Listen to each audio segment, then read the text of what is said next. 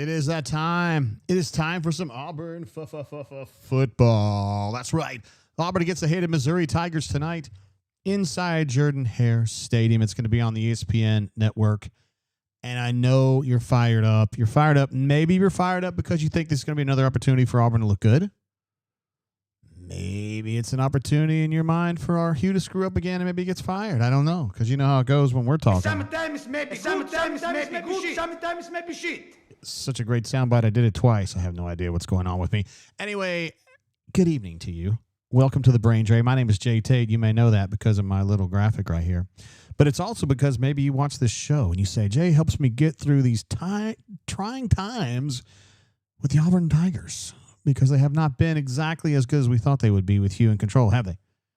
No, they have not.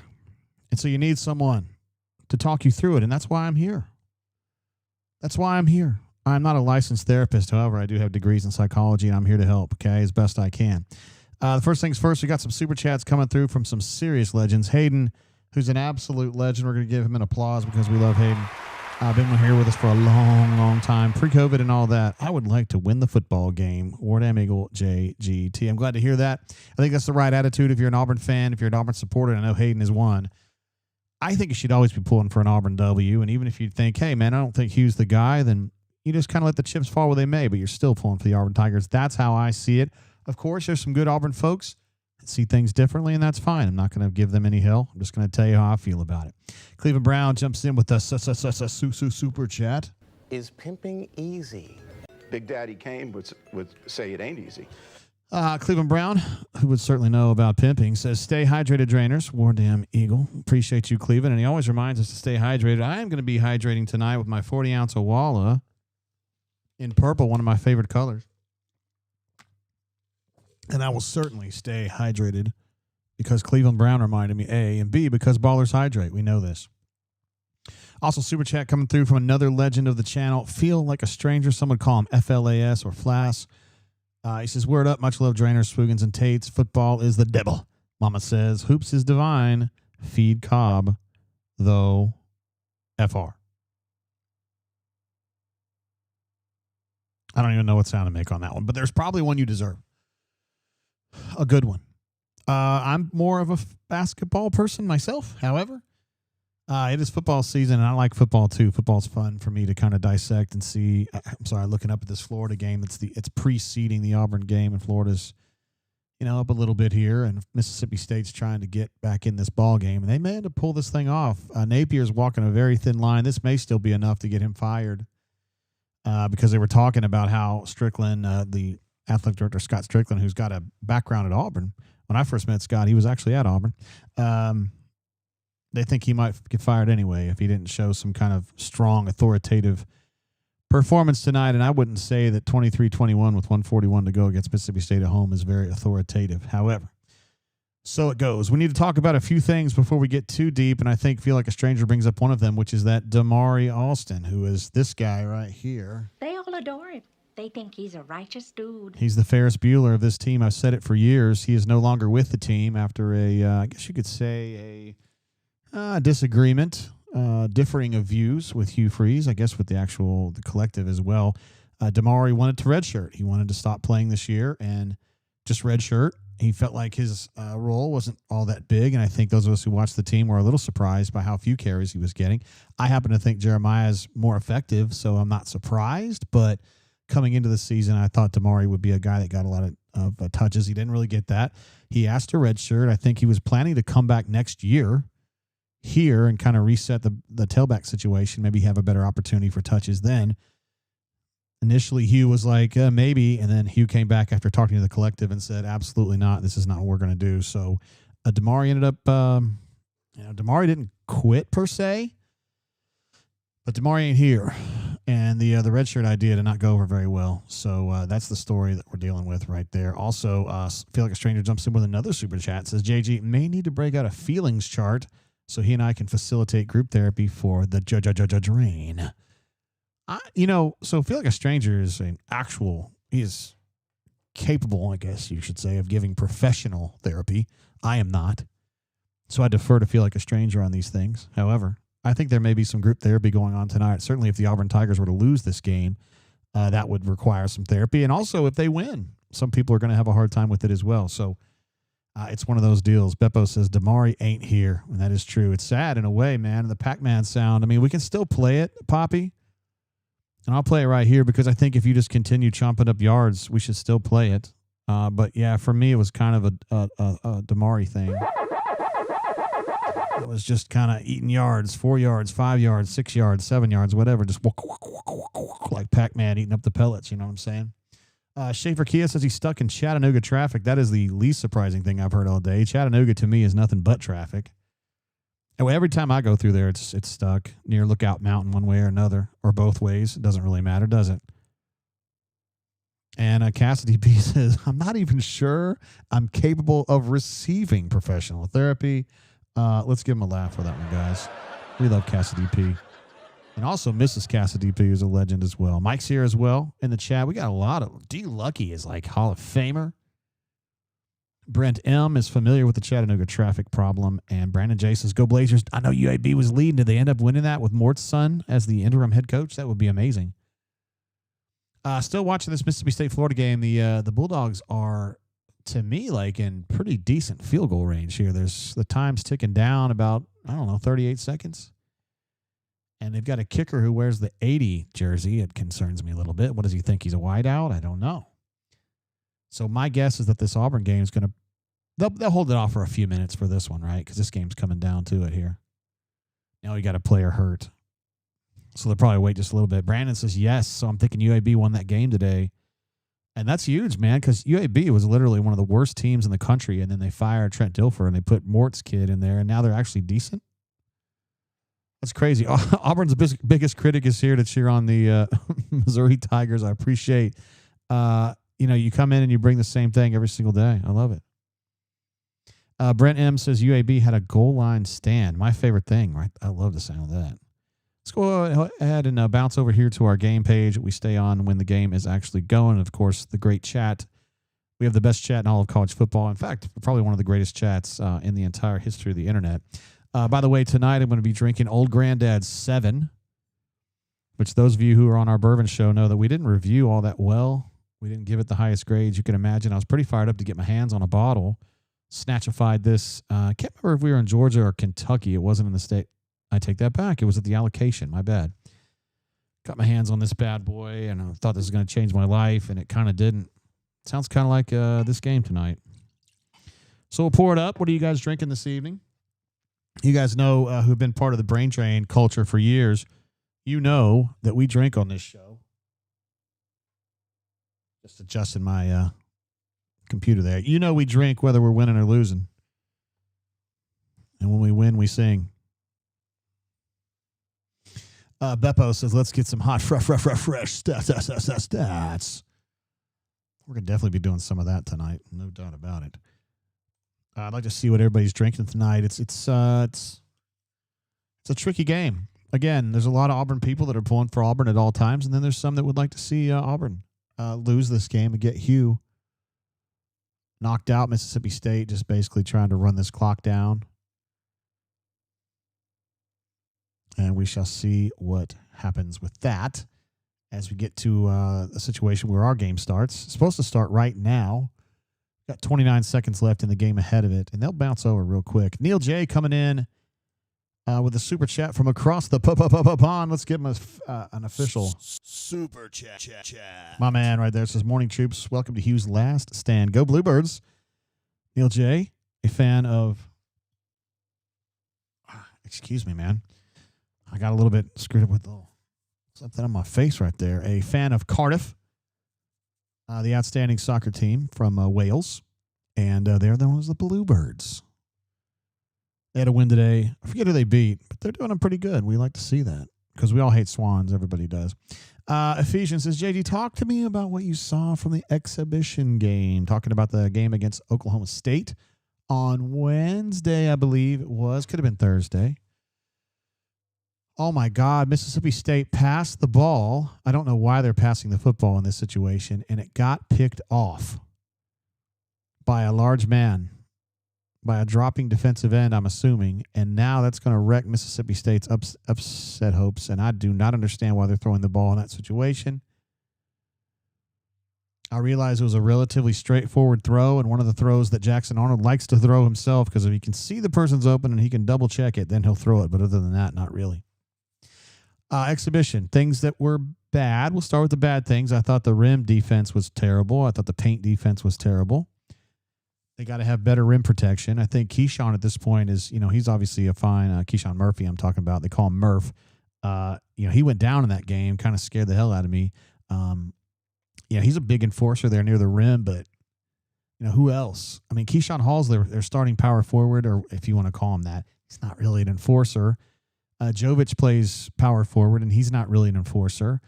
Sebastian plays 4, and he is a little bit of an enforcer. So I just think I wish the team had one more good banger, at 4-5.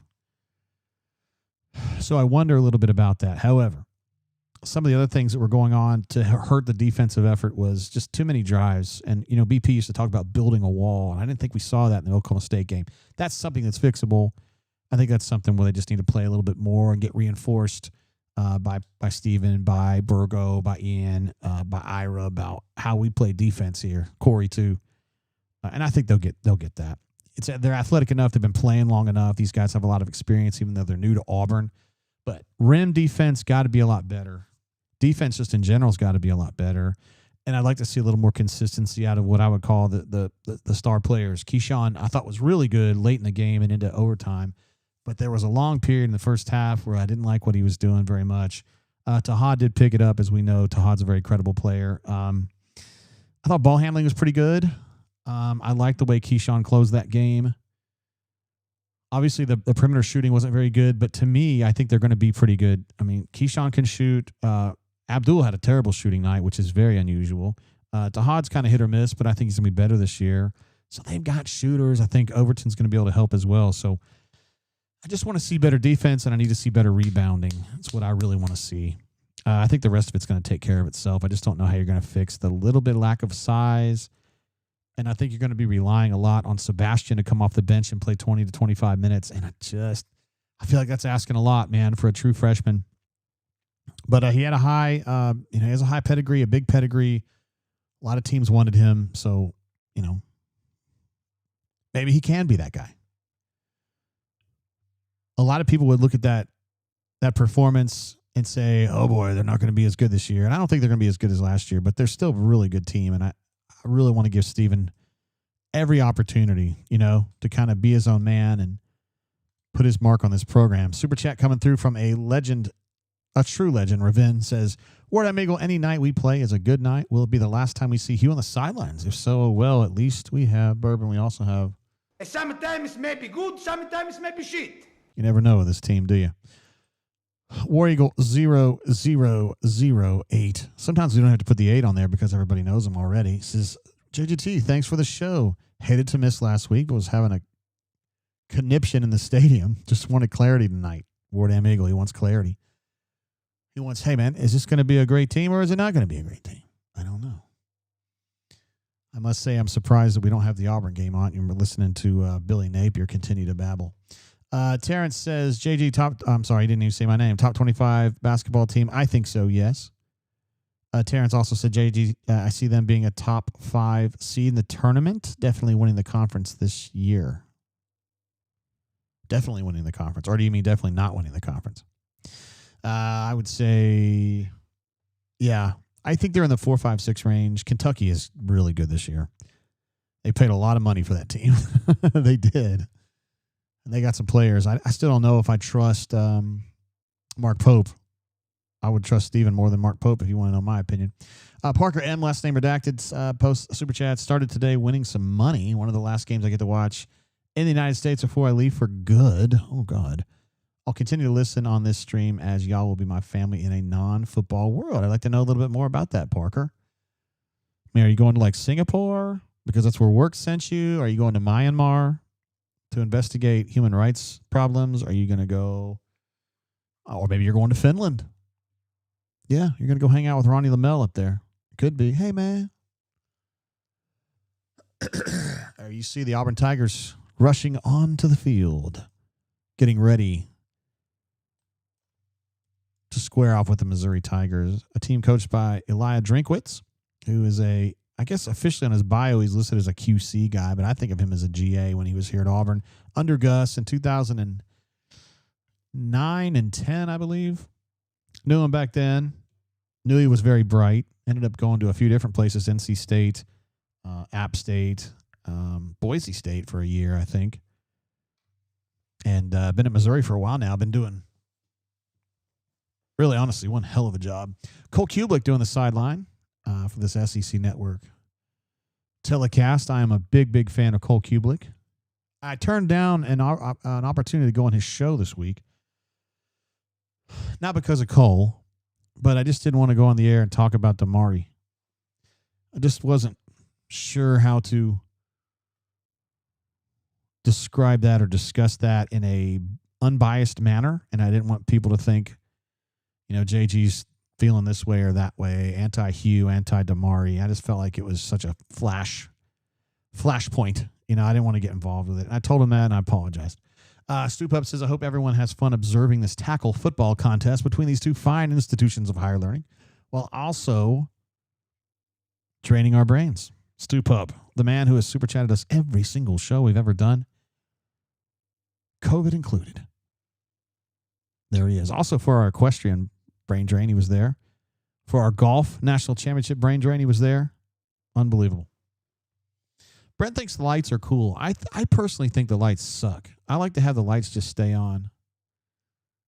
But I will be honest, I'm always draining with you guys, so I haven't been in the stadium for these particular ones at Jordan Hare. I've been at other stadiums that have them, and it just kind of bothers me. But, you know, whatever. Jordan Rodgers has great hair, by the way. If you would just color it, I think it'd be even better. Man, I don't know. I picked Auburn to win this game. I actually picked Auburn to win this game by 13. I think I had it at 27-14, I think was the final tally I came up with. And I just think that, but I keep thinking Auburn's going to put things together because I keep looking at this ball club and I say they don't suck.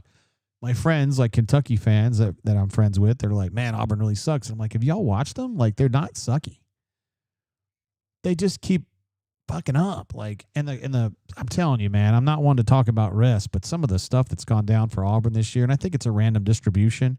I don't think it's like an SEC effort to really screw Auburn over, but man, some of these, that situation in the Oklahoma game is just almost impossible to believe happened. And then in the Georgia game, you got the full length of the ball over the goal line and they said it didn't go. And then you got Kirby calling a timeout and he said he was clapping and that was bullshit. Like, it's just BS all the way around. I don't know what to tell you. Andrew L. Design, last name redacted, says Auburn 14, Missouri 24.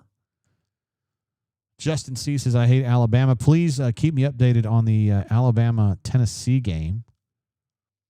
Of course, all eyes in this chair on the Auburn Tigers, but I rely on you guys. Cassidy B says JG's pick'em is awfully rosy. I'm not convinced today is the day of our offense figures it out. If we win, it'll be very close. Interesting. All right, let's see what's going on here. Missouri, of note, has a very good or respected defensive line, which I believe is going to make things difficult in the run game for the Auburn Tigers. And, you know, Hugh loves to abandon the run game at first chance. So my thought is you're going to spend the last 2 quarters of this game, some would say the last half of this game, just throwing the pitch and the ball around, which would certainly be nothing new to those of us who watch every down of Auburn football for decades. But I'd like to see him run the football. All right, here we go. Starting off on the 25, guys. Got Preston in there at tight end. Cam. Eric Singleton in the slot. Maybe you got Purry outside. I couldn't see who it was on the opposite who's playing Z. Rob says he hopes to see Ashton Daniels. I was not expecting to see him tonight, but I would be cool with that, actually. Blake R. jumps in with a super chat. My man. Second down throw here from Jackson. He could see that throw was wide open, and he got it to Purry, I guess, who did start at Z. Made a nice catch there. Blake R. jumps into the super set, says, War Damn Eagle JG, ready to do this thing. One of our East Coast legends. Appreciate you, Blake, and also thanks for being on our bourbon blend. Not Salty says, JJ, who's RB2 tonight? I believe it's going to be Omar Mabson. Look at this formation. Okay, they switched out of it. Omar Mabson, who wears the 29 shirt, I think will be your backup. And I think Justin Jones will be your next guy. They really like Justin Jones. I mean, for what he is. Former walk-on who's now, you know, like the 4th scholarship tailback.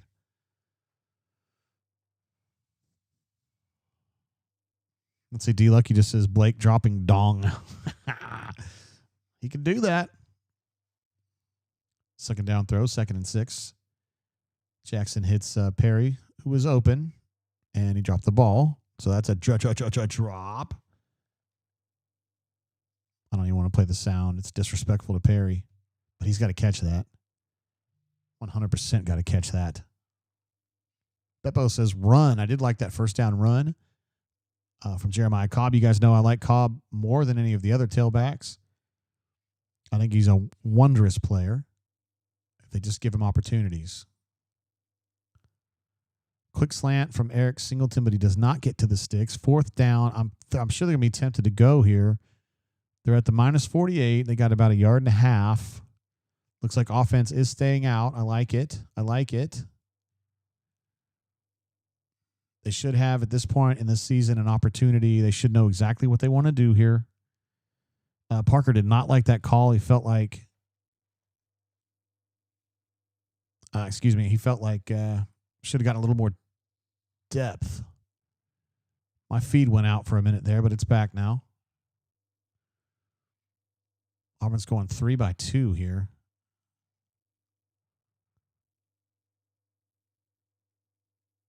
I think Perry caught that ball. They're calling that a catch. Finally, he throws one up deep, and somebody's able to come down with it. I know that Cam is so good at that. I mean, it's no hate on Cam. But I just love Perry being able to go up there and get that play. Oh, nice snatch. Let's see how they're going to deliberate on that, I believe. He did not get a foot in, but I believe he caught the ball when he was in and got knocked out.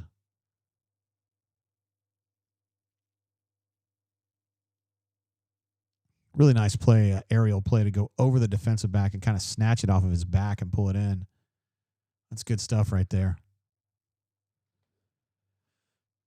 And also Parker, great note. 4th down conversion, because Auburn technically is 0 for 1 on 3rd right now. But I'll take 4th down conversions too. Those are probably even more valuable, aren't they? So that's a catch.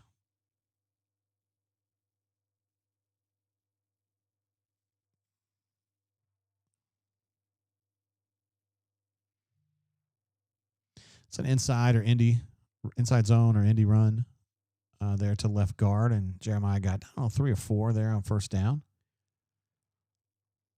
I just wish Jeremiah would get a few more opportunities to get out in the open field. He's really good out there. Mitch says we're due.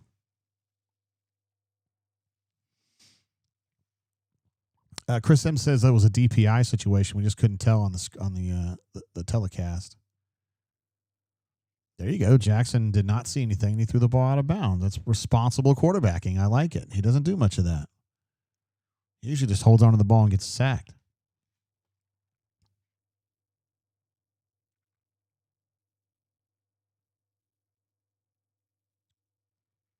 All right, 3rd and 5 is what we're looking at here. Auburn's probably in field goal range, outside of Alex's range, but they might give it a shot with Connor or Towns. I'm not exactly sure which way they would go in this game. Blitz coming, heavy pressure.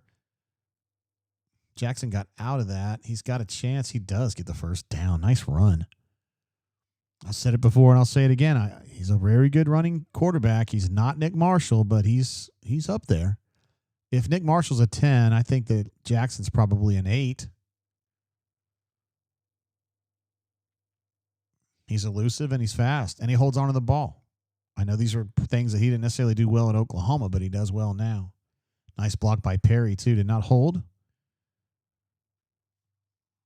Actually, Perry made that play finish. I don't think it was going to be a 1st down without Perry's intervention on that.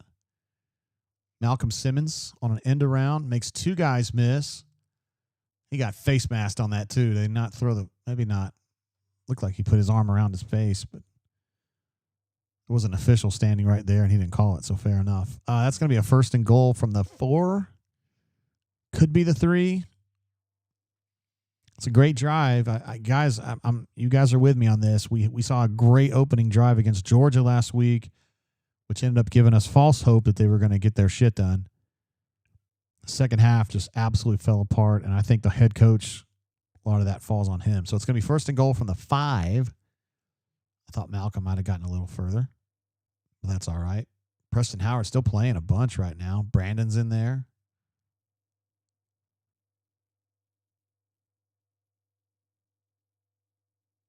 Damn, that was a very physical finish to that run. Jackson Arnold is fearless, I'm telling you. He ain't scared.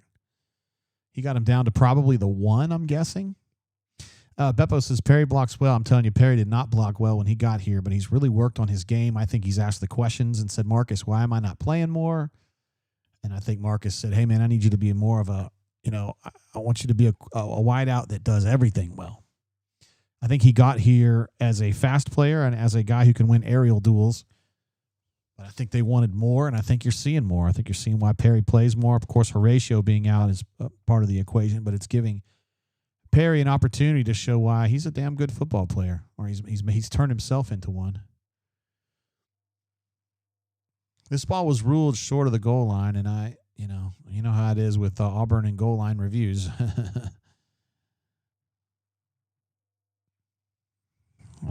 I don't trust the SEC officials to make the right call here. Let's see. Florence Tiger says, I'm going to have to mute you so I can watch the game. Okay, fair enough. I usually hear it the other way around. But, yeah, I'm kind of working on it, trying to be a little more announcery. But I certainly know more about Auburn than they do. So, pylon cam not very helpful in that situation. Daniel D says, if Hugh said if Jackson struggles, he'll start Ashton or start playing Ashton. He did say that in the press conference, that he has no problem with playing Ashton.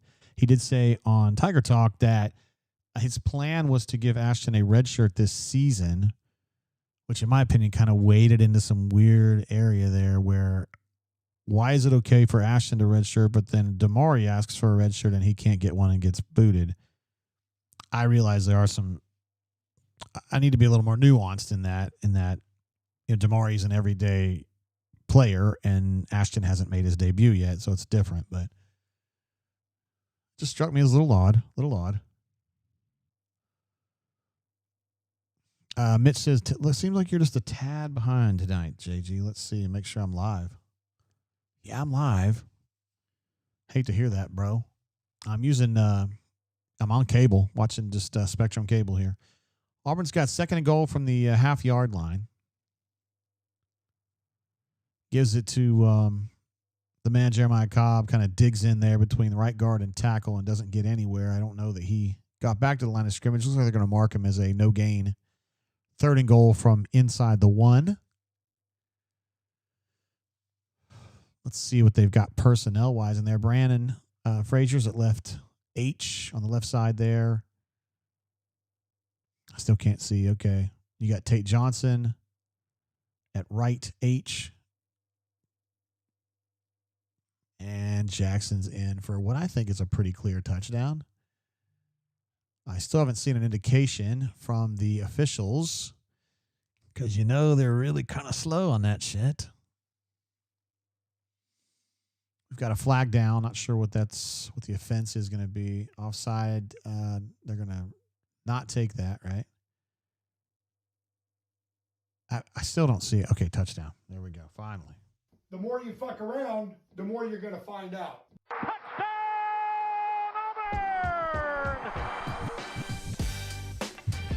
Great first drive.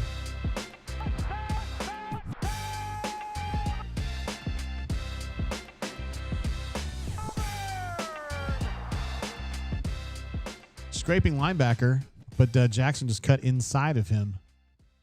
And I was able to find some open area there. Nice. Once again, I know we talked about this last week. Oh, they're playing great against Georgia. And then everything went to hell. But great first drive. You got to give him credit for that. Jackson's 2 of 4 for 13 on that drive. Go ahead and update that.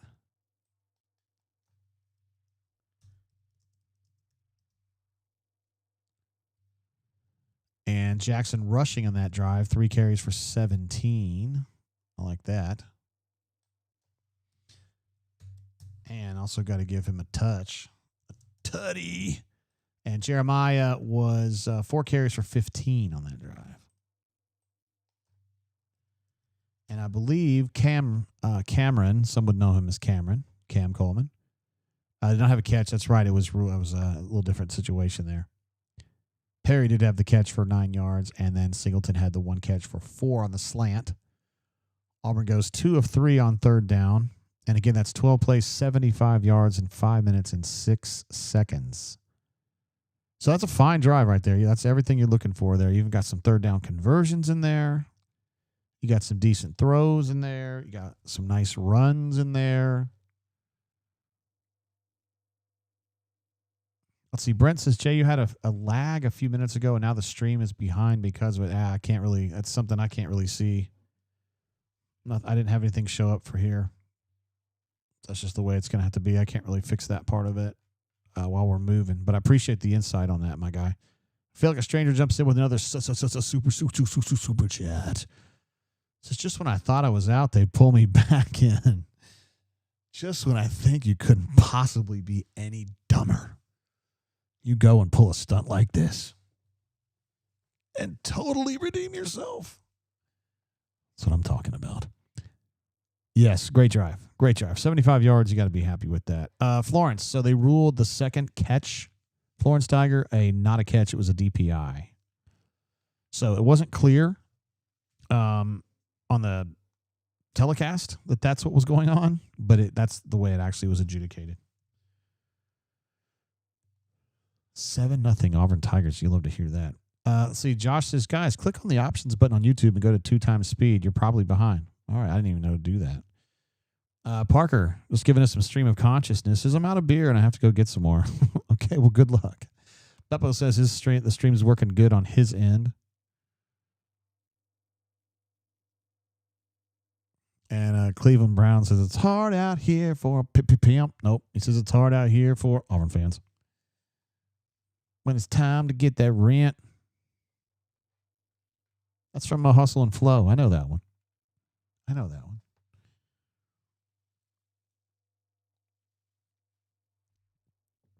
Look at that. Dave Rockefeller says, damn, Jay, you lose some weight looking slimmer, dog. Thank you for saying that. It's very nice. I have been.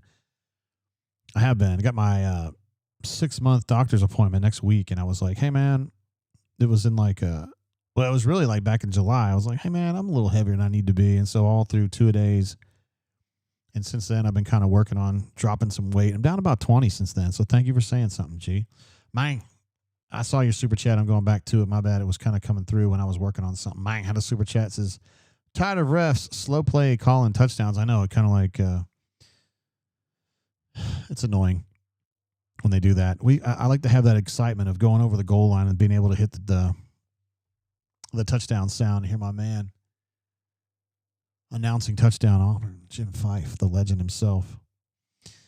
Let's see. Solo Tigre, who's awesome, says, JG, I'm behind again tonight, but wouldn't it be better for the collective to have DA still here but redshirting rather than just being gone completely? It's a possible lessened return of investment versus a certain zero return on investment. I think their attitude is they got to go with what the contract says. And the contract explicitly states that you can't redshirt like that. You've got to continue to be available if you are not medically slowed, which he's not at this point. So that's the situation. By the way, some updates as far as calls go. Hunter is probably good to go. I think the word he used was should be. And then Alex Kozan, who we love hearing from, says he is good to go. So. All right, first play from scrimmage for the Missouri Tigers is an incomplete pass. A pretty well-thrown ball, honestly, but Kayan Lee was all over that. Kayan, I thought, played a very good game against Georgia. His best game of the season last week against Georgia, and he comes out of the gate and makes a nice play right there on a PBU, so that's really good news. Things you love to see out there. Josh Wu says Lee is a maniac, LMAO. Yeah, he's playing with a lot of passion and energy. That's what I love to see from him. Runner 24 jumps in with a super chat to say, functional offense, how long does this last? Yeah, it's because Runner 24 watches a lot of Auburn football. He knows to be skeptical. I think you are right to be skeptical. I myself am skeptical. I just try to focus on the fact that was a fine drive, and we'll just leave it at that. And I like being up 7-0. I can deal with that. So we'll just leave that there. Let's see. Robert says, what channel is the game on? SEC Network is showing Florida, Mississippi State. That game's over, G. So we're definitely on SEC Network. I'm looking at it right now.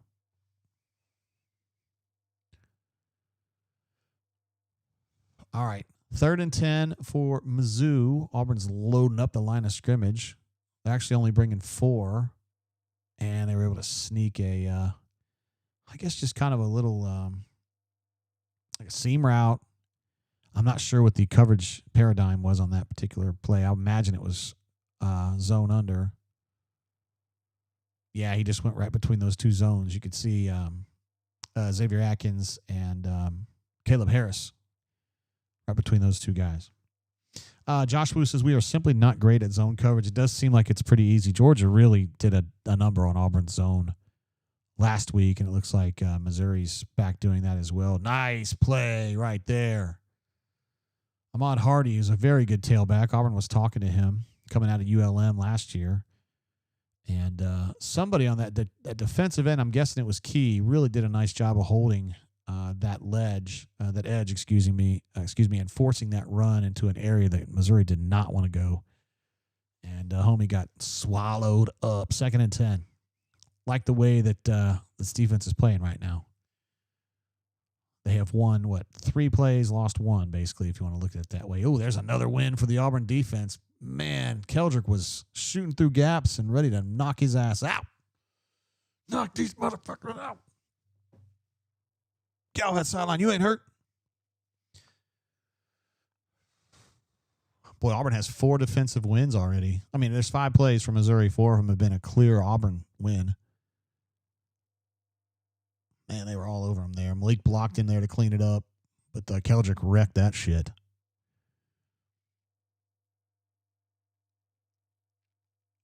All right, let's see. They're loading up that. Let's see. We got 5 in the box.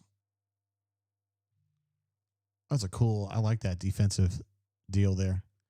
Defensive paradigm. They had DeMarcus Riddick. He was lined up as the Mike, and he was kind of like soft blitzing, and then he broke off and picked up the back out of the backfield. And I think Prabula was thinking about that throw, and then all of a sudden DeMarcus had kind of jammed him legally there right at the line of scrimmage, and there was nothing there, and he just kind of tossed it away. Dude, that's 6 plays for Missouri, I think, and 5 wins for the Auburn defense on that. They have come out hot. Oh, Malcolm was like, hey, man, I'm going to go ahead and try to return this. Didn't get any yardage, but didn't lose any yardage either. I like the idea of Malcolm being able to get out in the open field because he is fast. Also, I watched him punt a little bit this week. I definitely think he should be their backup punter. I think Hudson Cox better, but I think Malcolm's pretty damn good. He'd shock you how good he is. 3rd downs, by the way, 1 of 2 for Missouri on that drive. So just keeping you guys updated on that. But a lot of wins for the Auburn defense on that drive. That was really, really nice. Let's see what that. Try to get the stats on that Missouri drive. 6 plays, 11 yards. That's not enough from a Missouri perspective.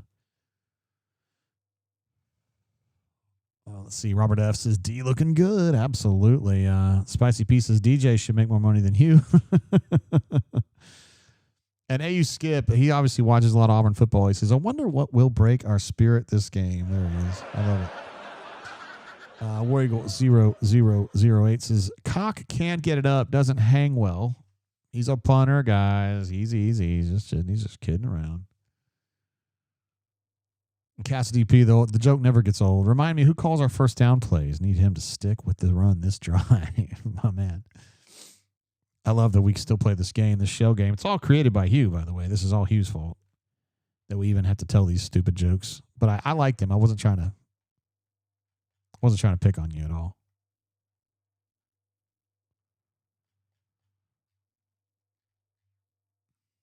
Mang says, defense listened to Roy D. Mercer before this game. I was just listening to the Roy D. Mercer thing earlier today when I was getting this show ready, making sure that the sound bites worked. This one right here. And how big a boy are you? Well, it don't make no difference. Just bring her on down. You're tough as hell on this phone. Love that, man. Roy D. Mercer. How big a boy are you? It don't make no difference. How long's it been since you've got a good ass whooping? He said, are you the man to do it? By God, maybe I am.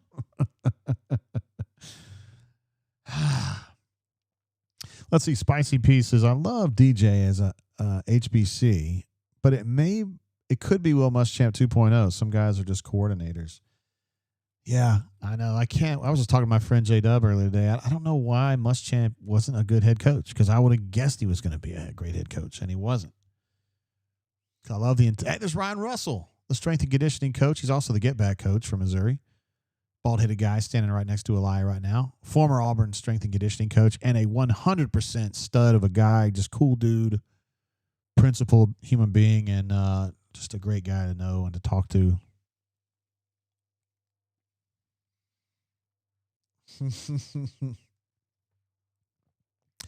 SR71 says, JG, I know it's still early, but we might F around and accidentally win the game. I like that it would be accidentally. Another deep throw.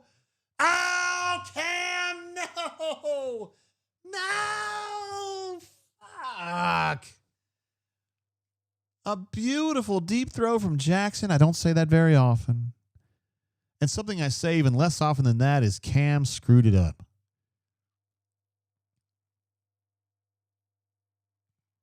Boy, that's a tough one, man. I don't know. I think he might be gonzo on that. It was one-on-one, and he had some space there. Oh, for fuck's sake. There's an interception.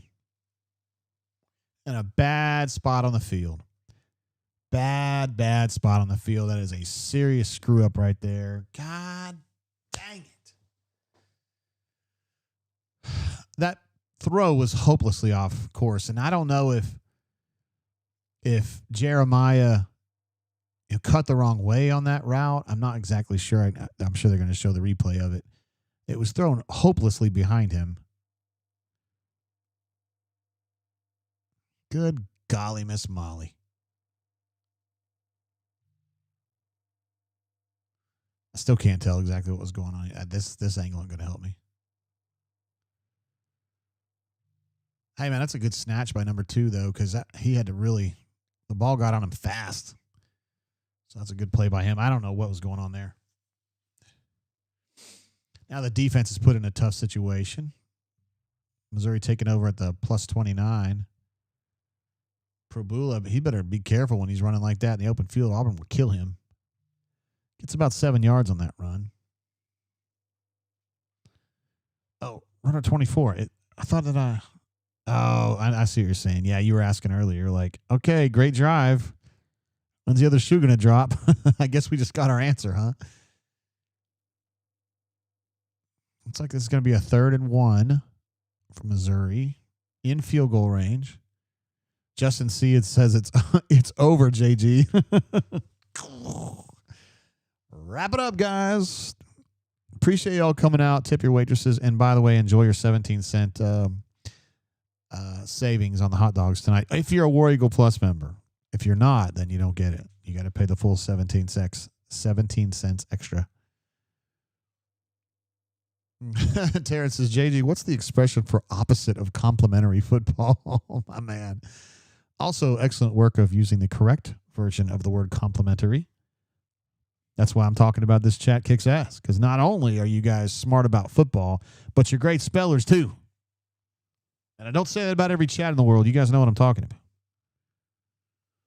Small Victory says, where in the F is Hugh going to hide? I don't know what that means. He's not much of a hider. That's part of the problem.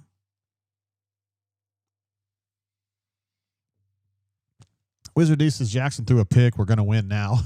First time he's thrown a pick at Auburn. I just wish it had been on a more enterprising throw. You know what I mean? That was kind of a weak throw. Wish it had been like some big ass, 40-yard one-on-one type situation that he, a guy zipping through between a safety and a corner. That would have been sweet. Terrence says, JG, that's that Auburn education there. That's what I'm talking about, man. I just love it. Anonymous is he's down the road. He says, Clark Lee, Kiffin, or Jeff Lebby. He's already way down the road. He doesn't want to see anything good happening here because he's ready to get rid of Hugh. Great play right there by Sir Amaris Williams. Look, he's fired up, man. Don't give yourself a concussion. Please don't. Well, Auburn's been gobbling up that run game, though, haven't they? They've only had one really meaningful good run, and it was like a bootleg quarterback run. Boy, Morris just gave him the full mankind, just body slam. I like it. It's legal, though. Feel like a stranger has an answer to Terrence. He says parasitical football. Also, small victory says Auburning loading. Beep, beep, beep, beep, beep. I'm telling you, this chat is so Auburn it hurts. But I love it, though. I love it. We've been through this together. Many of us for decades. Stu Pope says, is Auburn overpaying Cam Coleman? That's a sentence that has never been typed in our chat, but it's something we ought to consider. He did drop a pass. Yabo says defense is feasting tonight. Love it. Let's see. Jesse says, I think DJ might be auditioning for the job opening tonight. His defense is playing their asses off again. They tend to do that. I mean, it's generally a very high energy, a high effort group that he's got there. They just have their like 1 or 2 drives per game that they just slide, But tonight, not yet. Again, some people might be tuning in and say, well, they're pushed way back. Well, it's offense's fault. Yeah, Cleveland says we have shared a lot of cheers, jeers, and tears. LOL. Yeah, that's true. I've been waiting. I was kind of describing to my friend J Dub brought one of his folks from his family who's from Iceland. I guess technically it's his wife's family. And so they were here. I was visiting with them. We were talking about some stuff and kind of explaining to them, the Auburn experience. And I said, Auburn's one of these programs that's just up and down. Like they'll have this huge, great moment and then they'll suck a year or two later and they'll suck for a couple years and then they'll be really good again. And it's been like that, But boy, we've been in a valley for a while now, haven't we? I mean, the last good season was 17 and even that season was kind of like, I thought it was not going anywhere good. And then it kind of turned around late in the season and it got really good. Ultimately, it was kind of a soft penis situation there, getting to Atlanta and not having carry on and everything falling apart. But prior to that, at least we got to enjoy and savor beating the absolute hell out of Georgia, which it's been a while. It's been a while since I said I'm sorry. Also, some good news for much later in the night. J-Head, a.k.a. Allen Head, is ready to go for a post-game call, so we're really fired up about that. Rob B says, I'm kind of starting to feel like Cam might be a little overrated. Seen several drop passes in critical situations. Now, I don't remember all that now. I do remember like a drop maybe earlier, but he's pretty damn good. I don't know.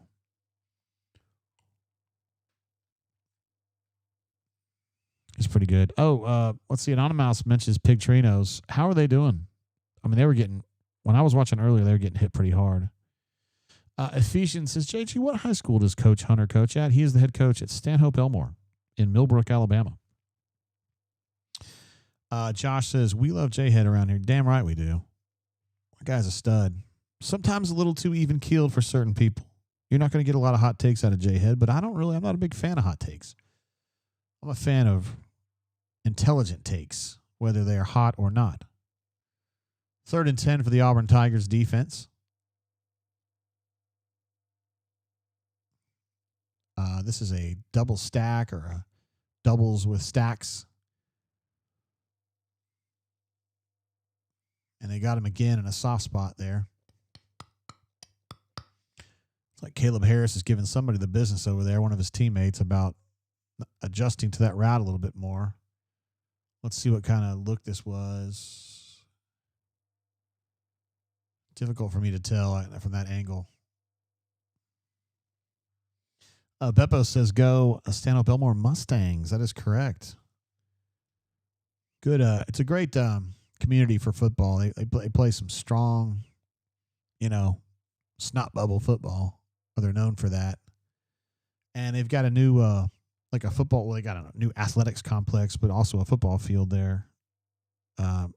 Just a little bit, well, right near town, I guess. And so that's where they play now. They got a really nice stadium.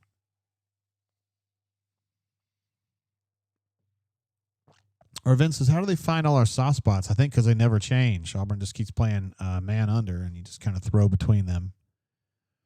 It would be cool, maybe, if they changed, to some man concepts underneath. I don't know. I guess DJ doesn't feel like he's got that personnel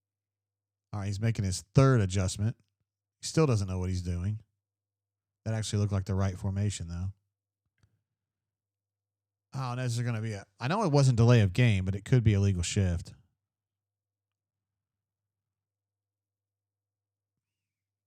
It's going to be a false start.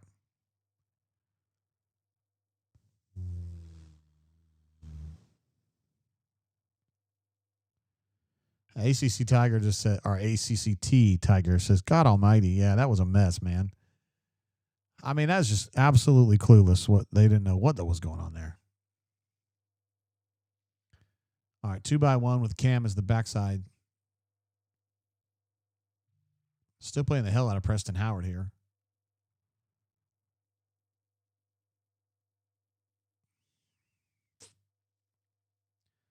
Sack. I thought it took just a little bit too long. I know he's looking for somebody, but see these. I just wish we could see the all 22 and see if somebody was actually open here.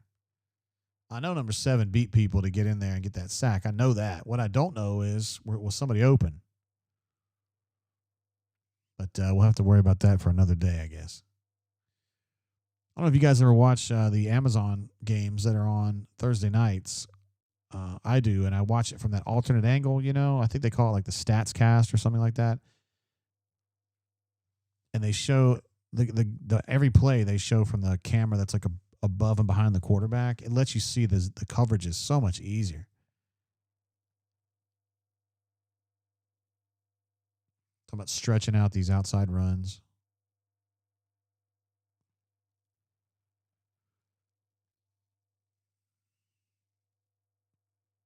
Alabama's doing a great job of getting outside contain. It forces the run inside. Or he can continue to run outside and get his ass handed to him. Those are your choices on that. 4 Hour Tiger says, looks like we're done scoring. Can the D hold him to 3? And somebody else says they've already abandoned the run. Oh, that's early. Christopher B., what's up, G? All right, so Auburn was in a mint front there, like a 3-3 look. And somebody's got to scrape out there and get that outside leverage, and nobody did. I'm not sure. That's just not good enough. That's going to be the end of the first quarter.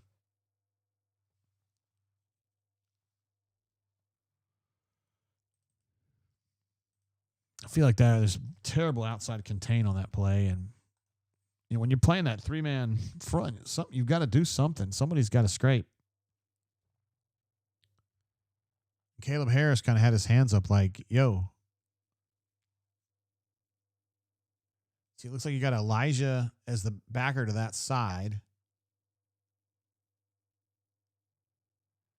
Yeah, I think what happened on that was Amaris was the edge to that side with Elijah playing over him, and Elijah just got sucked in watching the backfield. He was watching the mesh.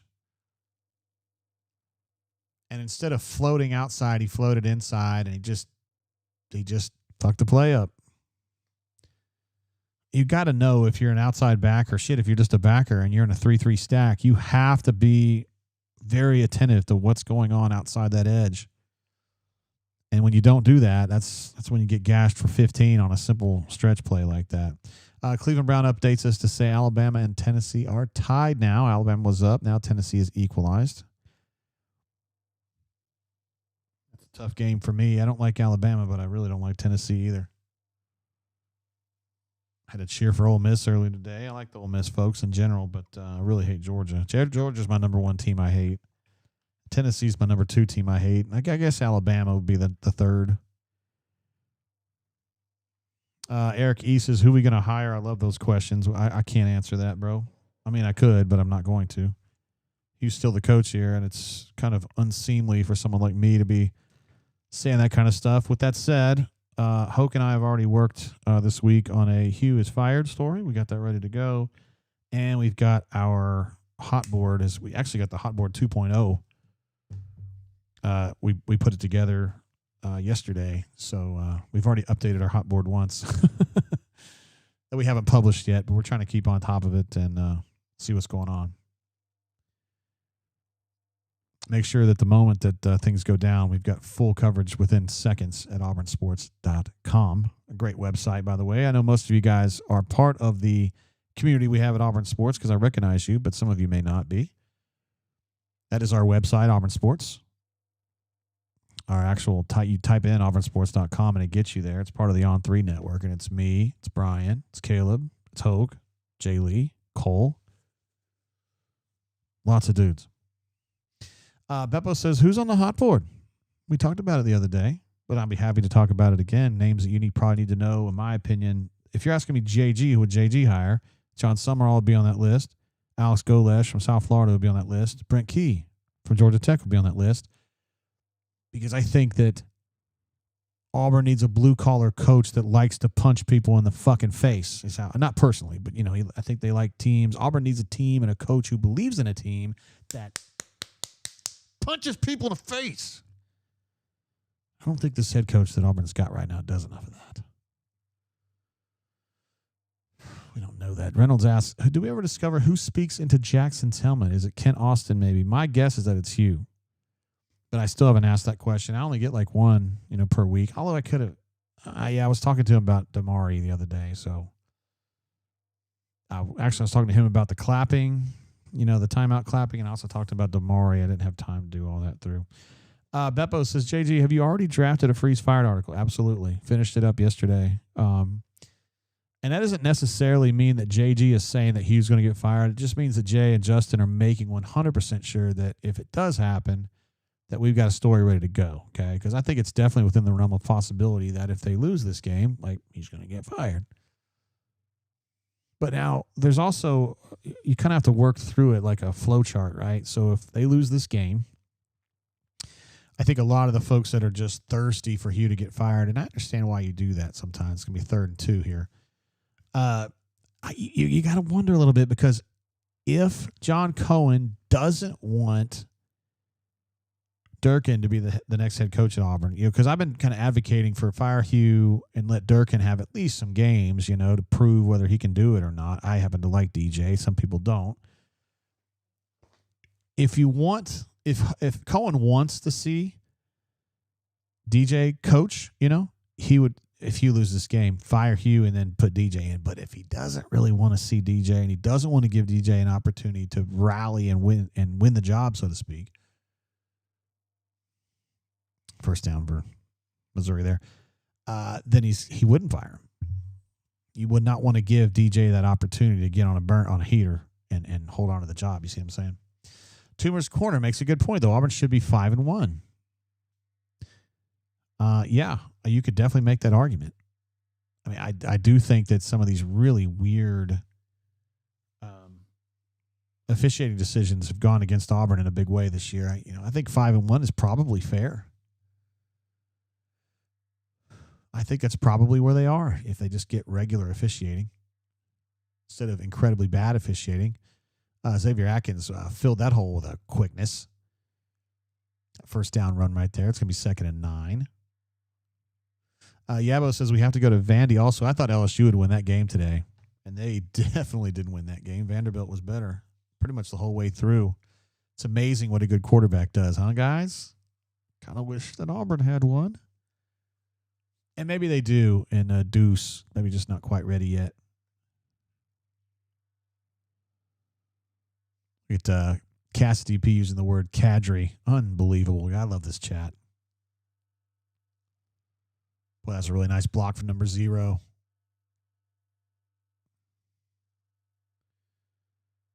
This is a nice play by number 2 also on that little drag. Number 0 had an amazing block in this, though. He actually sprung him. Not sure who he was sealing off, but somebody got absolutely stonewalled by that dude.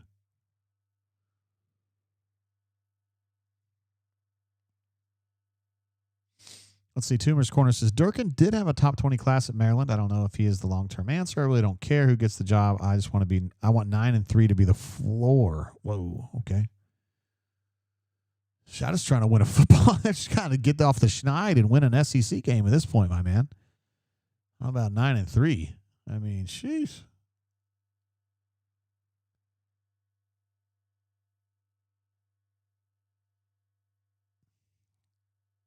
Auburn's run defense tonight has been generally good, but they've had a few busts, which is kind of the recurring theme.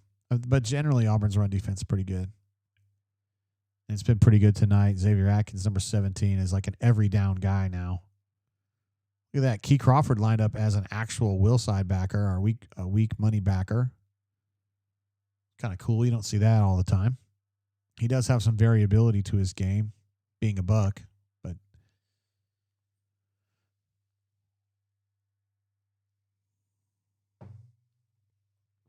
let's see. Robert S. thinks that Billy Napier and Hugh are going to get fired tomorrow.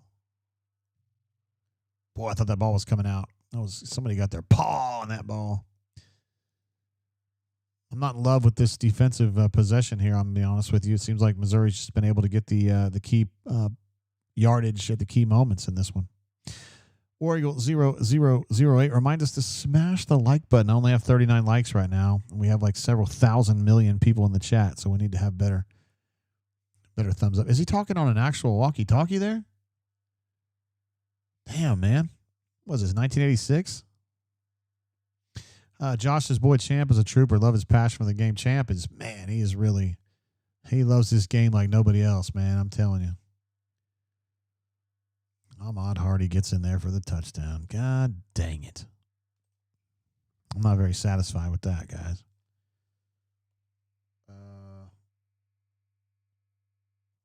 I took the opponent thing off my button here because I was trying to, I thought if I would take it off the hot buttons, that means it would happen less often. So now I gotta find it. The opposing touchdown.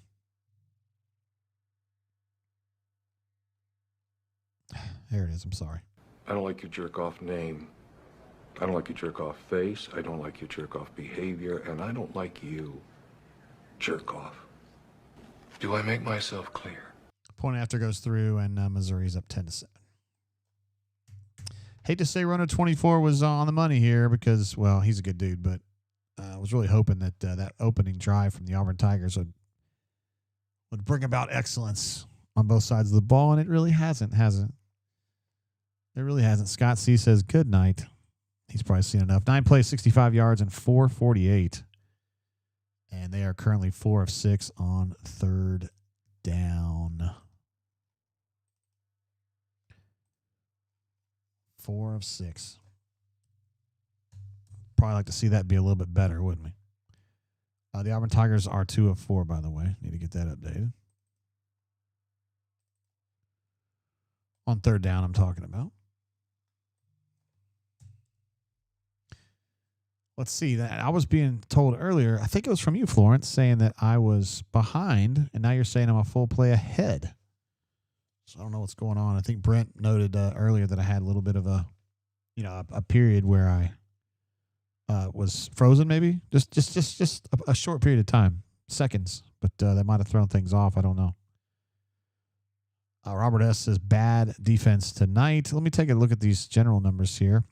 Total yards for Missouri right now, 100 yards on 24 plays. It's an average of 4.2 yards per play, which is probably off a little bit for Auburn. I mean, it's a little higher than you would normally see from Auburn. 12 minutes time possession, and Auburn, well, they're almost to 13, and Auburn's almost to 7. So definitely ahead there. 24 plays for Missouri and 17 for the Auburn Tigers. So a 7-play drive here would equalize that. That would be nice. How about 7 plays and a tutty?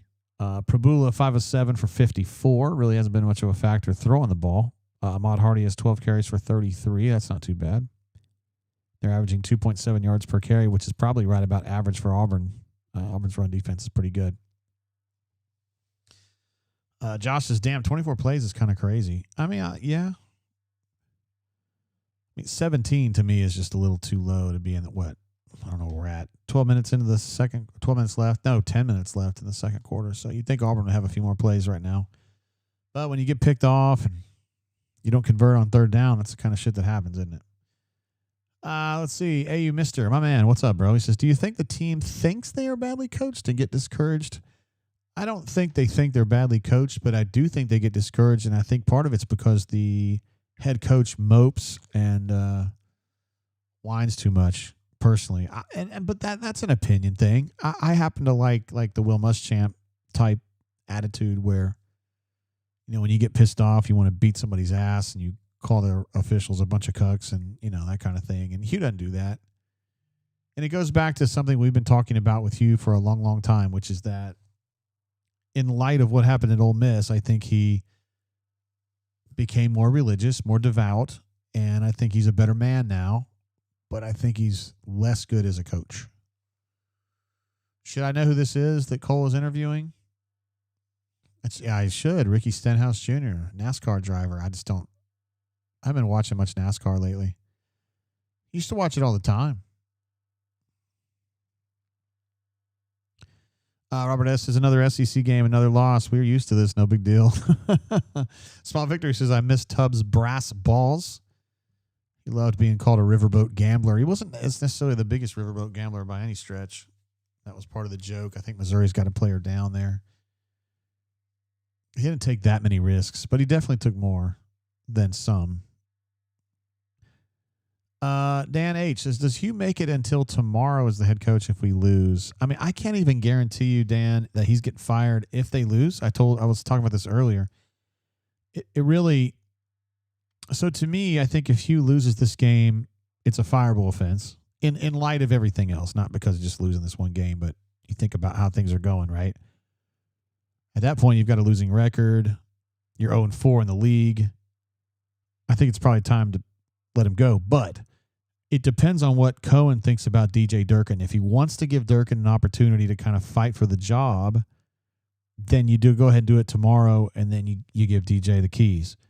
If you don't want DJ to be your head coach and you don't want to give him that opportunity, then you got to hold on to Hugh a little longer. So I think it comes down to that. I don't know how Cohen feels about DJ Durkin. It's not something he would answer me if I asked him that question. So we're just going to have to kind of figure it out. I feel like a stranger notes that Tubb, when he was at Ole Miss, gambled a lot, but not as much at Auburn. I feel like Tubb gambled quite a bit early on, right? In the 99 season and the 2000 season, a little bit less. But 99, he definitely did some crazy shit. But he had to. He was underpowered. He did have Ben Leard, and he had Ronnie Daniels.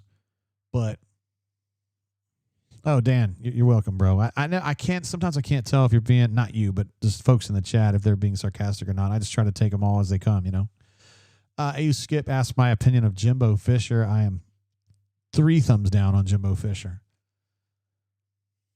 I just don't ever, I've never had a good feeling about Jimbo, but that's just me, man. I could be wrong. There they go back with that 3 people in the backfield and they shift out of it. There's going to be something come up with that. There's a little end around there to Singleton. He ended up getting, I think, 2 out of that.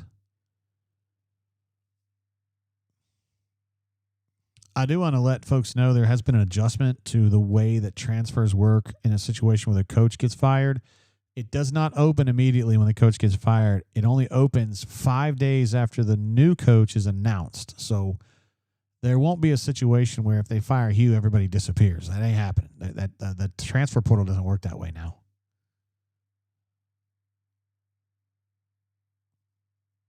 Dang, 3rd and 5, and Jackson got somewhat close there, but I think they're too deep right now. Are they going to keep him on here? It's going to be 4th and 2. We've got 9 minutes to go in the second quarter here, and Jackson's trotting off now. God, another missed opportunity there, man. Jeez. Daniel says, #never Jimbo. I mean, after the Chizik hire, I never say never. I never, well, that'll never happen, because I didn't think Chizik would get hired. I didn't think he's coaching well enough at Iowa State to get another job, much less a good job like this one. But Jimbo, I just think I think he would love to get in here, but I think they're skeptical, and I understand why.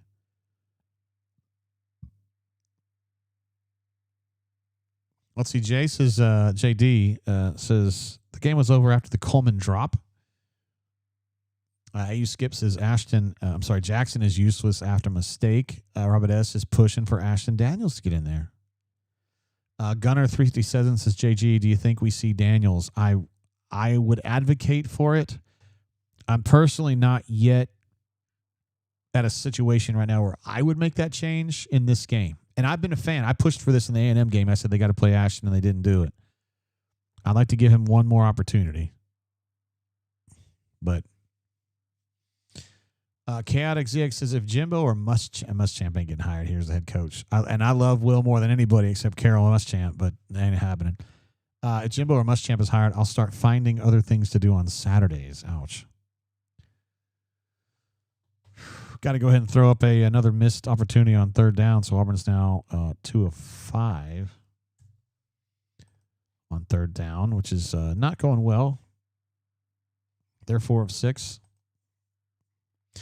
Let's see. Gunner says, JD, do you think Jimbo would be any good? Gosh, we're desperate. I mean, I don't know. I mean, he's not dogged water. I don't think he's dog water, but I think Auburn needs. I mean, maybe I'm shooting for the moon here, or maybe I'm just living in La La Land, but I think Auburn needs to get a Pat Dye, like a fucking guy that, because Coach Dye, when he got hired here in 80, he had done some good work at Wyoming and East Carolina, but like he was still kind of on his way up, right? And so Auburn hires him, and this was a destination job for him. This is where Pat Dye became Pat fucking Dye, and got Auburn over the hump against Alabama and, the great things that happened in the late 80s. I think Auburn needs to get somebody in here that's, you know what I mean? That this becomes their defining job. I think maybe we all want that. I mean, I think maybe everybody wants that. It's just not doable. Tackles for loss, by the way, is 1. So let me go ahead and get that on the counter. I appreciate you bringing that up. Ephesians. They did get the 1 tackle for loss. Beppo says, AU needs a tough die type coach. Completely agree. And Robert S. says, if you want Dye, then you want Summerall. I think there's 3 guys to me that can give you the Pat Dye attitude. Maybe DJ. I don't want to write him off yet. He's pretty tough-minded, but I think that Summerall gives you that. I think Brent Key from Georgia Tech gives you that, and I think Alex Golesh from South Florida. And you might have some skepticism about him because he just kind of got South Florida going after 2 okay seasons. Whatever. He's a tough guy. He likes his teams to be the toughest team on the field. I think Summerall is probably the most like that. And I am friends with some folks, 2 people that have already spoken who just know Summerall anyway. So the fact that they're talking to him is not surprising. But I suspect that Summerall would. I don't know what the situation is going to look like a month or 2 from now. But at this point, Summerall would be interested in Auburn.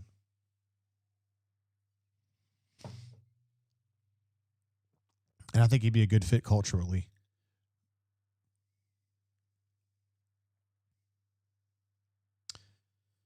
Boy. So Cam had a bad drop earlier, and there's a really bad drop from Missouri. It's going to be 3rd and 8. Timothy M. says he likes his team hard. The thing about Brent Key is, and Small Victory says, lifelong Georgia Tech fan. Be really interesting to see if that's who we went for. I feel like Brent Key goes out of his way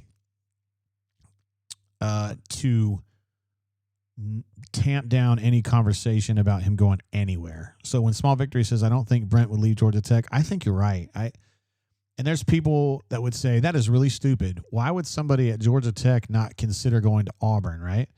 And I think it's part of, he's from the state of Alabama. He got a scholarship offer from Georgia Tech when Auburn and Alabama just kind of overlooked him, and he ended up being a good player at Georgia Tech. I think he has a really good relationship with Georgia Tech.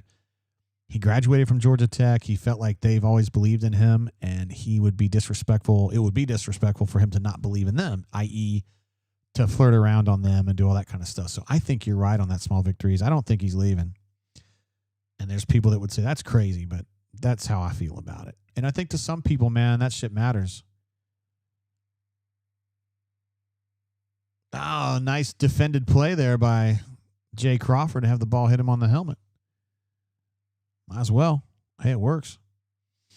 Small Victory says Brent Key is good at Georgia Tech. He fits there. He sure does. Cassidy P says Key ain't leaving Georgia Tech. He has support and doesn't want to go. That's exactly the way that I read it, too. And some people, a lot of coaches, I think, just look for the biggest paycheck, and I don't think he's one of them. And when you're dealing with somebody like that, dude, he's not going to relent. He's going to say, I love it here. They're giving me everything that I need. I'm winning. I've got support. I've got money. I'm at a place that believes in me and has always believed in me. Like, I don't think you leave that. I wouldn't leave that. That throw was behind the tailback, and he made a great grab on that and continued on and got another 10 yards out of that. That's just a great play. Really, really nice. Jaquez Robinson taking a terrible angle to the ball. The other safety, Eric Winters, takes a terrible route to the ball. Got to get better at that, guys. Just got to be better at that. Number 25, Daniel, is Eric Winters, freshman safety from Enterprise, Alabama, who's a hard hitter, man, but sometimes those tracks he takes to the ball. But Jaquez is a fucking senior. He's probably played 800 snaps in his career. I mean, Eric's played probably 60.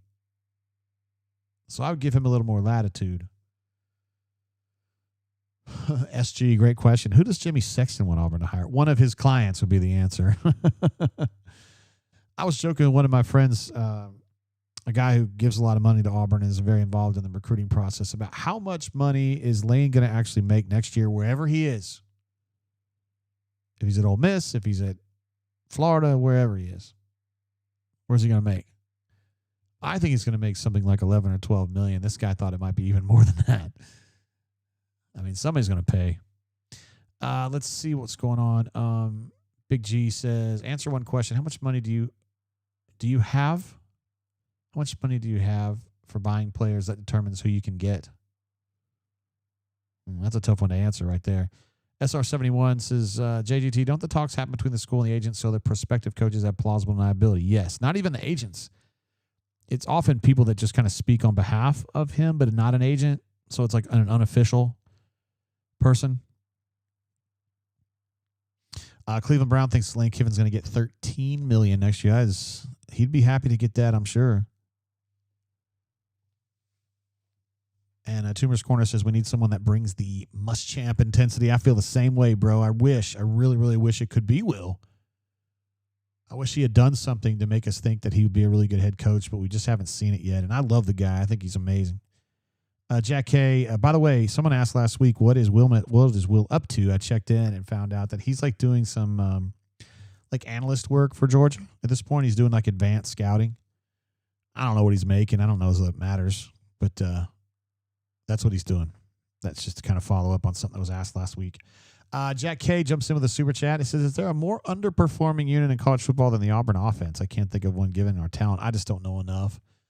There's probably some teams out there that are worse. I don't know them. I mean, I'm sure Florida fans are like, our offense sucks, dude. Nice play there. Auburn's defensive line. Amaris was on that. Woodyard was on that. Looks like Malik Autry was on that.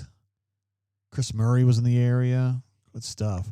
CJG says he'll be at the Vandy game to watch his son. That is true. His son's a backup quarterback at Vandy, and I think Will goes to the games. But I think during the week, like he's just doing some scouting for them.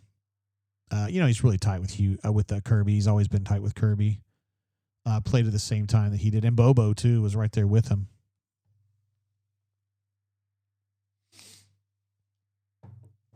They're all kind of like best friends. Boy, Missouri's, I got to take a timeout there. That's the second play in a row where they've just been really late getting their shit administrated or whatever. Somebody did ask early, and I didn't answer the question, is Elijah a candidate? I mean, he's going to be on the hot board. Assuming a hot board comes out at some point, he is on it. He's not high on it, but he is 100% on it. Someone else also asked earlier, in my opinion, would Brett be considered a young up-and-comer? And I would say no. I mean, he's gotten to the playoffs. So to me, he's an established coach at SMU. By the way, they beat Clemson today. Not Salty says, back up the truck for. That's just for you, JG. Yeah, I hate that phrase. If you got to back up the truck for somebody, that's probably not the person you need. I just want to see if SMU beat Clemson today.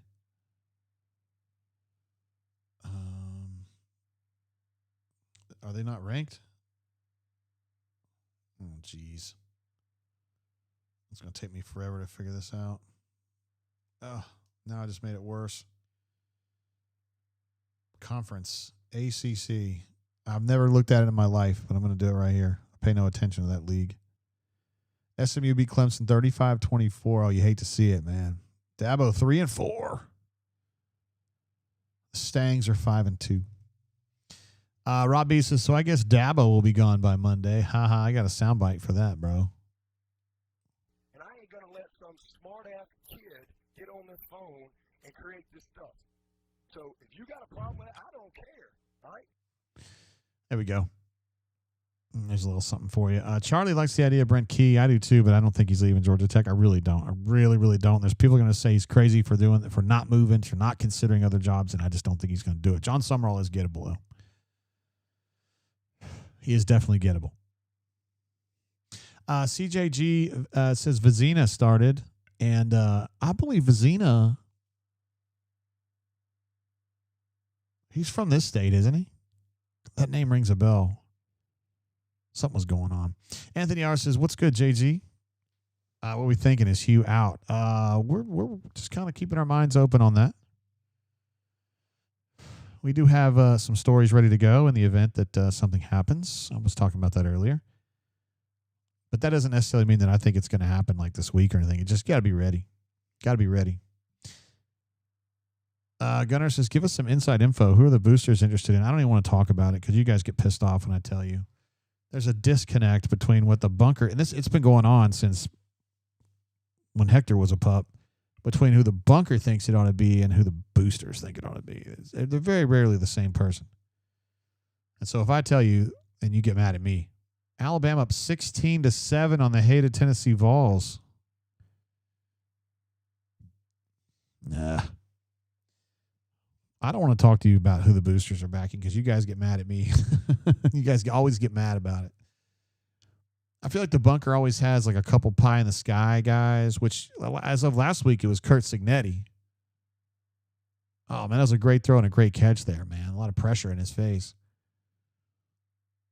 Last week, it was Kurt Signetti and back up, like, not salty, back up the truck and get Signetti. I'm like, he ain't leaving, bro. And now he's really not leaving because he got a big deal, but Runner 24 says, after all these years of futility, is it not time for the bunker to pick?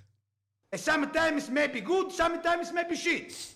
Yeah. Let's see. CJG says Charles Kelly, LOL. He's definitely on the list. No doubt. I love Charles Kelly. He is a very likable person. If you knew him, and you should, you would probably feel the same way about him. He's just a good dude, and he played at Auburn. He's coached at Auburn. He loves Auburn. I just don't know.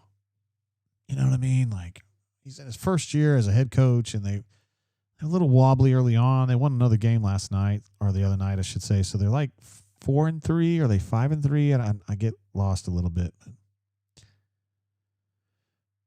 Eric East is Dan Mullen. Yikes. Somebody's going to take him, though. He's doing a good job at UNLV, but I don't think he's going to get in here. No, I don't think he'll be. Oh, that was a business decision from number 2 right there, wasn't it? He said, I do not want Key Crawford knocking me back home to Columbia right here, so I'm just going to go down. And he's just kind of putting his hands up like, hey, man, what are you doing? Mobile Love in the house. What's up, girl? Says, hey, JG, how you doing? What up? It's good to see you. Appreciate you stopping by. Let's see. Metallic Ob says, do you need 3 full classes if half the team portal's out? Remember now, the portal doesn't even open until 5 days after your new coach is unveiled.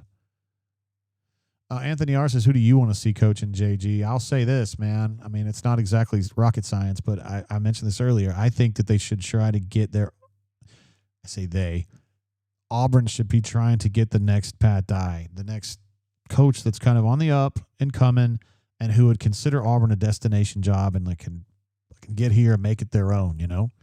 So to me, that's going to be somebody that's kind of on their way up, younger, and is tough. Understands culture and understands they want to have the toughest team on the field. So for me, that's John Summerall. For me, that's Alec Golesh. And for me, that's Brent Key. I don't think Brent Key's gettable. So for me, it's probably Summerall or Alex Golesh.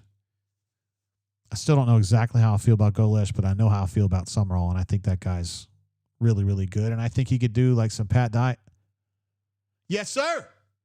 Yes, sir. There's, was that Kayan? It is Kayan. What a badass, dude. I love that. Let's get some, we got some sound on that. Golly.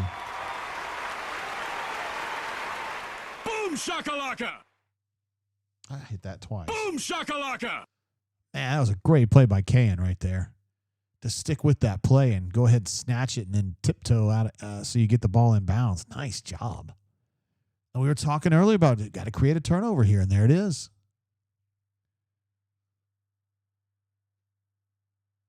I wonder if Keldrick got a hold of that ball a little bit because it come in real wobbly. No, he didn't.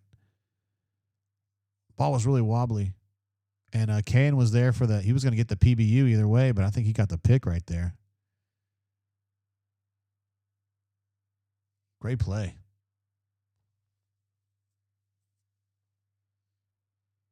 Bo Prabula says, damn it. Damn it. Mike says, can a coach really be tough in the present NIL setting? Yes. Yes, he can. I mean, maybe not the toughness that, I'm picturing about Pat Dye in 1982 or something like that. Probably not that tough, but you can be tough. You can be tough if you're fair.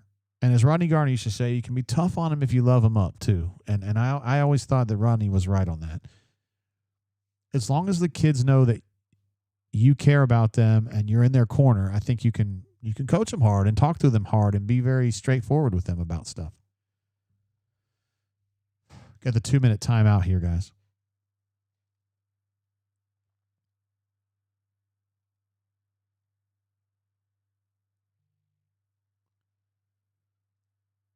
Let's see, Josh says it doesn't matter. You just need good players and a good scheme. Josh, that's a really good way to put it, bro. I think we get a little we analyze things too much on this, and I think it is a little more simple than a lot of times we see or we think about it. We got to get this guy that can do blah, blah, blah, like just get players and win games, man. And Hugh's done a good job and his staff have done a good job of getting players, but offensively, it just ain't there. Unassailable brilliance, excuse me. JG, thoughts on going after Clark Lee? I think he's really good too.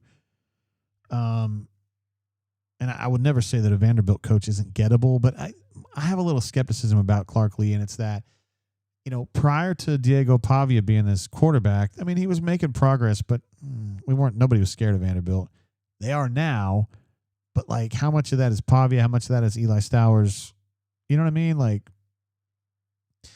oh, we'll just go out and get another Diego Pavia. Well, yeah, there's not a lot of those guys. So I don't, how good is he going to be when Pavia's gone? I don't know that I want to find that out with him at Auburn. You know what I mean? Runner 24 says, Josh, the team also needs to have a toughness to it and be able to respond to getting punched in the face. Completely agree. And I think that Hugh, with his woe is me, I don't know what kind of word, he just seems bleak. And yeah. Eric E says he thinks it's all about Pavia and Jerry Kill. I really agree with that. I don't think that Clark Lee's a bad coach or anything. I think he's a good coach. It's just that I think it's almost like he's a Belichick situation where Belichick, once he lost his quarterback, kind of went to shit, right? Now we really know he's got some serious issues. They lost again, this time at Cal, $1 to Brian Harsin the other night. Sometimes you have a great quarterback that gets you to some promised land. It's all about the quarterback, Josh says Hugh is very uninspiring. I really think he's great in certain things. I think he's a great minister. I think he's a great leading team meetings, and I think the culture that Auburn has is really good. I think the players get along. I think you can coach them. I think they can take hard coaching. But I think he needs to be tougher. Robert S. says Dye was a program builder. He was also a tough human being and instilled that mental toughness that I think was very it was kind of Auburn's brand, I think, from 82 to maybe 90. Not Salty says, fine, back up the truck for Summerall. That's my guy right there. Solo Tigre says it's just Jerry Kill. And Nick A says, who's on the halftime horn? It's our usual legends. I think Hunter's going to be Gucci. And AKA Alex Kozan's also going to be Gucci as well. Let me make sure I got this phone working. I checked it earlier, but just Jackson on the run here. Going to get, I think he's short of the first down there.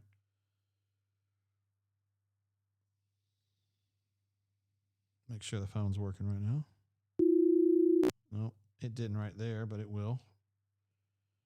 When it makes that sound, that means it's not working quite right, but it will this time. There we go. All right. Everything's working Gucci. Check with Hunter one more time to make sure he's good. There you go. Catch from Cam Coleman. I like to see that. Jackson, by the way, let's update him. 5 of 10 for 30. I don't like that. 30 passing yards, guys. And Cam now has 2 catches for 14. And Cobb has 6 carries for 23.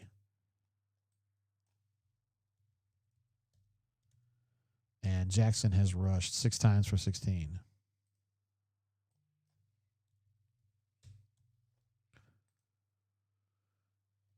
All right, so we're pretty much up to date there. Let's see. AU Mister says, how about we hire Coach Hunter? Maybe we'll ask him if he's available. No, I'm just kidding. I don't want his AD to get upset. Ball was tipped and kind of up in the air. Nobody got to. So 2nd and 10. 1:44 to go. I don't see any reason why Auburn can't get down here and equalize this game with maybe an Alex McPherson field goal.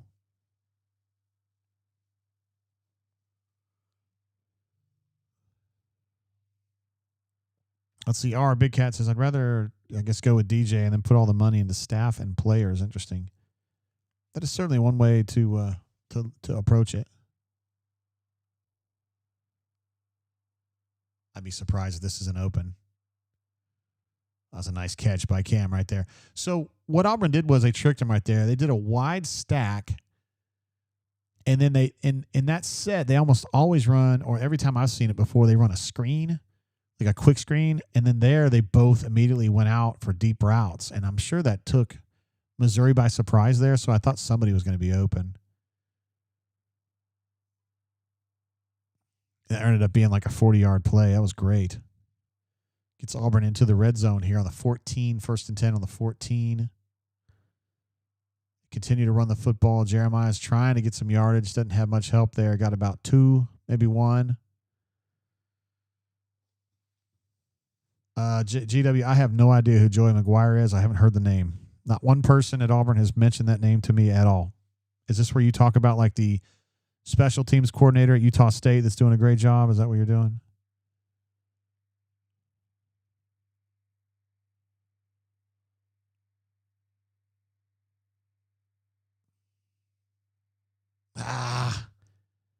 It's crazy that Jackson, we're talking 5 to 6 seconds after the snap, and he has nowhere to go. Like, there's got to be somebody open somewhere, right? I mean, I just think they must be somewhere where he can't get the ball to them. Just because they're open on the other side of the field doesn't mean you get the ball to them. But.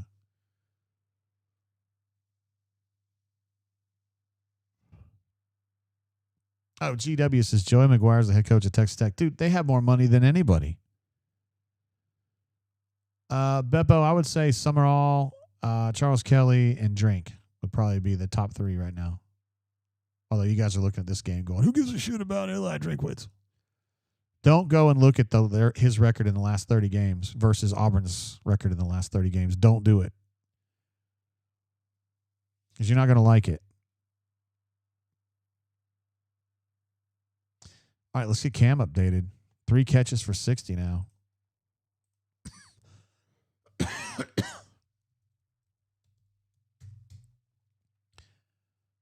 3 catches for 60, and that means that Jackson's back up. 6 of 12 for 76.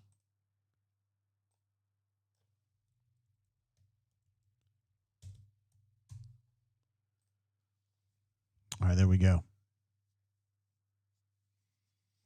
Yabo says, Hugh looks displeased. I wonder what's wrong. Who knows? He doesn't usually look that way. Just kidding. He looks that way all the time.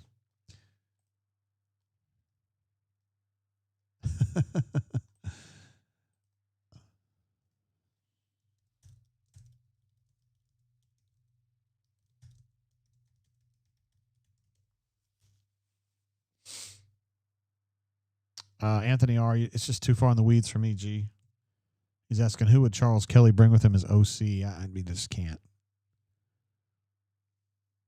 I can't. Anonymous says Oklahoma State has T-Boone Pickens money. Well, he's dead now, and they still suck. They do suck. But they kept their coach for probably a little bit longer than they should have. And, yeah, that's the problem there. I think they'll get back going here pretty quick. And, hell, they were good just like a couple years ago. So, I mean, it happened really fast. Mama Do That. What's up, G? Glad to have you here. It says Drink has some serious toughness in him, by the way. Yeah, he doesn't act like it because he's kind of a joker, you know. He likes to kind of cut up, but he's actually a very mentally strong individual. And I think his teams play intelligent, tough football for the most part. I mean, I'm not saying Missouri's world beaters necessarily, but, I mean, they're a hell of a lot better than Auburn. I mean, I'm not saying this game. I just mean the program. He's won a hell of a lot more games than Hugh in the last 3 years. That's a guarantee. And there's a sack right there that they really didn't need to take. I guess it doesn't necessarily matter if you feel good about your kicker. But that sack actually might have gotten him out of Alex range. We'll see if they run Alex out here. Anthony R., the attraction to Golish. I mean, South Florida's, they beat Florida earlier. They're one of the better, you know, probably one of the best, I should say, G5 teams out there. And he's just a very charismatic, tough coach. Let's see. Mike says that's bullshit. I'm confused about what are we getting mad about. GW says, can we get Signetti? That's right. I knew there'd be somebody, right? I know you're kidding, but wonder what's going on here. What are you bullshitting about? What are we mad about? SR71 says, how would you feel about James Franklin? I'm not against him. I think Penn State pulled the plug on him way early. I don't understand what the deal was there. And he opens this season as a potential national championship type program. And obviously they weren't going to be that this year. And now their quarterback's out for the year. But I feel like they pulled the plug on him real fast. I know losing at UCLA is bad. And they lost the next game too, maybe to Northwestern or something like that. But, like, come on, man. He's done a lot of good stuff at Penn State. He's going to get a good job. I don't know if it's going to be Auburn. Oh, going to get Alex out there. No, don't miss it, Alex. Fuck, he missed it.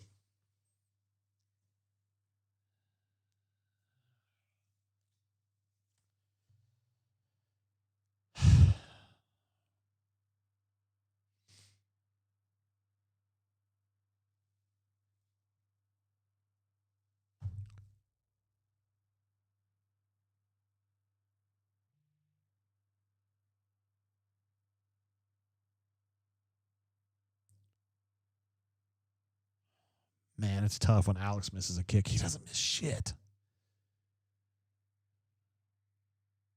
He doesn't have a lot of distance right now, but he usually doesn't miss shit. I mean, if he can hit it, you know, inside of 35 or whatever, he's almost cash money. Man, that's so frustrating. Alex McPherson, of all people, he just don't miss. And they're going to go into halftime down 10-7. Goodness gracious, man. What a pisser. AU88 with a super chat jumping in. It says, Hugh looks like Otis the town drunk. Wait a minute. He don't even drink that much. Cole Kublik talking to Coach Eli Drinkwitz right there. Phil P says he's cooked. Fuzzy says that was 40. Yeah, that's right at the edge of his range. I saw him kick one from 50 in practice, but it's practice, you know. It's different in the game, but yeah, he should be able to hit that, man. Ryan D says no QB and no kicker. That's tough. Yeah, that's tough. And Awesome Sauce says give Hugh some Blue Chew. I like it. Stu Pub says it's just sad at this point. And AU Mister says silver lining, Hugh will be fired when we lose. Ay. Let's not get ahead of ourselves, guys. I do know there's a lot of different ideas. CDF jumping in with a look at that super chat, guys. Jeez. So seen enough, but some U-Haul stock come Monday. Ward Amigo anyway. U-Haul stock. Thinking the U-Haul people are going to be busy. It ain't going to happen that fast, but he's just being fun about it. He thinks it's about time for Hugh to go, and he certainly isn't alone in that idea. Jacob L. says, what about Ashton? Well, Jackson just had a big hit there. 6 of 12, 76 that half. Of course, that's anchored a lot by that throw late. Let me go ahead and change this graphic, and we'll start working on getting my man. CDF, I appreciate you, bro. I'm going to put this over here because I don't want to forget that. Appreciate you. CDF's just like super giving about that stuff. Let me get this super chat here from James S. Says, I'm afraid this is it for Hugh. Appreciate the super chat, James, and I think it's definitely going to be love on the rocks. I mean, it's going to be tough. I still think they can win this game, though. I think they got a pretty good shot here still, but yeah. Colby says, I'm ready to see Ashton. I am too. I've been ready. I was ready in the A&M game to see him play a little bit. Rob B says, JG, he was wide open. Yeah, that's true. It wasn't the toughest throw, that's for sure, but we've seen Jackson recoil from, did Alabama score like as time was running out in the half? Looks that way, 23-7. What a mess. Tumor's Corner, last name redacted. I'm just kidding. Who's our parlay legend? He says, War Eagle, appreciate you jumping in and checking in, my guy. Be curious to see what your parlays are. Runner 24 says, first drive, 75 yards, 122 at the half. I hate to say you called it, Runner, because I know you want to see Auburn win, but you did call that one. You loved that first drive, but you were skeptical about their ability to keep it going, and I think you were right to do that. By the way, we're going to work on getting Hunter on the horn here momentarily. It will say Alex Kozan, but I'm going to change that to Hunter 48. And then we'll also check out AK as well. All right, let me get Hunter on the horn here.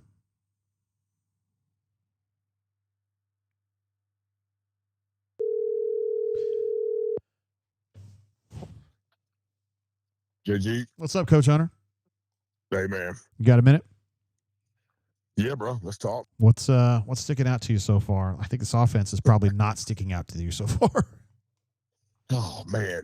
I'm with you. I'm in the camp at this point that I think you've got to make a QB change to see if you've got a spark there with to see if maybe you can get some design quarterback runs going, if he'll push the ball down the confidence. You know, Jackson did have the big throw to Cam right there, and he hit another one early that should have been a big gain, if not a touchdown, that Coleman dropped. So he has made some decisions on deep balls, but that last drive, the first sack that he took, he had Singleton wide open on to the direction he was rolling, and he's just being so hesitant on pulling the trigger on some things. It's just really, really problematic. Let me call you right back, Coach. I'm gonna keep you right where you are. Just let me call you right back. All right. Gotcha. All right. Something was screwing up there, guys. Did you hear like it was cutting him off every 5 seconds? And this is not a Hunter problem. It's a J problem.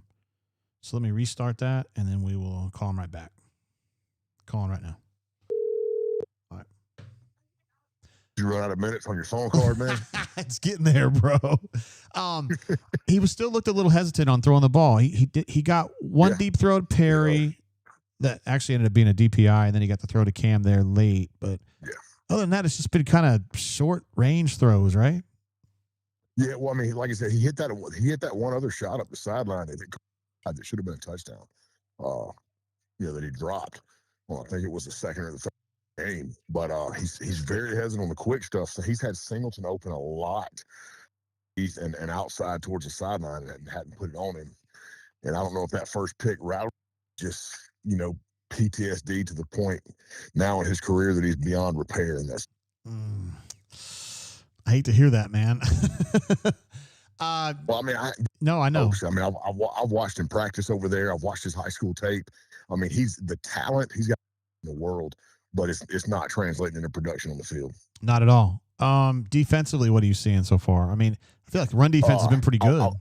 Yeah, they're playing really well. Drake did Durkin's got a tendency to bring pressure from the wide side of the field, especially on second down. He caught him in the screen early. That's really the play that sparked that long drive that they had. But otherwise, solid defensive performance. I would like to see the safeties close the gap some on some of those deep digs.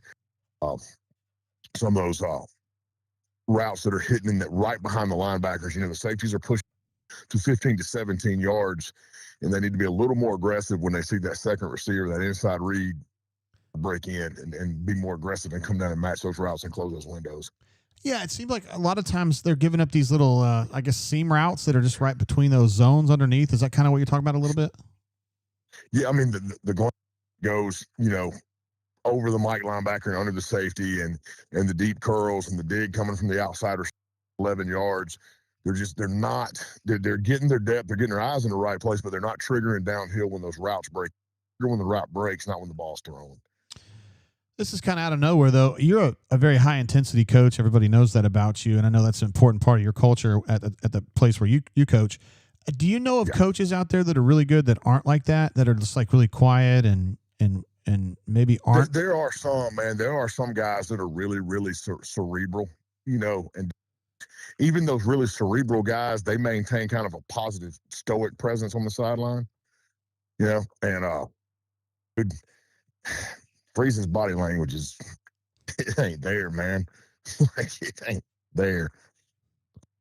Yeah, it surprises you sometimes too, right? Which is kind of how he looks so downtrodden and sad. It doesn't just surprise me; it turns my stomach. Okay.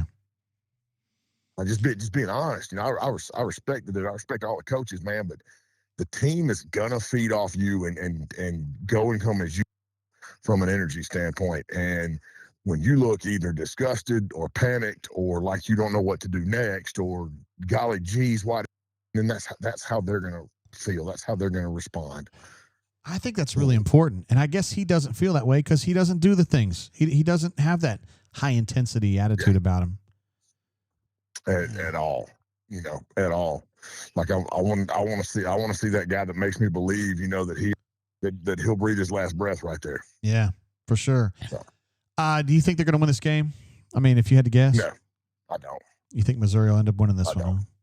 No, I don't. Unless there's a change. I thought the first offensive script was really good, just like it was last week. But when you have that offensive script and it hits, all right, those things so that you see the response. And now that you've got the defensive response coming behind it, you've got to have your next move, you know, predicated on what the response was. And Auburn never really comes back with a response with that formation of that action. They come back with the same play, you know, and that's not going to work. Yeah, because they're wise to that already. Yeah. Yeah. I mean, you show it. At the SEC level, man, you play a card twice and hit on the second time, you're lucky. You play it on the third time, you're dumb. Would you make a change of quarterback right now based on what you're seeing? Oh, I would. I'd come out with Ashton and see if I couldn't get a little money. Okay. I've been pushing for this since the A&M game, so I don't know. I know you have, and I'll probably, you know, I was in disagreement with you that early, but I'm in agreement with you now, man.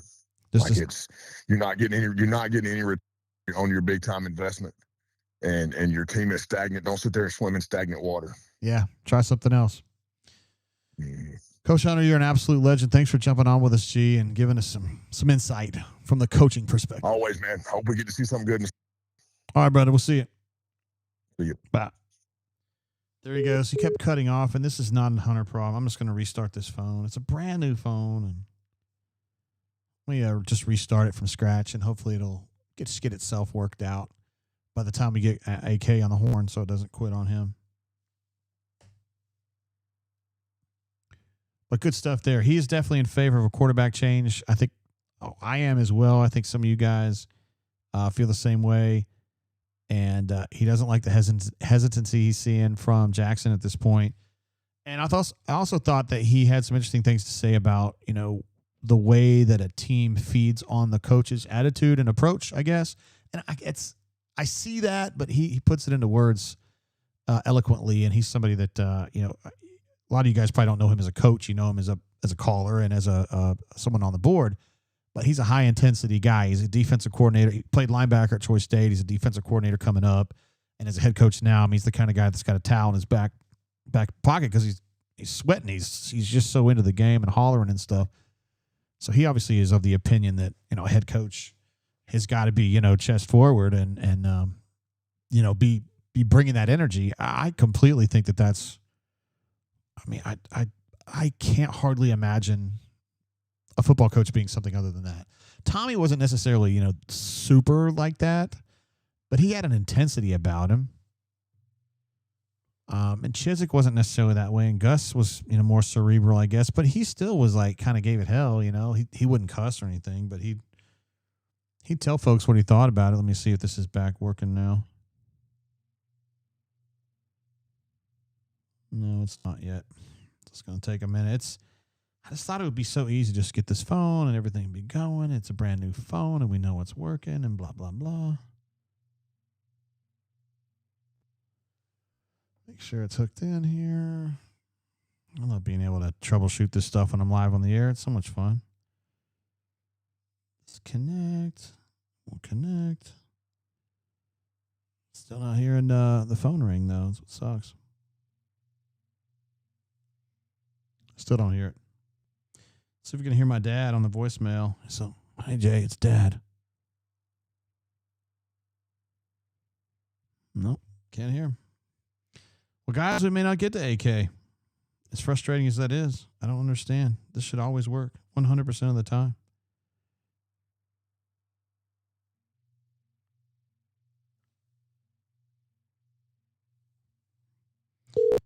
Whoa, I think I heard it there for just a second. Okay, it's working. Let's get AK on the horn. There he goes.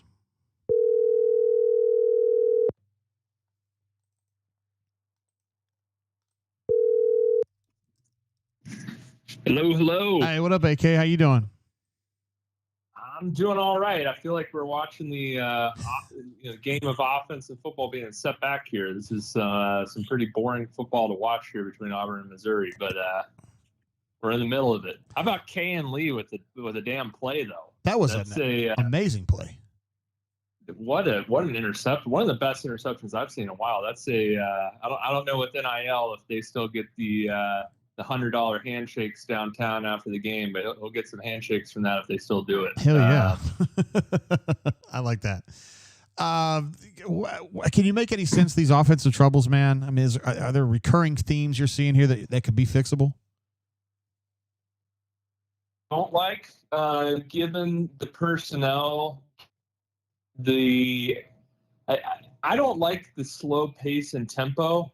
Auburn seems to be taking the approach of kind of shortening the game in terms of possessions. And I don't know if it's a Jackson Arnold thing or what the issue is, but they've started each of these games with kind of like a 5 or 6 minute drive on script. And then after that, they don't seem to have much. I think this team would benefit a lot from pace and tempo. They don't seem to really run it at all. Because I think when you let the defense rest up, pin their ears back, the offensive line has shown their deficiencies. When they start to, fast fill and run downhill, Arnold isn't able to make the plays consistently. I think the way you fight against that is you run with some tempo and pace. You need to get a first down to be able to do that. Gave away some possessions there. But when you're shortening the game by kind of running that slow, methodical style of offense, and then you can't execute to keep your drives going, I think it just puts you in a hole. I mean, you look, they had that long 75-yard drive, touchdown drive to start the game. Then they had a mistake on the second drive through a pick, had a penalty and a bad sack by the offensive line that they let up on the third drive. And then another 3 and out on the fourth drive. And then you look at the last drive where they missed the field goal. It's still that lack of execution. Cam Coleman, with a great quarterback, that should be a touchdown throw. It shouldn't be a pass where he's hesitating and waiting and has to come back to it and make a somewhat contested catch. That should be a touchdown. Yeah. And then the offensive line gets stuffed on the next play. And then I thought Arnold had Singleton in the flat, and he could have made that third down a 3rd and 4.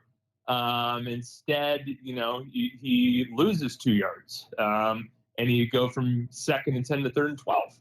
So it's just those little plays. I mean, you look at what's the odds you convert a 3rd and 12 versus a 3rd and 4. Big difference. Hell of a lot higher on a 3rd and 4.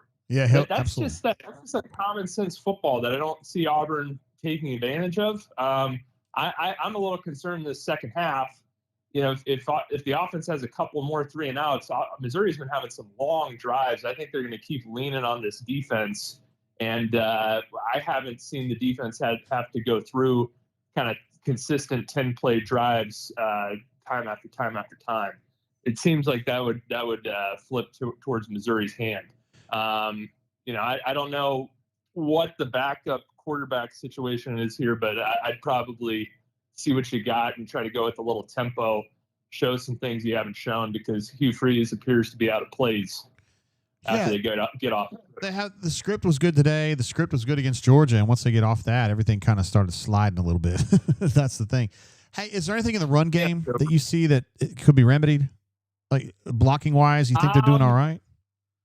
I still think they need to keep it balanced, running the perimeter. I really don't like that they don't have much of an answer in terms of being able to run mid-zone and outside zone. They don't run any of that. It's just kind of base power counter and inside zone. In my opinion, if you want a balanced run game, you have to be able to run the mid-zone. You have to be able to run the outside zone effectively. Freeze and the offense don't seem to believe in that. Gus didn't really believe in it much either, but he at least used the buck sweep to keep the defense honest. You don't see much of that. I don't really see that. They don't really use the offensive line out in space at all. I can't remember the last time I saw the offensive line get out, and it's just kind of there doesn't seem to be any change it up. You kind of see the base same packages time after time after time. Yeah, and I think that's suicidal. I mean, you can't just run the same stuff with no sequencing off of it, no changes off of it. It's too easy to defend. Isn't that what you're thinking? That I don't have a ton of answers. I don't think Arnold's capable of stretching this defense consistently, and absent that, I think you have to change what you're doing in the run game and throw in some counters in there. But I don't have a lot of answers here. I think either you try to show some things you haven't and do some tendency breakers, or you make a change at quarterback and see. I don't know what it looks like in terms of Daniel's ability to execute in this offense. Yeah. Maybe you don't. I have no idea. Yeah, I don't either. I mean, he hasn't taken a single snap this year, so I don't know yet. But I think Jackson just hesitates too much, and he looks about the same like he does this game as he usually does. He just seems locked down, Yeah, I mean that play on 2nd and 10 was really just to me that was such a no-brainer, and to end up with a 3rd and 12 it's crazy. Yeah, those are the kinds of plays, like you said. It's sometimes just little plays like that, but it makes a big difference. 3rd and 12 versus 3rd and 3, it's a big difference, man. Well, especially when you don't. I mean, the SEC, the difference between the teams at the top and the teams at the bottom, I don't know if anybody else has noticed, but it's getting a lot closer. It's becoming more tighter spread in terms of rosters and talent, and in these close games, it's just critical. You can't let possessions go. You can't have 3-and-outs where you consecutive 3-and-outs and put your defense in a bad spot. You can't when you're in the red zone and off of a big play, you gotta score a touchdown, and you certainly can't make it harder on your kicker where you don't really have a kicker to miss a field goal. I mean, it's basic stuff. Yeah. Well, they're making it look really damn hard. I'll tell you that. Yeah, no doubt. So what are you thinking here, Jay? What do you think? What do you think of Hugh Freeze? I think he's in trouble. I think he's cooked. I thought he was cooked last week. I don't think he's going to make it out of this. I did have, as a reporter, I have to give him the opportunity to play his way out. You know what I mean? But I don't think he's going to make it. I don't think he's going to win this game. So I just don't see any answers. At that point, you've got a situation. Okay, does AD want to give DJ Durkin an opportunity to win this job? Because if they get really hot under DJ as an interim, they may have to give him the job. So if Cohen doesn't want to even give him that opportunity, then he's going to stay with Hugh a little bit longer. It's a tough situation for the AD to be in. Well, I think let's see how the rest of this game plays out. More to talk through there. Yeah, for sure. Alex, All we love having you on the air. Thanks for joining us, brother. Thank you. Have a good one. See you, man. Bye. There he is, Alex Kozan. Fortunately, I was able to get my telephony situation straightened out. I need to just restart the phone before we start our show every week. I haven't really thought about that. I don't restart my regular phone ever. Farm Data did text me, the great Farm Data, the legendary Farm Data, wanted to let me know that the stadium is emptying. He went ahead and left at halftime, and he says the stadium was starting to empty out. So it's just something to kind of think about. That's a true kiss of death when your fan base just starts leaving in a game where you're down 10-7 at home.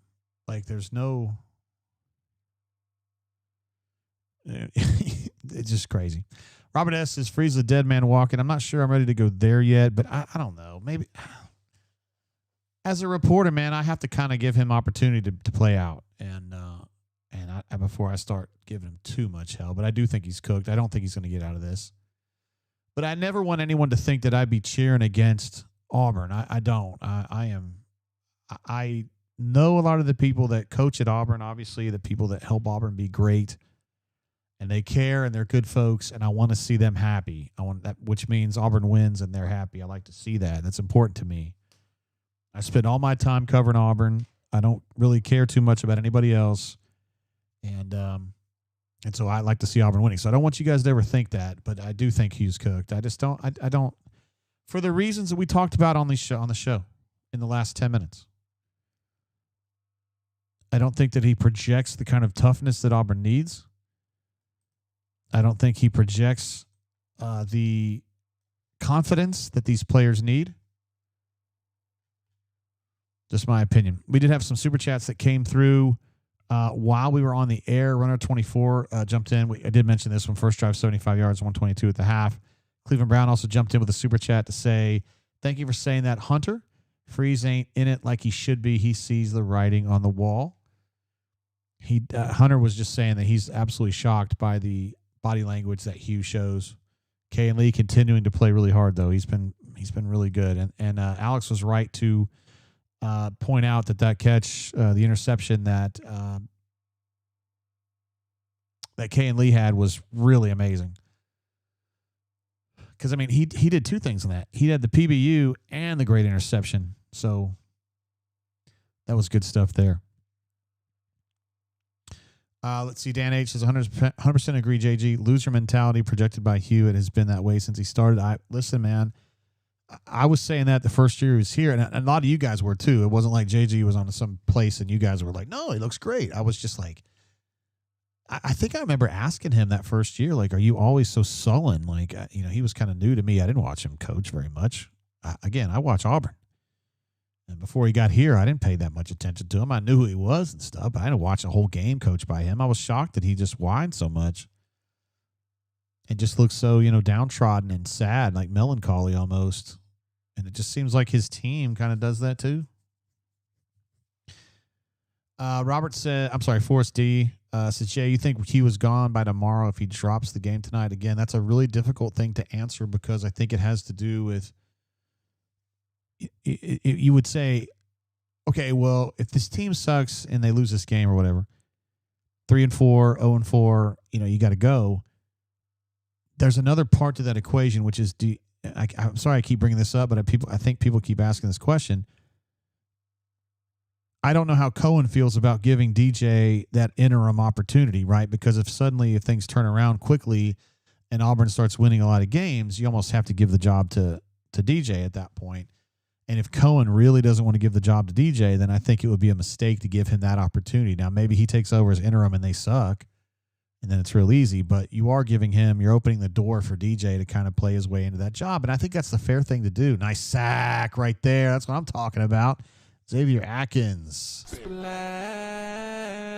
Warrior says, why doesn't he like DJ? I'm not saying that he doesn't. I'm saying we don't know if he does or he doesn't. And if he doesn't, then I don't think he would be in a rush to fire Hugh, if that makes sense. So you kind of have to read the room a little bit. DJ is a polarizing figure. He is a no bullshit person, high energy person, and I don't know what kind of a relationship he has with Cohen. It's not really a conversation I've had to have with Cohen before. A. Robinson says, you don't have to give the job to DJ. You're right. Robert says, what does Brian Stoltz say? He was buddies with Hugh. I don't see what that has to do with anything. Runner 24 says, Cohen is an overthinker. I think it might be fair to say he is a guy who will make a decision, but he does overthink it a little bit, I think. He just thinks a lot in general. Let's see. Fuzzy says, I can swallow the pill on Freeze, but it's a difficult one to overcome on DJ. There's people who really don't like DJ because of the things that happened at Maryland. It wasn't just that a player died.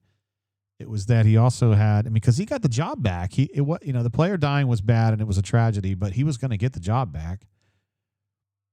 But the reason he didn't get the job back was because it was found that he was fostering a toxic culture above and beyond what happened to the young man who died. So it was kind of a double whammy.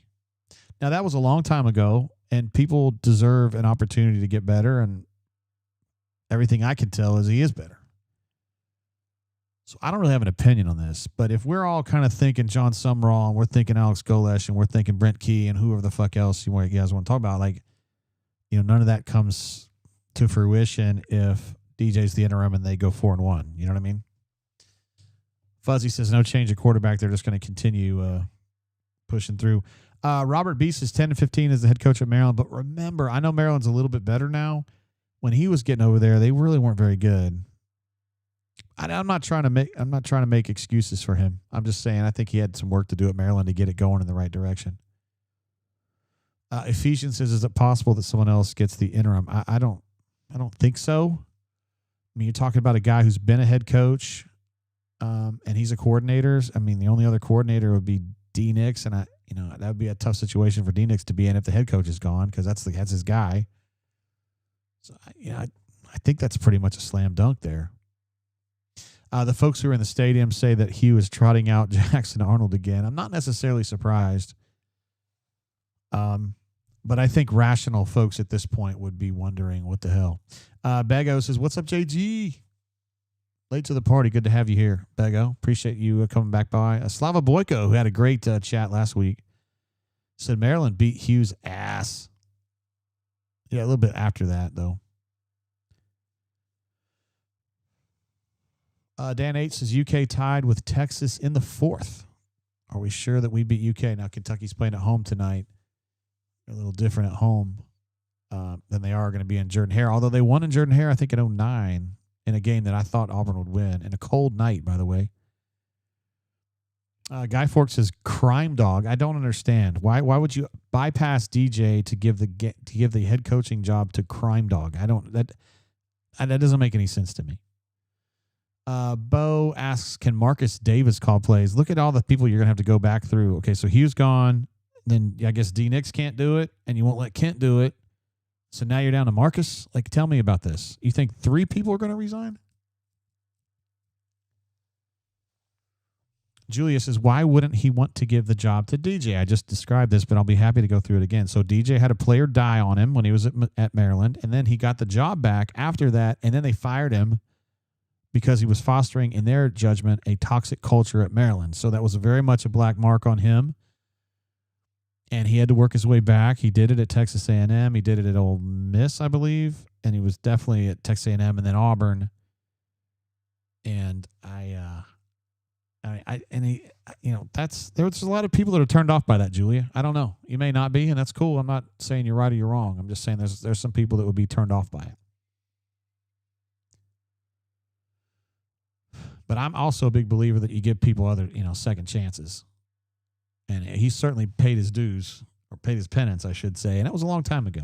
It was coming up on 10 years ago now. War Eagle, or Eggle, says nobody is hiring DJ as a head coach. That guy Rick says let a GA call plays. Look at UCLA. Dude, they're letting a tight ends coach call plays. He wasn't a GA. He may have been a GA at some point in his life, but he wasn't when he got that job.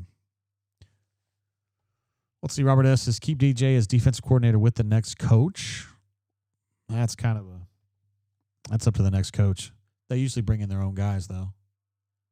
Unless it was Muschamp, he'd probably stay with DJ. That was a pretty tough play there from Cam Coleman. Catches the ball and threw somebody down to the dirt. But the other defenders were in the area. Decent little drive going on here. Jackson had a nice run earlier. Had a throw here to Cam. Kind of matriculating the ball down the field a little bit here. They're at the plus 28 at this point, 1st and 10.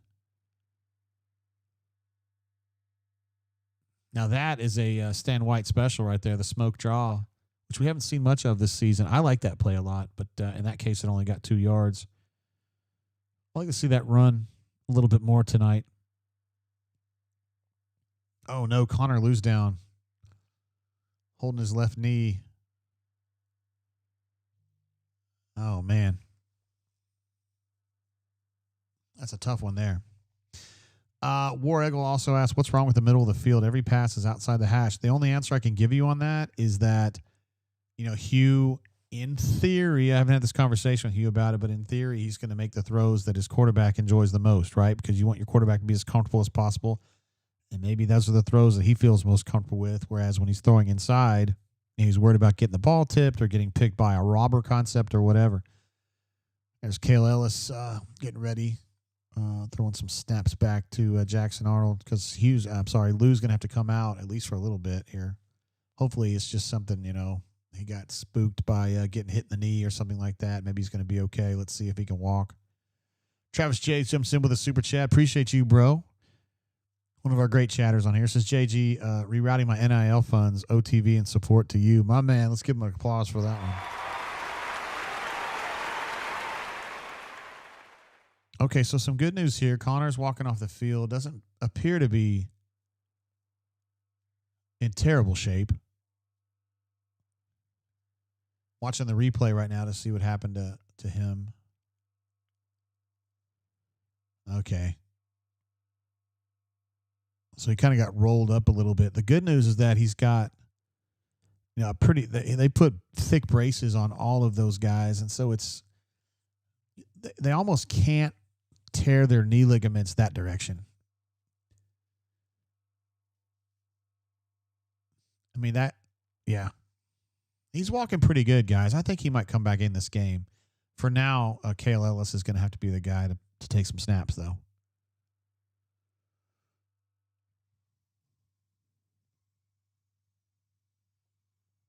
See, Bego says Deuce back there cheering him on. Nice. Yeah, Deuce is a team player. He really is. They got a great room there. There's just a lot of support for each other. There you go. Finally, we get Jeremiah Cobb out in the open field. Get him, buddy. Go! Yes, sir. That's a 40-yard run for Jeremiah Cobb right there. That's what I'm talking about. Get him out in space, and he can tear shit up. 41-yard run right there. That's what I'm talking about. Let's see. Does this rely on Cale Ellis? Cale Ellis did get a combo block in there. Nice job. He kind of comboed the nose on that one, and Jeremiah was like, I'm out of here, y'all. I'll see y'all downfield. I'm going to be there.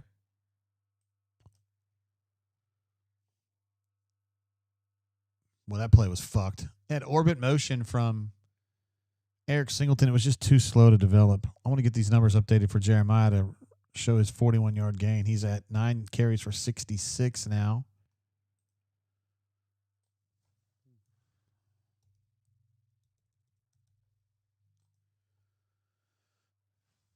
Yeah, Slava Boyko says first explosive run in a long time. It has been a long time.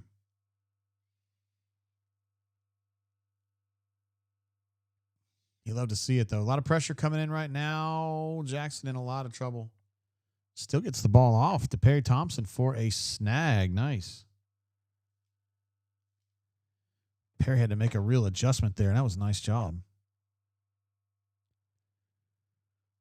Legit, I would chill on that, saying Lou might have just lost his job. You might be joking around. I do think Cale Ellis is a good player, but Lou's a real good player. And he's ready to go right now. Obviously, Kale's playing pretty good, though. All right, what are we going to review? Whether that's a catch, I suppose.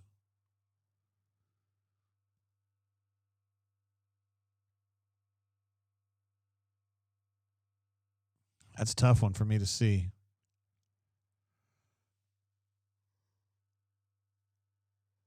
I don't have great eyes anyway.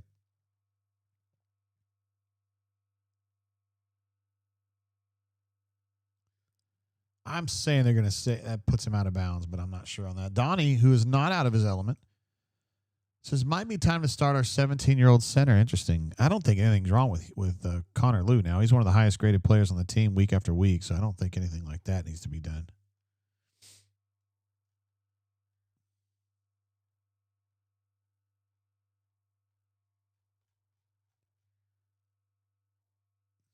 Slava says the emergence of Perry Thompson is something we haven't discussed.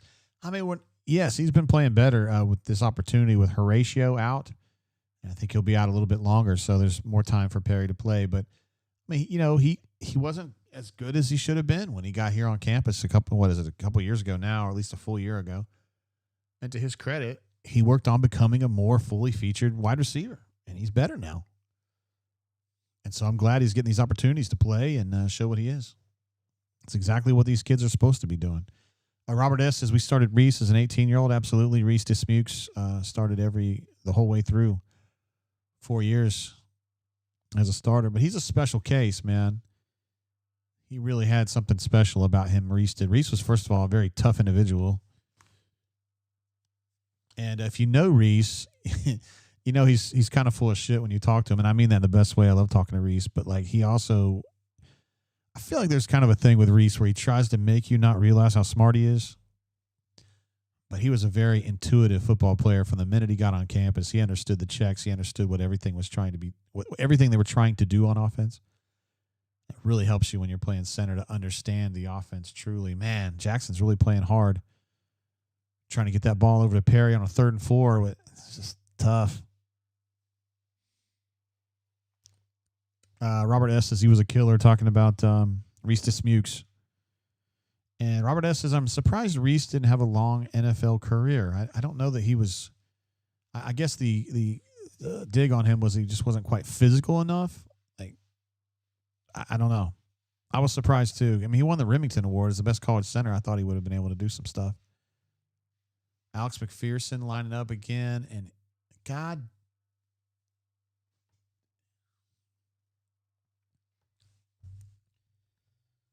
God, it's such a kick in the nuts, man. Because I love Alex McPherson, man. I'm like the biggest Alex McPherson fan on earth. It's just killing me, man.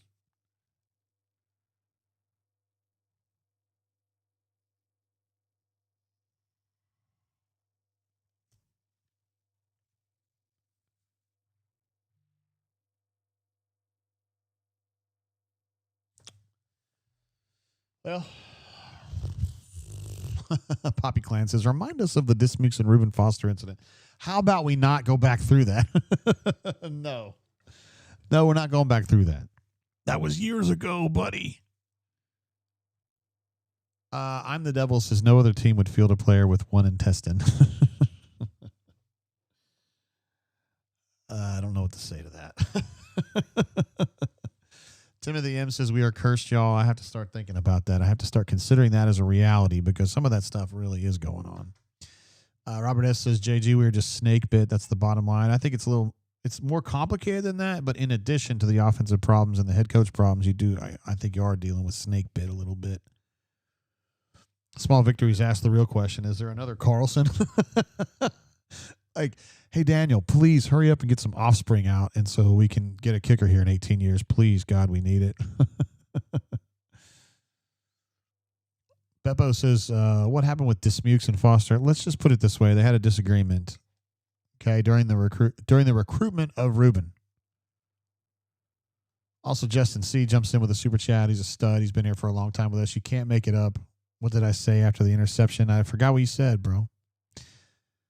And Reynolds W. says, please tell the Dr. Goon. Is it the one about when it was like time to assess the coaching situation in 2012? Is that the one you're talking about? I think that was when I guess it was when the team was playing poorly in 2012. And we went to one of those board meetings and asked Dr. Goose. Oh, no. GW says JG Mark Anderson and family died in a plane crash today. I saw that they were missing. I was really hoping that was going to be, that he landed or whatever. He's from Huntsville, if anyone knew him. Wife and daughter were with him. I'm somebody that watches a lot of videos on YouTube about plane crashes, like private plane crashes, like Cessnas and Grumman American Tigers and stuff like that. I don't know. It's just something that I used to do. Also, rest in peace to Rudy Johnson, who's a really fun guy to talk to. Yeah, I think about Rudy and get kind of bummed out about it. Yeah, my dad and I used to fly together a lot, and when I was younger, and I just kind of into that. And it happens more than you would think. Not on commercials. Commercial flights doesn't happen very often, but particularly in America. But private stuff, mistakes do happen, and there's just bad things that happen too that aren't mistakes.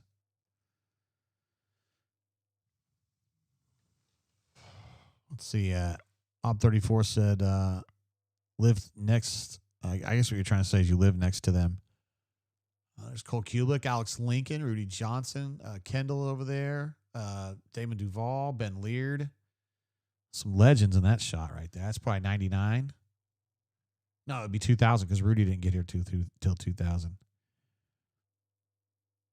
God bless. This Missouri quarterback's out in the open. I'll tell you something about Rudy Johnson, man. When he showed up here, guys, is Key Gettable, War Eagle says, I don't think so. Everybody will tell me that he is, but I don't think he actually is.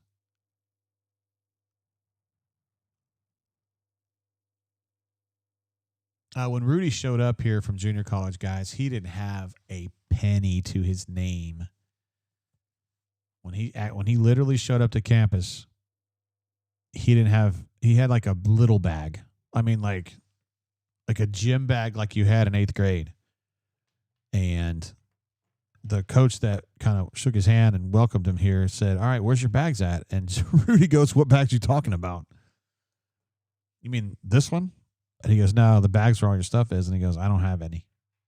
And they went out and got him, clothes, like not like Auburn stuff, like sweatpants and shirts that were Auburn, they could give them legally back in those days. These days, it's totally different. But Rudy had nothing. He came from nothing.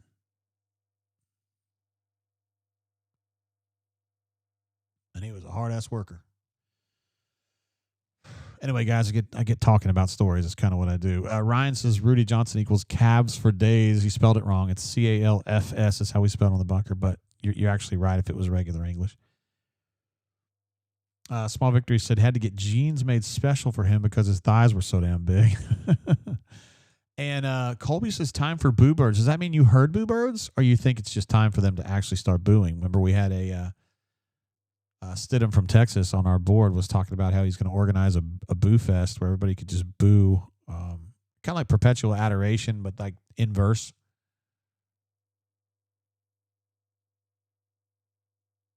This game is really boring. I think AK was describing it as a very boring game earlier. It's just boring.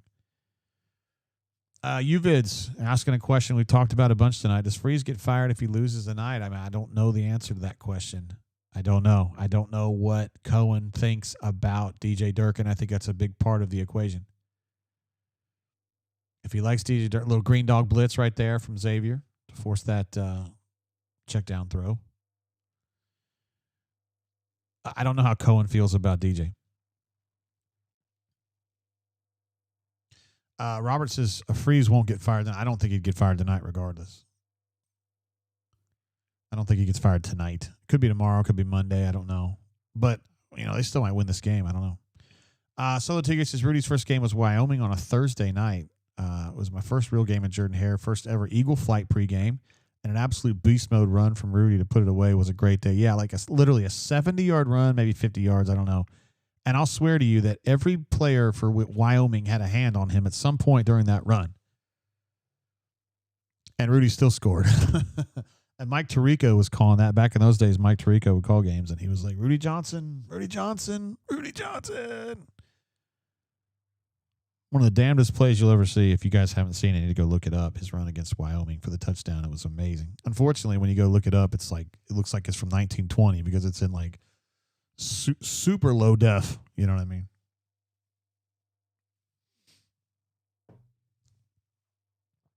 Anthony says the D is salty.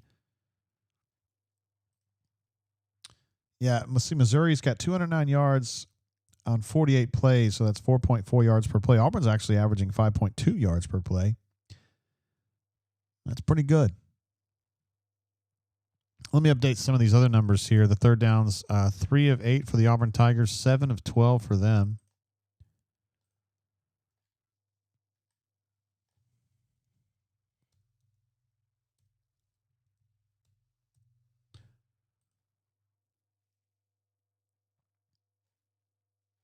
Anthony R. says, we have 7 damn points, JG. I know. Defense ain't doing anything wrong today. Wasn't trying to make it sound like the defense wasn't being salty. I think they're doing a good job. And the offense is doing a shitty job. As is customary, as is pretty much been everything since the Baylor game. Colby, great question. Says, why are they so good on the first drive but then suck? My suggestion on that would be that they are scripted in the first drive. And then after that, it's kind of up to them, as Coach Hunter and AK have talked about, to establish the way you do things and then deviate from that. So you're kind of establishing things. I think the word he used was, I thought I wrote it down. I guess I didn't, but AK was talking about common sense football, which is establish a precedent and then break it. You know, here's what we do in this formation. And then all of a sudden you do something different from that formation. You kind of set up stuff. You're sequencing stuff. You're always thinking ahead. Every single play, you're thinking about what you can do to change that to make it more difficult to defend the next time you show that look. And both Hunter and AK and a lot of you guys, and me too, it just looks like Auburn runs the same stuff without those adjustments, and it makes it easy to defend.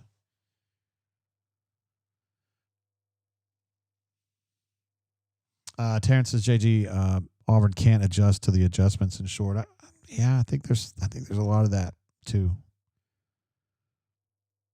By the way, Reynolds did mention the Dr. Goose thing. So I guess they were in trouble in 2012. And so we went to a board meeting and, kind of confronted him about, hey, it looks like Chizik's in trouble. What are you going to do? And he was like, listen, there's a lot of things that go into assessing a football team. And I'm expecting him to do, like we'll take a look at Gene as time goes on, or whatever. He goes, there's a lot that goes into a great football experience inside Jordan Hare Stadium. I mean, did the band play good? Did the eagle fly good? I mean, was the food good? And we're sitting there going, this fucking guy. I mean, we're talking about Auburn football coach here, and you're talking about, is the food good? Did the band play good? Did the eagle fly good? Like, what if a good eagle flight would change the fact that Auburn got their ass handed to them by Texas A&M and could have lost by 1,000 points that night? Like, what are we doing?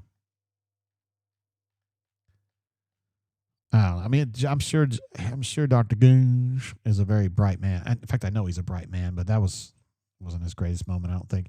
Felix Stranger with a super chat, super chat. Says, have they tried just running the script a second time? We're in the third quarter. Thank you for that. Versilio. Thank you for that. Appreciate that. I get so caught up in all this other stuff, sometimes I'll forget that little stuff, and I appreciate you. I have my back on that. Johnny Red Dot says the band is 6-0. That's my man right there.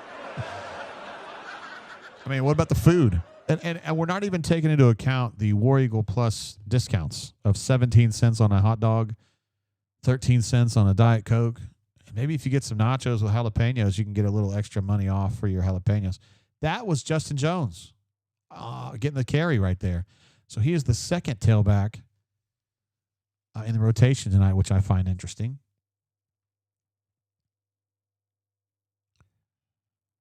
Versilio says, make it American, please. My last name. William? Okay. Just doing the best I can.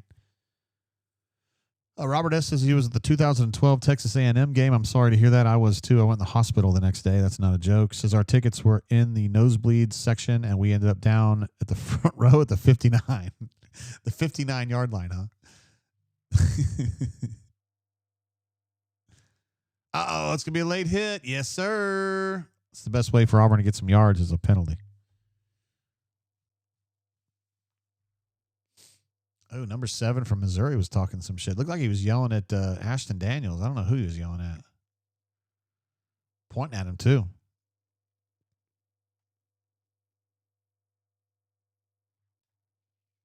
Beppo says food is undefeated. That's not the only thing that's undefeated, my guy. Kitty cats are, too. Boy, Auburn's happy to get a cheap shot there, aren't they? Boy, kind of went it with the helmet, too.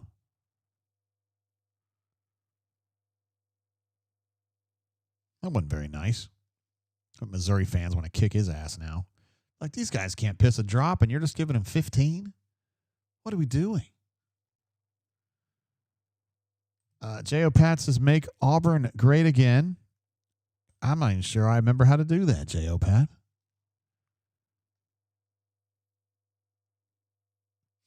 Solo Tigre, man, I can't even remember this stuff. You guys are amazing. He says, ironically, the first ever Eagle flight for that Wyoming game was not that good. No circling the stadium. It just took off from the goalpost and flew on a line to midfield, if you remember correctly. I just can't remember that. I mean, I'm not saying you're wrong at all. In fact, I'm pretty sure you're right. I just can't remember.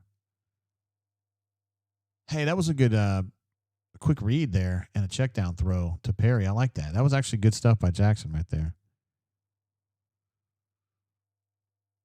Terrence says Auburn was great. No question mark. Brandon says, what is great? Question mark. I think he just wants Auburn to be really good again. Feels like it's past time to see Auburn be good. You know what I mean?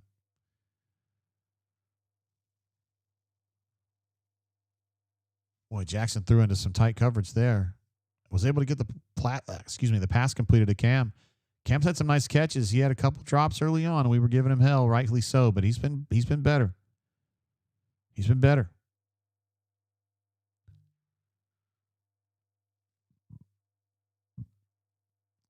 See, Robert says the Eagle flight at the Texas A&M game we talked about earlier in 12 was awful. The Eagle almost flew into the scoreboard.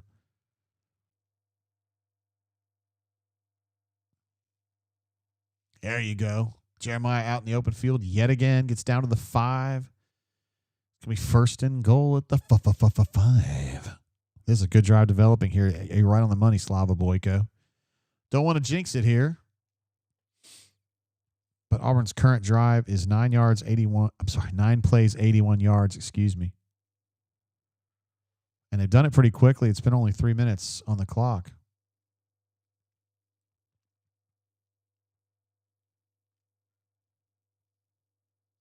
Cassidy P says, are we offensing?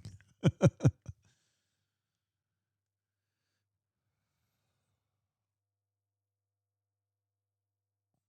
tough run from Jackson. Got about 3 yards on that QB power. It's going to be second and goal from the 2. P-Pass says Cobb got hurt. I have not seen that. I don't see necessarily everything on TV, as you know, those of you in the stadium can see better than I can. Omar was in on that play. So that's interesting. Mike says, damn, now you got me wanting Waffle House. Somebody mentioned the Waffle House offense earlier. I don't even know that Hugh goes the Waffle House. That's a purely Gus thing. So let's see, 29, Omar Mabson in the backfield here. This is a situation where you really like to have Jeremiah Cobb.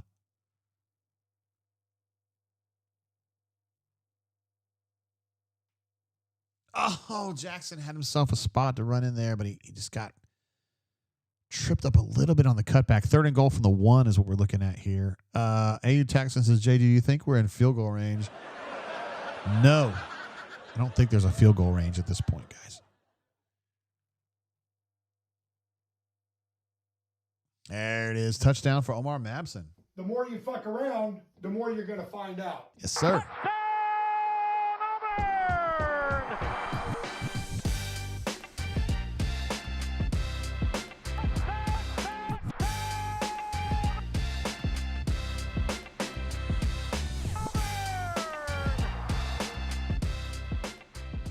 Omar Mabson, I believe that's his first touchdown as an Auburn Tiger, but it's certainly his first really important touchdown of a game where Auburn was losing, and now they're not. So this is good. We love Omar Mabson. He was kind of a late addition to the signing class because he reclassified late. He's a local kid. And if you watch him run, he has an interesting running style. He's just kind of short-ish. Alex gets the extra point.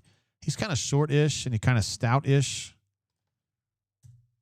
And he reminds me body-wise of like Curtis Martin back. Used to play for the Raiders and later the Jets. He's just compact, low to the ground. When he runs, he kind of has this like forward-leaning thing about him. And I think he gets the great gravity. Gravity works great for him. He just has good leverage because of the way his body is and the way he runs the football. I think he's got a bright future. And I'm glad to see him given an opportunity here.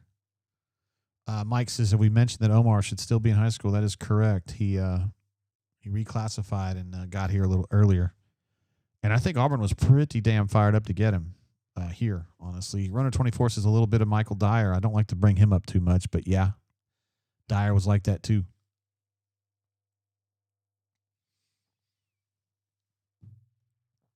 There was a question a while ago, it's probably been 30 minutes ago, and I saw it and I forgot to answer it about Alvin. And it said, why isn't Alvin Henderson playing? Alvin Henderson's on the scout team, guys. And when a player at this point in the season's on the scout team, dude, they're not getting the kind of reps that help them play a game at all. So he's basically a tackling dummy, okay? I mean, that's what his function is in practice. He don't get any reps with the first team offense, with the second team offense. Now, he does get reps in Indy drills, you know, like the receiving drills or the running drills that, you know, Jeremiah goes first, Omar goes second. I guess Darrell would normally go third, but he's hurt. I think he'll be back soon. And then Justin goes, and then Alvin goes, you know. Gunner said, Michael Dyer broke my heart. He should have had a much better career. And he is 100% to blame for his problems. P-Pass says Lou is still out. And Ephesians says, man, what was the story about why Dyer left? We're wondering why Dyer left. Dyer was a criminal. He got into trouble with the law along with some of his teammates. Bad situation. Feel like a stranger's up in with a super chat. Curtis, my favorite Martin. My favorite Martin. That's him, man. There were a couple other ones. Morris played for the Giants back in the 80s. Was kind of like that. I can't remember. Was it Joe Morris? But Curtis Martin was the one that always kind of struck me. But yeah, you guys have brought up some other good ones too.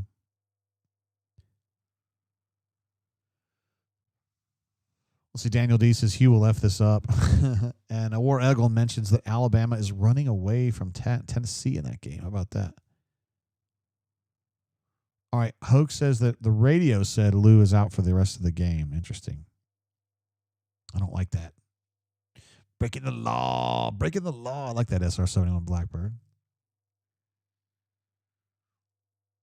All right, so the end of the third quarter there. We're going to move into the fourth quarter. Some pressure on Missouri here. Now, I will say this. You guys don't really care about this, but I still think it's worth talking about. My friend Gabe runs a very successful Missouri site on the 24/7 network, and Gabe's obviously a stud, and he's got great folks at his community. But they're going to be so pissed if they lose this game.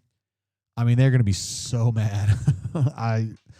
Because they're frustrated with their team, too. I know that Auburn folks are more frustrated with their team than the Missouri people are with their team. But if they lose this game playing like this, they're going to be so pissed. It's going to be a fucking disaster zone over there. I mean, you guys are going to need to go.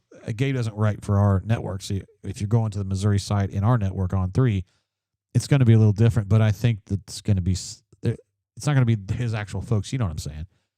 I still think you're going to see a lot of disdain, a lot of disgust. And it's interesting to me because I think in his last 30 games, Drink is something like 24-6. Maybe it's 23-7. I don't know. You know, he's pretty good. And I think most of us would, based on our normal expectations from Missouri, think, hey, they're doing pretty well. Missouri people don't necessarily see it that way.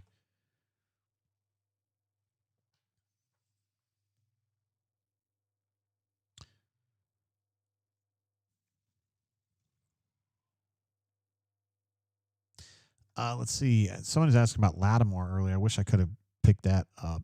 Let's see. A Taxman says it was Lattimore until Stephen Davis told him to go to USC. Dude was a freak. That's what he meant to say. Injuries ruined it. Talk about Marcus Lattimore, yeah, from Spartanburg, South Carolina. I don't know that Stephen Davis specifically told him to not go to Auburn. I think he was just talking about, I think that he asked Stephen Davis for advice, and Stephen Davis, I think, genuinely told him that he regretted being so far away from home because he couldn't get as many people to come to his games is part of it. But I honestly think that Lattimore, he wasn't going to Auburn. I went all the way over there. I've told this story before, and I'm sorry if I'm repeating myself, but for some of you guys, it's probably the first time you've heard it. I knew that Marcus Lattimore wasn't going to be going to Auburn unless there was some change at the last minute in recruiting. I still went over to Spartanburg for his announcement because having spoken to him on the phone and talked to him, that was back in the day when you kind of talk to guys on the phone. He was so incredibly gracious and nice. I don't think I've ever come across a kid in recruiting who is just more genuine and like trying to be helpful. You know what I mean? And I was like, I just want to be there to actually meet him and shake his hand and tell him thank you for being such a great kid. You know what I mean? And so I went all the way to Spartanburg for that announcement, and he picked South Carolina, and I interviewed him. I interviewed Stephen Davis also, and I did that. I shook his hand, and I just told him how, credible he is and how I would always pull for him, and he was really, really cool about it. He gave me a hug, and I don't know. It was one of those things I always remember. He's just the easiest kid in the world to pull for. And unfortunately, like you guys mentioned in the chat, he just got hurt. He had some gnarly ass injuries to his knees and stuff. And I think he works at South Carolina now, working with like the players, kind of like the similar stuff that like Jarrell Bostrom does now. And here at Auburn, and yeah. Real Deal's in the house. Is what up, yo? What's up, Real Deal? One of my favorite bunks from the northern part of our state here. Keldrick's getting held. No big deal. Oh, well.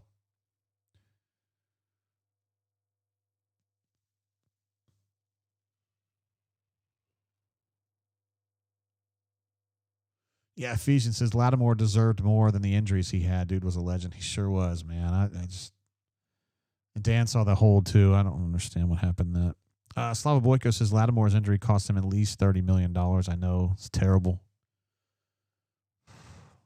Sometimes you just wonder, like, how do things like that happen to a kid like that? But I don't know. Something happens. T-Roy says, what the hell is going on around here? We're just kind of talking. The game's been really boring, and we're not sure what to think about this.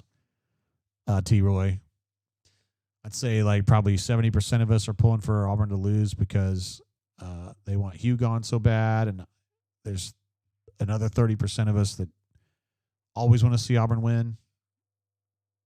And so we're just kind of between that and waiting to see if they win it or lose it, Just waiting to see.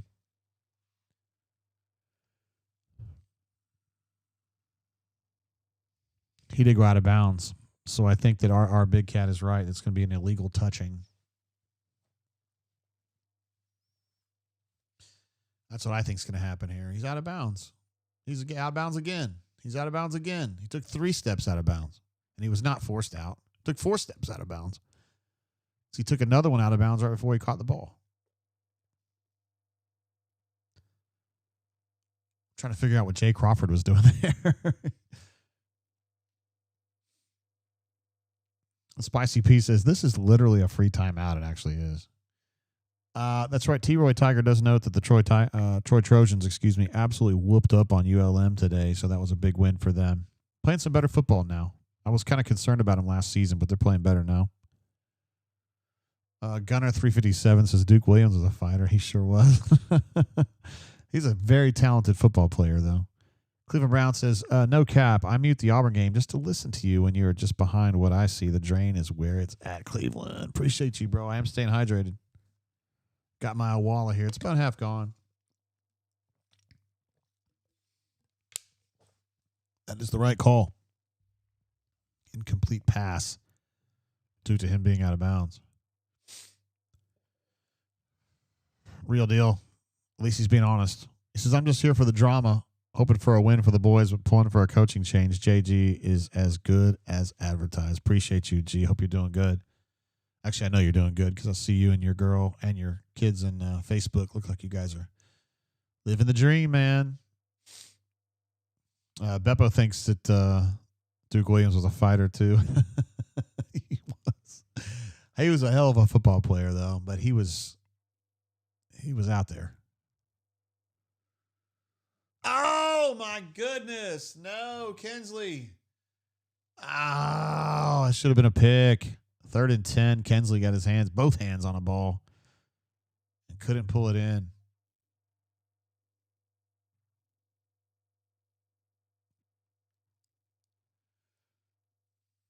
Big time pressure coming up there from Xavier, and Prabula had to get that ball out quickly and should have gotten picked. Kensley had both hands on it. That's why you're a defensive back. Yeah, he is what he is. Oh, man, Malcolm got a lick there.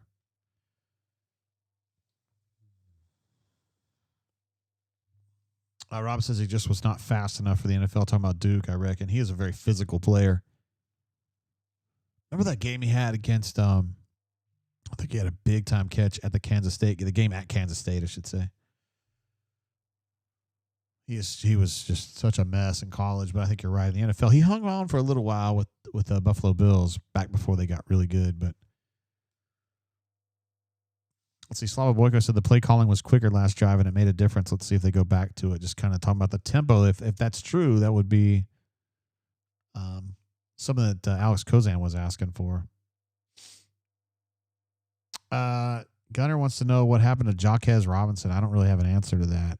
Nothing really. I don't really know what that means. I mean, he's out there playing and stuff, unless you know something I don't. Oh, shit. Jeremiah out in the open field again for a 22-yarder. He looks healthy there. I like the sound of that. Coach Hunter, he texted me something. Let's see what he said. He said Durkin just brought 8 on 3rd down. I didn't realize it was that many. They got to him very quick on that, if you remember. I like that. All right, let's take a look at these updates. I want to make sure we get some of these numbers. I want to make sure we get Jeremiah Cobb every ounce, every inch he deserves here. 12 carries. Oh, my goodness. Jackson. Oh, Cam with a catch. What a catch. And what a throw. Goodness gracious. Jeremiah is up to 12 for 108 now.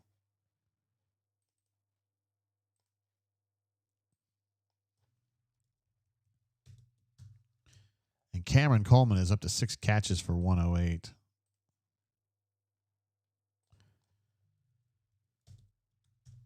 And Jackson is now 13 of 21 for 157.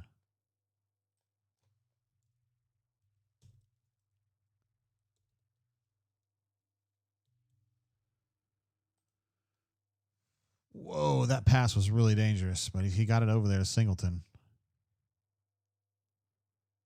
Oh, Talon says, did he mean Javon Robinson? Okay. I see what you're saying. Yeah, Javon. Yeah, I loved Javon. I was pretty close with Javon. This is back when me and Hoke were working together beforehand, and we spent a lot of time talking to Javon and met with him.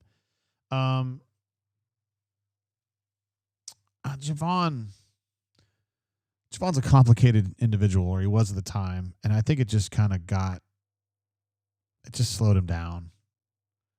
I think he just got a little, I don't, man, kids are just so different, man.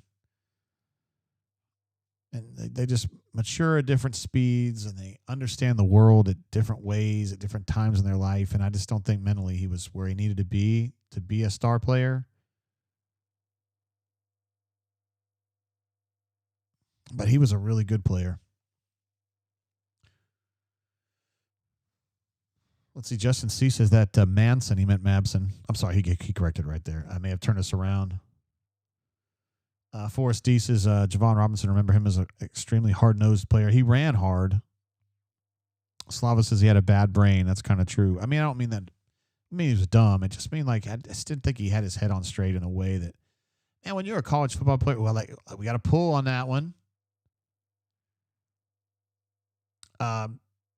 You've got to understand how to burn and conserve when you're a player at this level. You got to know when to take things seriously and when you don't necessarily have to. And I just think Javon got to where he didn't take things seriously enough. Which isn't to say he didn't care. It just like, I don't think he knew how to engage at the right time. Oh, shit. It's 3rd and goal from the half-yard line, and then they lose 4 yards. That is very Auburn right there. And they're going to have to kick a fucking field goal. They're going to kick a field goal. They're going to have to kick a field goal. Oh, my God. Yeah, the high snap didn't help. That is absolutely true.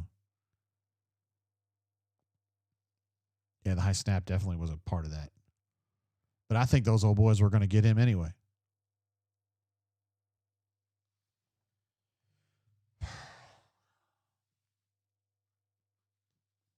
Kentucky is equalized with 9 seconds to go, and also the Auburn Tigers just got a field goal. Yes, they did. I've got a field goal sound up in here somewhere. There it is.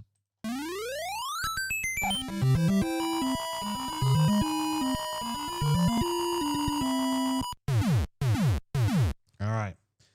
17-10 now for the Auburn Tigers. Let's take a look. I'm just curious to see what these cumulatives are for the half. How do I do that? I forget. Is it drives? Defense? Comparison? Quarter half cumes. There we go. Second half.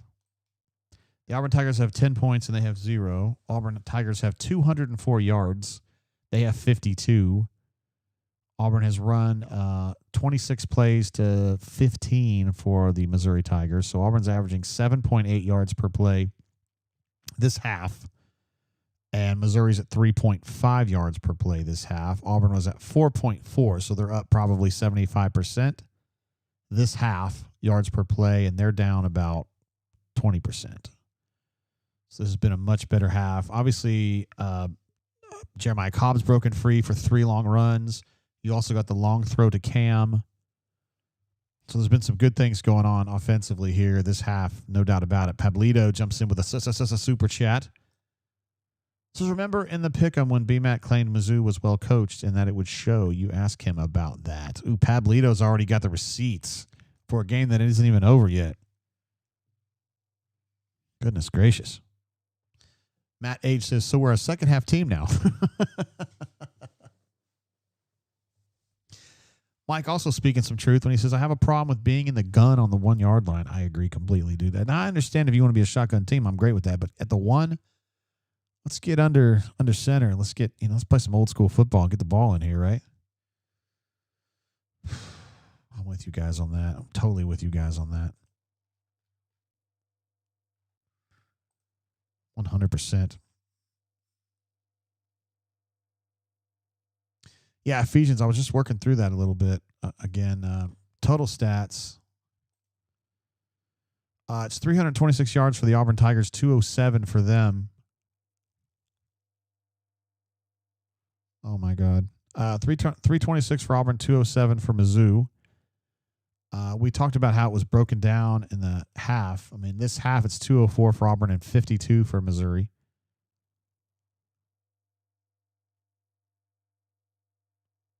So it's definitely taken off here. Third quarter, let's take a look at just the third quarter. It was 131 to 52.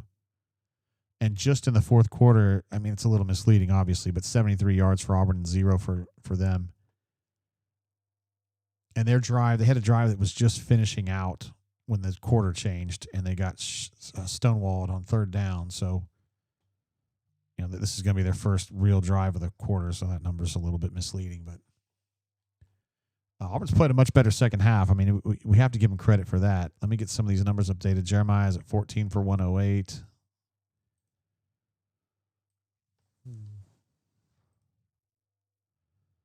Jackson's carried 15 times for 27 yards.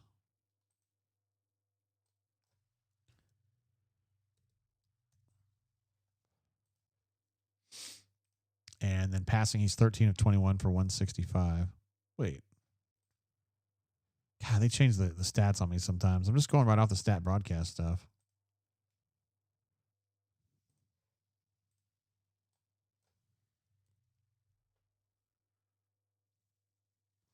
Wow, man. Belief blocked him. Was all up his ass, wasn't he?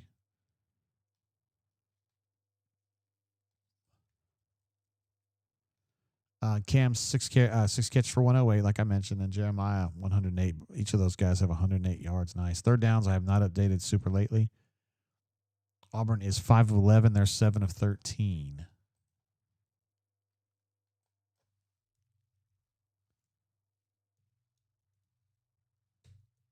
All right, we're updated. Nice slant route there. Rayon Strader was on that. Pretty well covered, but better throw and better catch on that one. Tackles for loss, by the way. It's 5 apiece now. Wow, I didn't realize there have been that many. Not Salty says no blocking blocked in. I like that.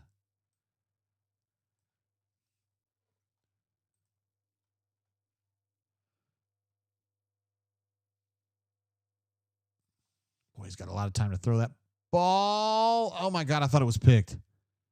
Shit, I thought Xavier had picked that. But he did not. The narrator says he did not intercept it.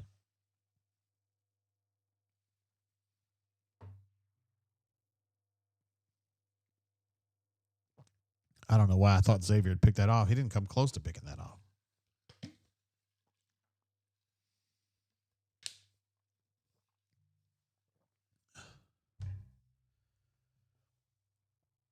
That's a pretty good game here. All right, Tennessee just scored again, got a touchdown. So now it's 30-20 Alabama in the fourth quarter there. Oh, my goodness. Amaris. Nom, nom, nom, nom, nom, nom. I'm going to do a Pac-Man sound for defense on that one. I got to be able to do this more quickly. JG, what are we doing, bro?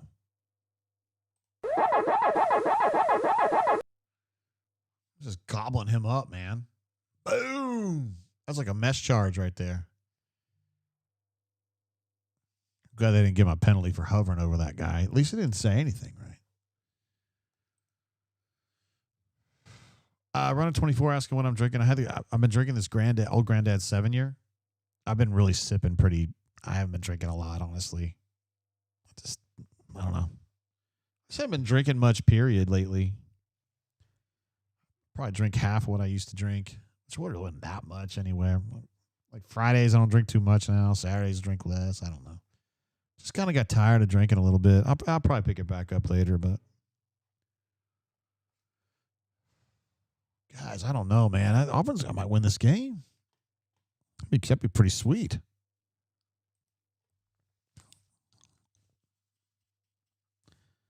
Fucking jaw's getting tight. Like I've been biting my like grinding my teeth like between talking. I guess I'm just really anxious. I don't know. It's weird. I should know how this goes, you know. T Tiger says I still don't understand our play calling near the goal line. Yeah. I don't either. I'm with Reynolds, I think was mentioned earlier about just got to stay why are we taking shotgun snaps at the 1? Like, I'm completely with you on that. Let's see. Runner 24 says nothing wrong with that, JG. Appreciate that. Bebo says carefulness, JG. Ryan says do shrooms, JG. Whoa, buddy. And Small Victory says, whoa, no danger zone, JG. No. I wasn't even talking about that. I haven't even said the phrase. Let's see. Chaotic says, wait to drink heavy until the coaching search. Those are always roller coasters. Bro, tell me about it, man. I've been doing every coaching search since 98. I almost feel like I've been through so many that it's like almost boring to me. Just because they kind of go the old same way. Look at Eric G. says, Old Forester, 117. Extra old. Ooh, can't hide money, Big Daddy. Dang, that's tough to get a hold of some of those. Of course, I have 2, but that's okay. I'm just kidding. Actually, I do, but you know how good it is. Cassidy P loves that stuff. Cassidy P probably has the best selection of anybody in this chat. Bo was great. Says, you think Hugh's going to get a contract extension after the game? Look at him. He's going to catch some with that. They're already starting to gather at Toomer's Corner, ready to throw some rolls. Okay, just kidding. They're all leaving. They're just going to Toomer's to get some lemonade.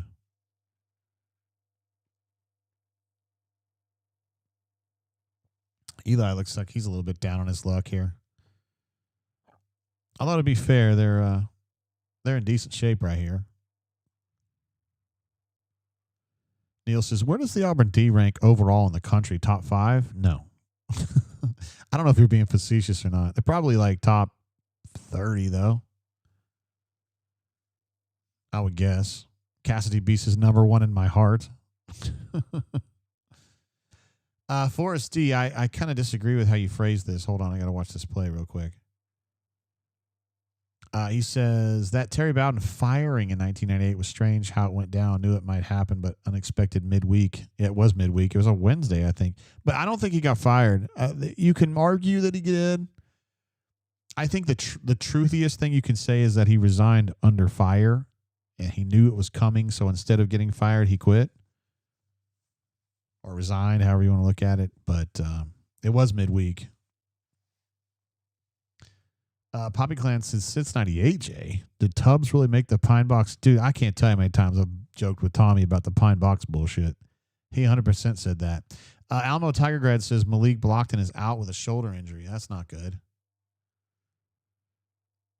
I feel like those defensive linemen have so many shoulder problems, and you know why it is. I mean, they're trying to wrong shoulder the blocker, and a lot of times they got to get one paw out there to try to get those guys slowed down, and it just puts so much pressure on your shoulder. I'm surprised it doesn't happen more because these tailbacks are getting so big. I mean, imagine trying to arm tackle Brandon Jacobs like that. Holy shit.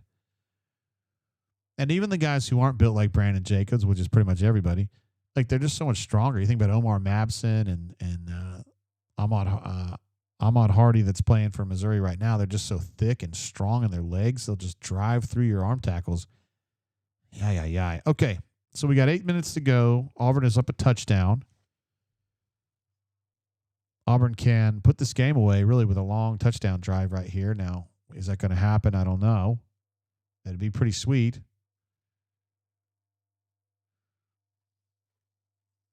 And Robert F. says, nice stop, and I agree. That was a really nice stop there. SG says, Terry Bowden got caught in an affair with Bobby Louder's daughter. That's why he quit.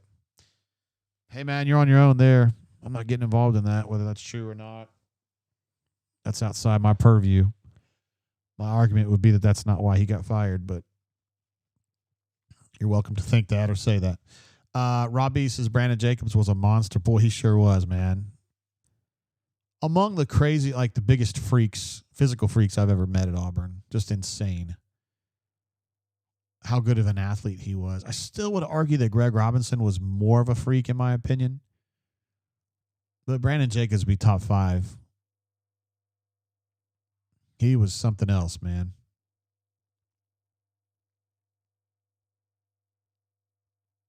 He was something else.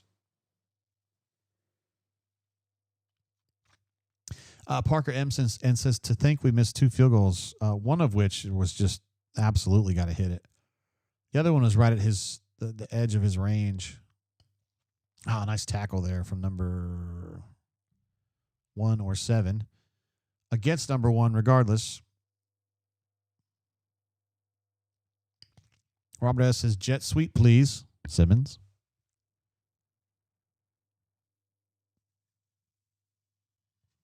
Yeah, Bego says I like Jay Prosh as a blocker. Hell yes. He got really good. When he got here, he wasn't necessarily the greatest open field blocker. Because when he was at Illinois, he was more of a kind of a, he's running inside gap runs all the time, and he was that kind of a guy. So it was a different job description here at Auburn. But his second season, boy, he got good.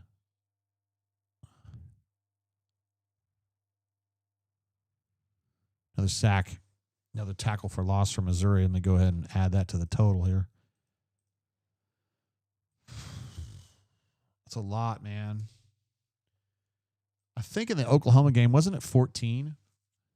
I think it was 14 tackles for loss in the Oklahoma game. I said I'll never see it again. We're not going to see it tonight, but 6 is a lot, I think.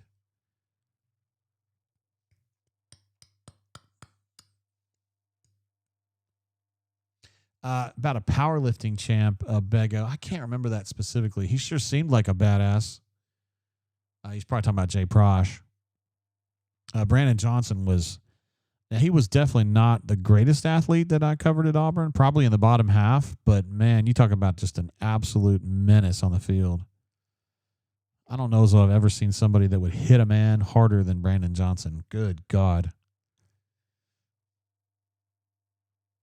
Robert C says we need a punter. Let me see what his stats are tonight. 3 punts for 133 yards, 44.3 average with a long of 47.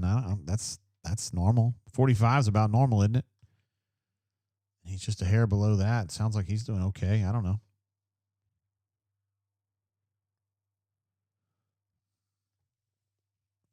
Small victories notes, Heath Evans, number 40, used to wear the 44 when he played fullback. He also played some tailback, I guess. Missed that beast. He sure was. He was good, too. Forrest D says Jason Misko was a big hitter. I didn't cover him, but I've heard that he was nasty. Yeah, I heard he was really nasty. Let's see. Robert S says, I know Brandon. He was the hardest hitter I've ever seen in high school. Equally as good linebacker as a fullback. He played both at Auburn. I think of him more as a fullback for sure, but he played a little linebacker here. And he certainly would have the toughness to play linebacker. He was playing alongside of like those days, like Alex Lincoln. And to various pounds.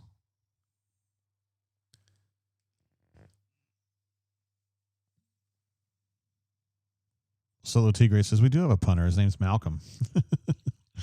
I don't see the problem with Hudson Cock the way that you guys are seeing. He doesn't look that bad to me. Robert S. says, how many field goals have we missed? 2 tonight. Zach D says, Braden Smith was a certified freak. What an interesting player he was. You could do it. I just love Braden Smith. Incredible finisher as an offensive lineman. Just would drive you into the ground and just maul you. But he was a good, principled human being in real life. And he's also part of the Married to a Courtney party or family. So I was glad to welcome him to that party. His wife's name's Courtney. You guys know her. She played catcher at Auburn, softball. I forget her last name now. Courtney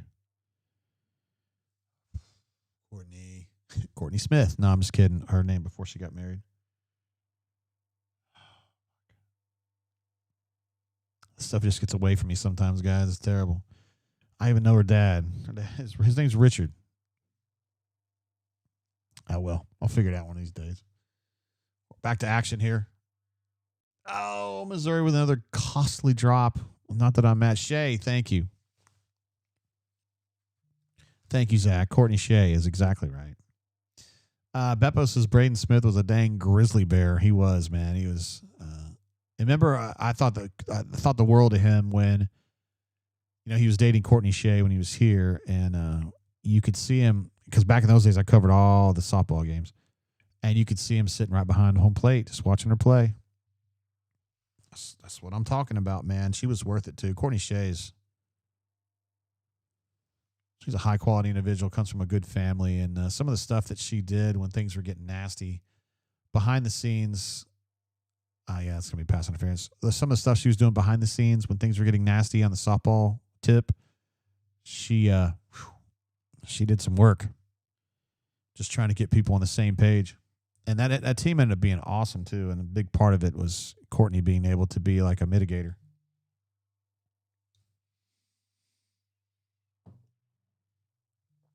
Mike asks, is Richard Shea still involved with Auburn athletics? I mean, I would say he's involved. Yeah, he's like peripherally. I mean, just as an Auburn guy who wants to see them get better, but he's not super involved. He probably pays more attention to softball stuff than he does football at this point. But yeah, he cares. He's a good Auburn guy. He's given a lot of money to Auburn. Been very generous.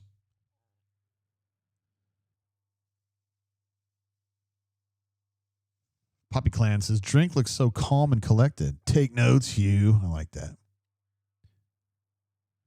Runner 24 says, sitting behind home plate, was Brandon watching her play or was he staring at her backstop? That's pretty funny right there. Hey, man, my wife played like center back on the field hockey team, and I volunteered to be their practice goalie because they only had one goalie. They needed two, and I volunteered to be the practice goalie, and I'm telling you, Runner 24, there could be some discussion as to whether I was just, trying to play the game or I was watching her backstop, if you know what I mean. Got him. 30-yard penalty for us, says. That's not great.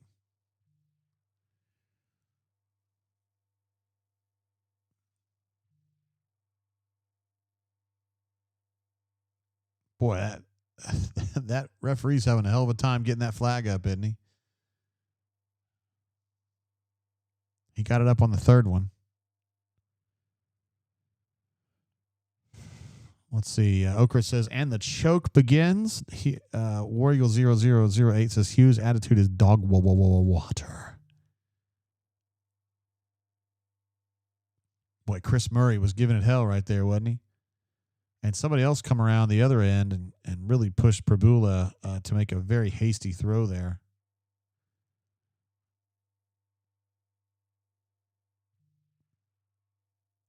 I don't know what he said, but he said second down, so I'm happy to see that.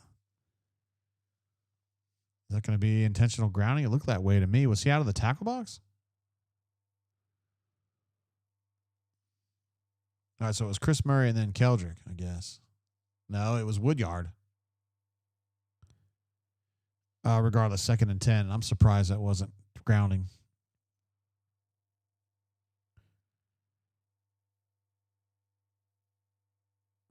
Golly, you hate to see a play like that. God dang it, man. Just a simple kind of misdirection after he catches the ball and he like 3 people over pursue it. I don't understand that.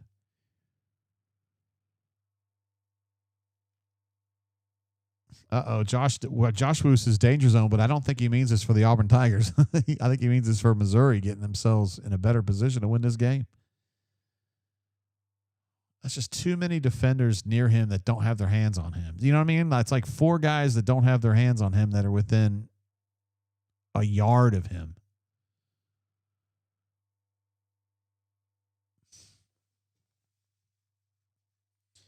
I don't know who this is down.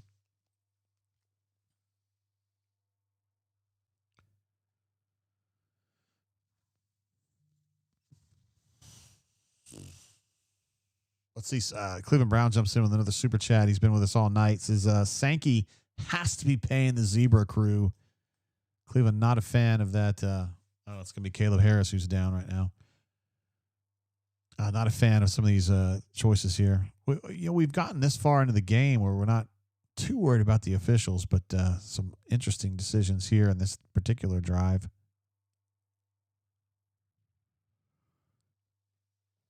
Oker just says Hugh should be fired.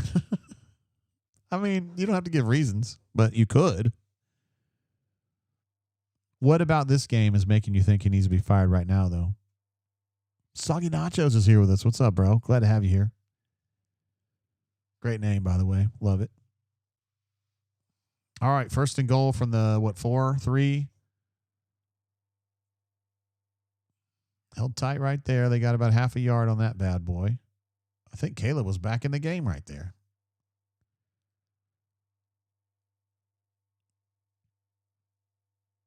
No, that wasn't Caleb. I guess that was there's Curtis Looper.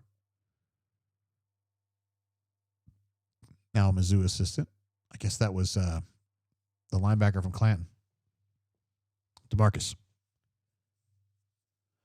Yes, Dan says Prabula has to come out. He does have to come out. So they just got their backup in there. This is a tough situation for Missouri to have a backup in there, 2nd and goal. They can afford to just eat a play, I guess.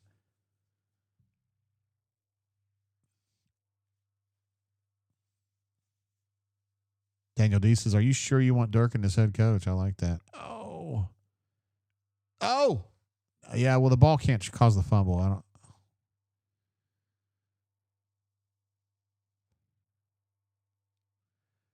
This is called a touchdown on the field. It was a hell of an effort. I'm going to go ahead and play the song. I don't like your jerk-off name. I don't like your jerk-off face. I don't like your jerk-off behavior. And I don't like you. Jerk-off. Do I make myself clear? By the way, that's not a song. That's just a soundbite. That's great effort from Ahmad Hardy. And that's not a fumble. That's a touchdown.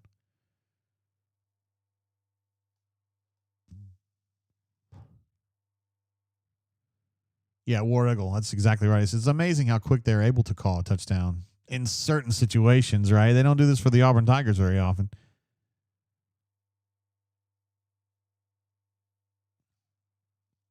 Well, I'm surprised to see as many folks in the chat that are not sure about Durkin. I thought that you guys were mostly in favor of him. I'm not sure how I feel about it. I like him, but I don't, if I was Cohen, I would be real careful. Slava Boyko says 30-yard penalty with the game on the line is completely ridiculous. I just didn't see it. I was babbling with you guys, and I didn't watch it as closely as I should have, if we're being honest. A. Robinson just says fire freeze. We don't need any context with that. You can just say that. It's cool.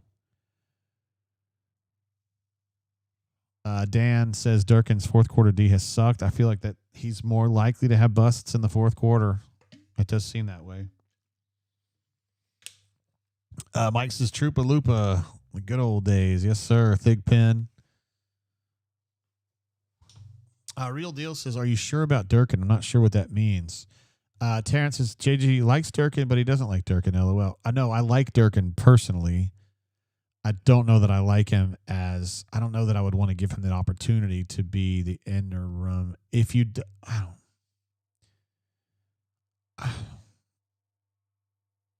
I was just saying earlier in the day, Terrence, and I appreciate you pointing that out, because I don't mean to be talking in circles if I am. I really don't mean to be. But I was saying earlier, and I stand by this, I feel like Auburn needs to get they need to have a coach here where they look at this as a destination job for them, kind of like Pat Dye when he got here in 1980, right? Like a tough-ass coach who comes to Auburn on his way up, and he just kind of finds success here, and he stays here. That's what I'm looking for. And it's like Texas beats Kentucky. And DJ didn't really fit that. Now, John Summerall does, and Brent Key does, and maybe Alex Golesh does. So I don't know how I feel about Durkin. I like him in this role, though, and I like him personally. I just don't know how I feel about him as the head coach. There's another smoke draw. I said I wish they'd run another one. Got 0 yards. My bad, guys.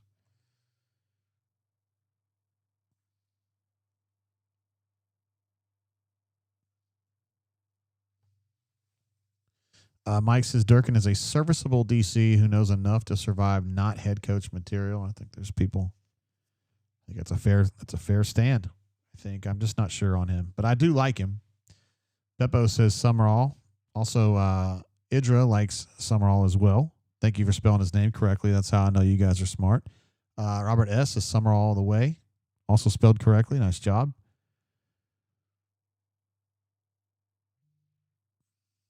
Runner 24 says this will be a destination job for Durkin. He has one chance for head coach. If Auburn gave it to him, have to think that's it. I mean, I don't know what to say about it. I just don't know what to say about it. I like him in this role. I don't know that I would love him as a head coach. That's about all I would say on that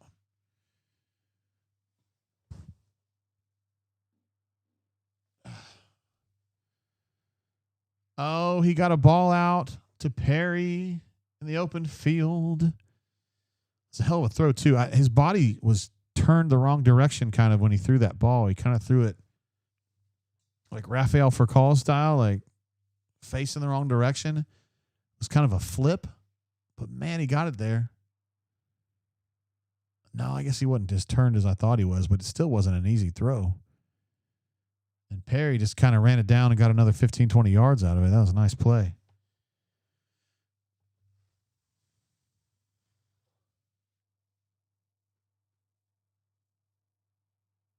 Oh, Jackson's going deep. Oh. Usually if Jackson goes deep like that with no hesitation, there's something there, but I didn't see it on that. Thank you. What have you been doing?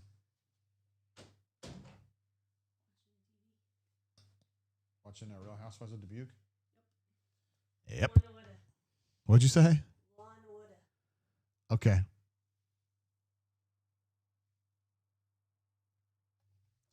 Schaefer Key is a fan of Uncle Rio. There you go. Hugh's showing some fire now. I know you guys are fired up about that. 2nd and 10. Jeremiah eluding a lot of would-be tacklers. What are you doing? Eluding tacklers, doing what he does. Let's see. Josh Woos is 3rd and long. B clutch. 3rd and 9. Not in any kind of field goal range that you'd feel comfortable with at this point.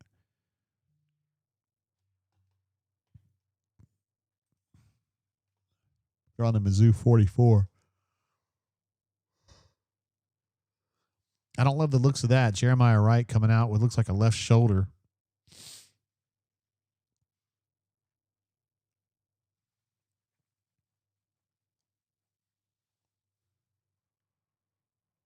Yeah, we know Auburn didn't play well in the second half against Georgia. That's being nice to say it that way. They're playing much better in this game in the second half. There's no doubt.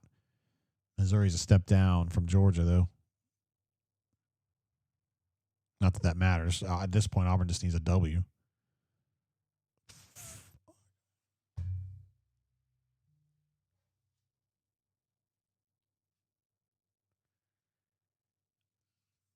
That might be the one that just kind of does it for me with Preston Howard. He misses too many daggone throws or catches like that.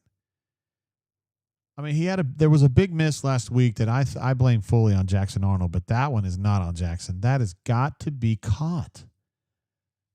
Has to be caught. It has to be caught.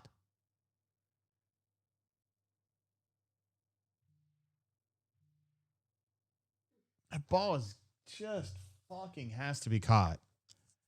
By the way, Alex Golesh is beating the fuck out of FAU tonight. 48-13.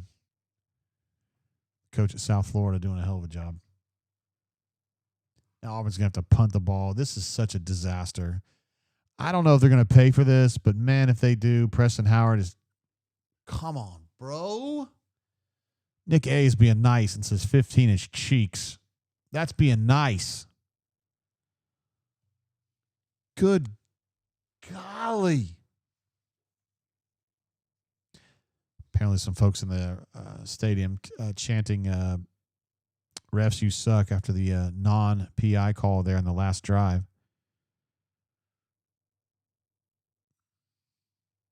Slava says Preston Howard is a bum. He plays a ton of snaps, though. I mean, and I know it seems like they throw to him 3 times a game and he drops the ball twice. I don't know. They love Preston Howard. He's great in practice. I've watched it happen. He's great in practice, but he just doesn't translate to games. Boy, they just got swallowed up right there. I don't know what they're thinking. Inside zone run on 1st and 10 from the 12? Like this is the way they're going to get the ball down the field?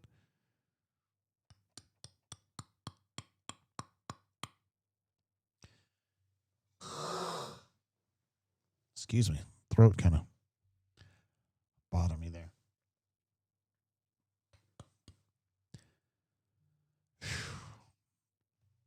Man, it's going to be one of these games. This is going to be an overtime game, isn't it? It's going to be an overtime game. I know, man. Everybody talking about Preston Howard dropping the ball. He drops it way too much. Jaquez Robinson, again, with a terrible line to the ball. At some point, you almost have to wonder, like, how is he the best player they have at that position? I mean, I'd almost be surprised at this point if he made a play.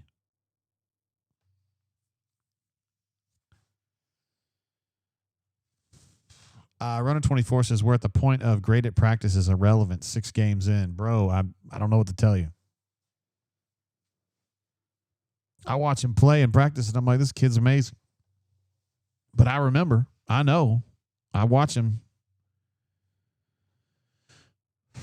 Not Salty says, put in Ryan G. Sit Preston, what are we doing? NFL scouts think our TE room is Division III, JG. I did not say these guys are NFL. don't even put that on me. I'm definitely not saying that. I'm just saying NFL scouts have no interest in a player that can't perform in a game, right? So that's zero. It's flatline. Completely flatline.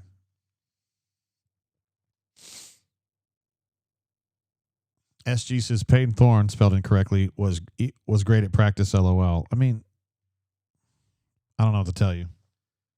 If you guys want to bitch at me about it, that's fine. I'm just telling you, he looks good at practice. I just can't believe he dropped that ball. I can't believe he dropped the ball that was put right there. Donna's advocating for us to put the danger zone. You're probably right, but I'm not going to do it right now.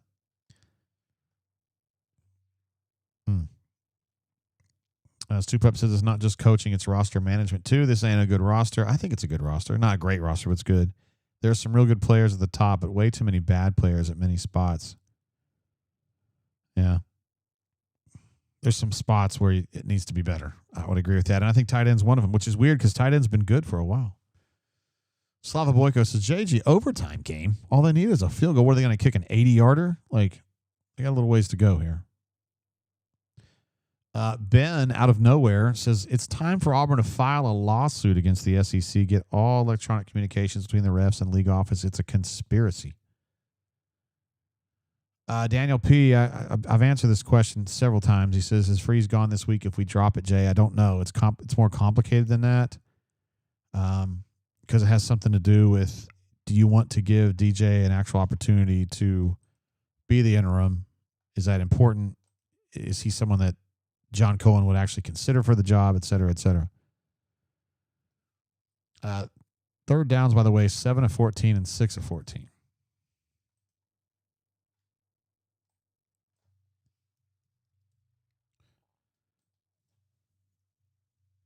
I probably got this wrong, but whatever.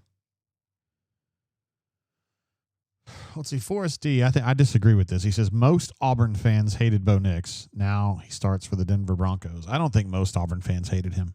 I think there was that's offside on the left tackle. Come on now. I think that there was a vocal minority of fans that didn't like Bo Nix, and I think most Auburn fans liked him or were at least neutral on him. Is how I feel about it. Brother Moore says, hello, brother, from Blount County. God, despite Hugh sucks, we need to win this. We did. My wife and I, on our way to Louisville, drove by Blount County, and I said, hey, man, I know there's a guy here in the chat who's from Blount County. These are good folks up here. A little bit north of Warrior.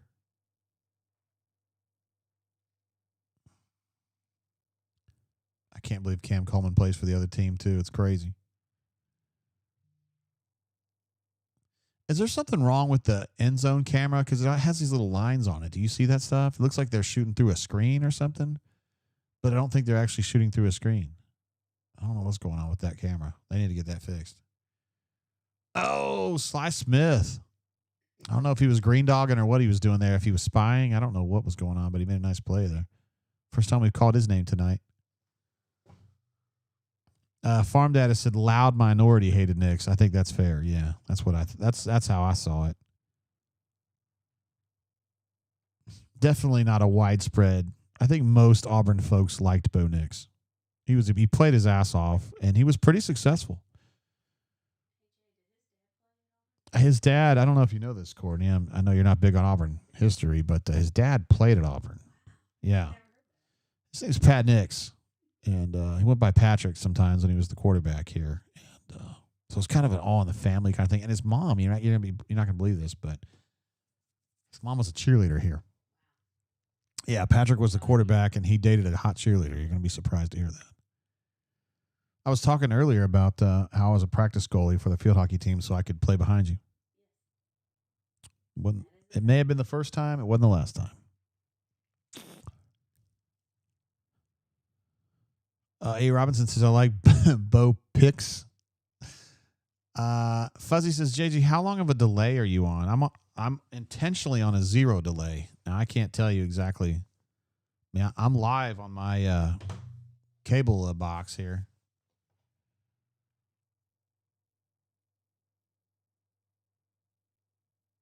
Let's see. Guy says, get Sly and Robinson out of the game right now. We need kids who can cover. You also need kids who can tackle, bro.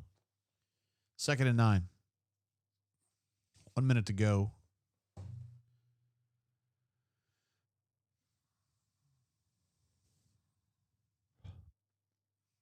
We're having a very intelligent discussion in here about Kensley got picked up on a blitz there.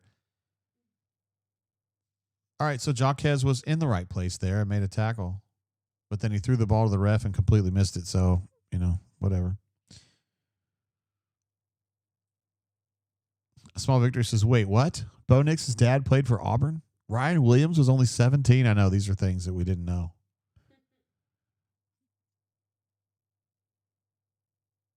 Oh, God, guys. Kensley's blitzed the last 2 plays and hasn't done anything. He hadn't gotten anywhere near the quarterback. Guys, I'm starting to get anxious here. It's not good.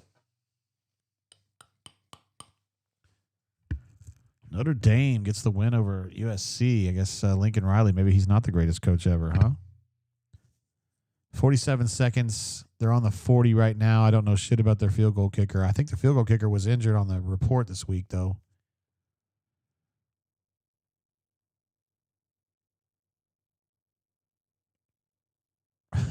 Dan says, how are you going to be this unclutch?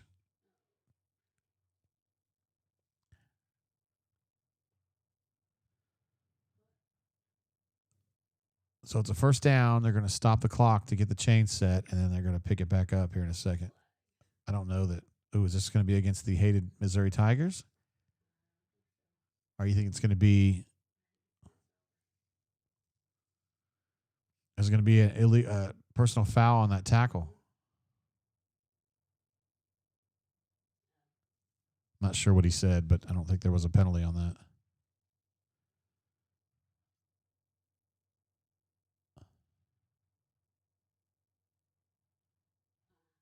I don't know what that was.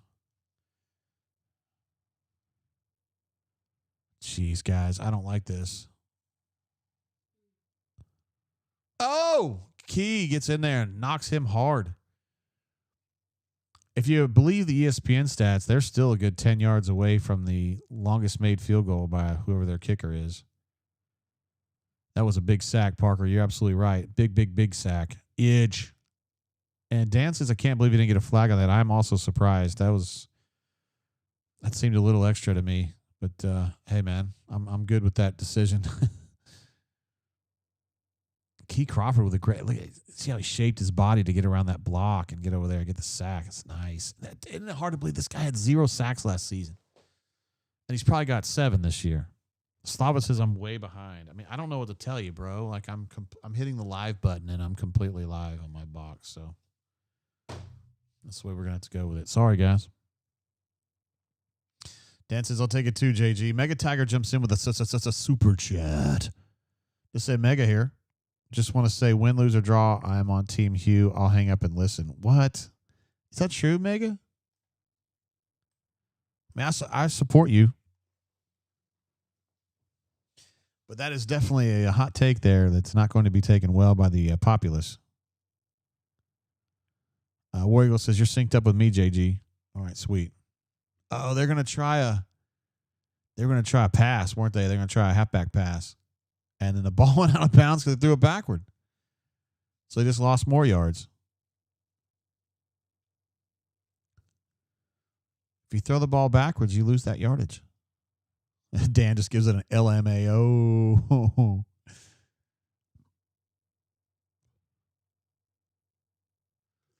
Dude, Eli thought he had drawn up a goodie right there. He did. I swear he did. Uh-oh. We either got a legal procedure on that. Mike keeps saying you're behind, JJ. I haven't changed anything. Man. I don't know. Fuzzy says I'm 2 plays behind, Courtney. How can I be 2 plays behind?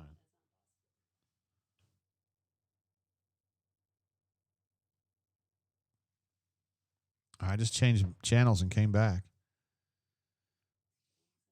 I'm looking at a 3rd and 28 right now.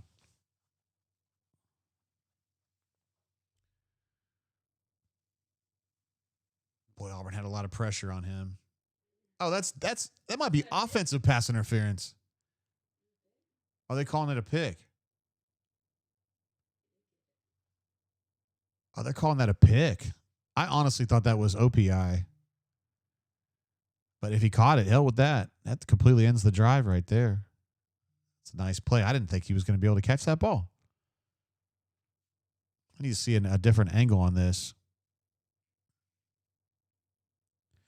Boy, Missouri, I think their chances of winning this game were like 65 or 70% just like a minute ago.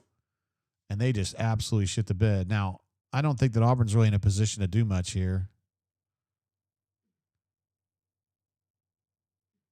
What a clutch catch from Jay Crawford. My goodness.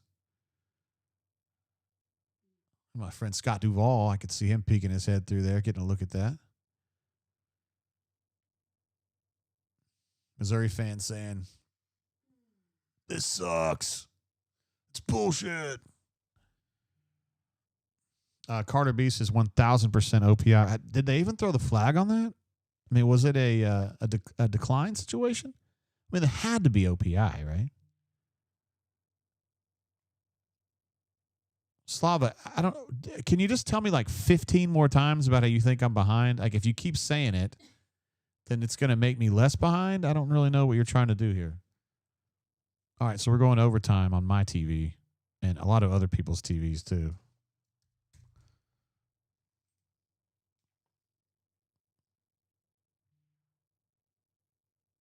Yeah, Dan thinks it had to be OPI too. Brent says internet is just behind. Yeah, I'm about to ban him, even though he's a great poster. It's just annoying. Nothing I can do about that.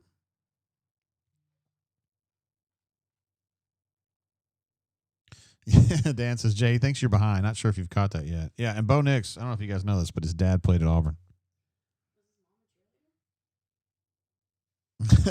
Jay says, good thing we have a great kicker for overtime.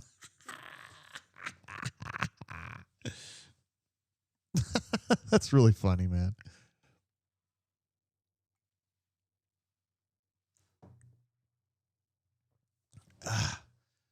Mama Dudette says, Slava, can you tell us who wins so we can place bets? Patrick P says, we got to watch more of this. Oh, my goodness. Auburn volleyball has a big game tomorrow night. They got to play at Kentucky. Kentucky's really good this year. Be a good test for them.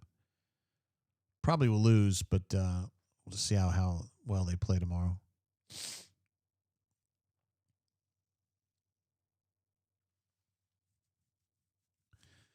Soggy Nacho said an insider just texted him he thinks that I'm behind.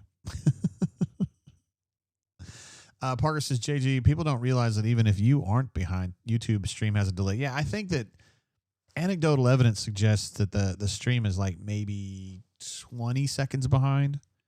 Because I'll say something, I'll say like, what's the score of the Alabama game? And like 20 seconds or 30 seconds later, I'll see the answers.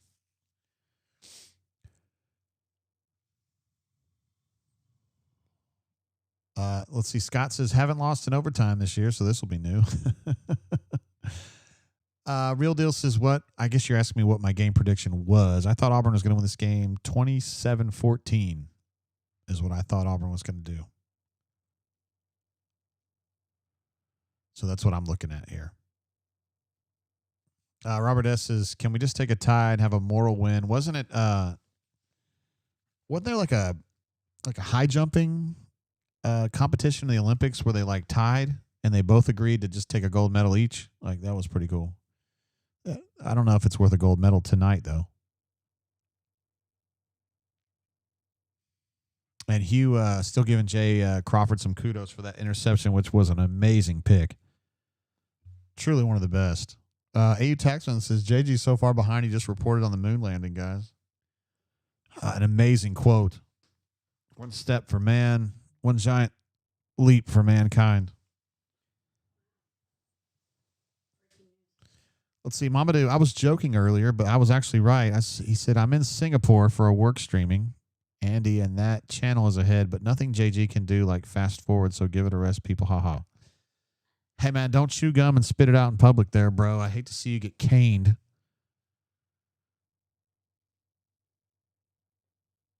Terrence says Auburn would take a copper medal at this point. Copper's worth a lot, man. Peepass says, at stadium, no one left. I don't know what that means. That means like that literally it's like empty. JG, Freeze not finding a top kicker in the portal is killing him. Love McPherson, but an elite coach doesn't leave it to chance. He didn't. He went out and got one. I mean, he got Connor, the kid from Southern Miss. So, I mean, coming into this season, dude, I was like, I don't care what happens. He did everything possible. Look, Connor Lou's out there for the coin flip, though. Hopefully he can be out there to play. That'd be pretty sweet. Ronnie Brown getting the mic in there.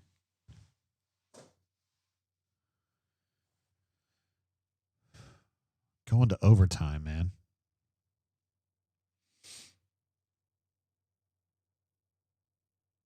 Let's see. Jeff B says, Jay got that DSL. Isn't it fast? I do have cable internet. I don't know. I was supposed to have fiber, but for just because of a really weird anomalous issue, I don't have a fiber line in my little section of this neighborhood. We didn't get one. So my neighbors across the street have fiber, but we don't. So that's the way it goes. Connor Lou.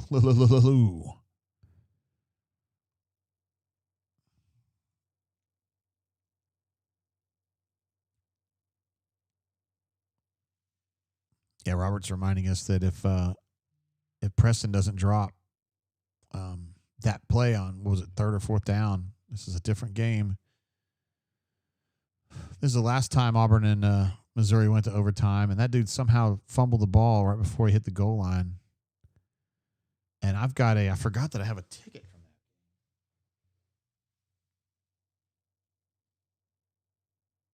Yeah, right here.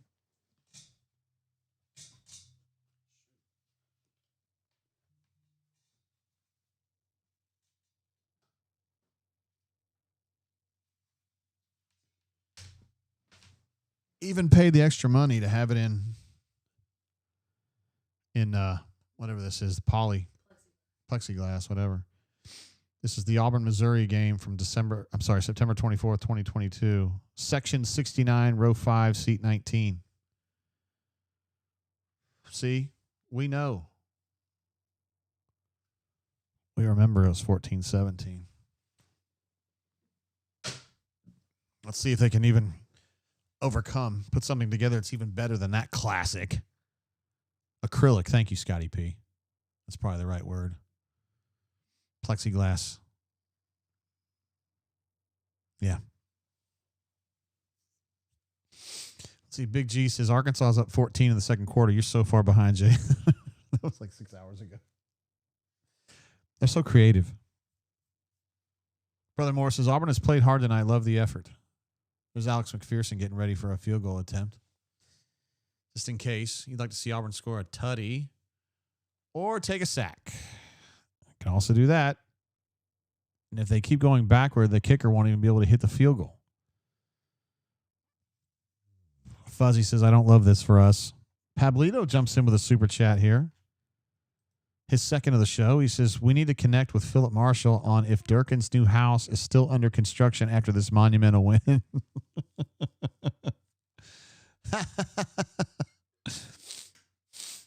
Gunnar says, taking the sack. Gotta love it. War Eagle says, this will be over soon.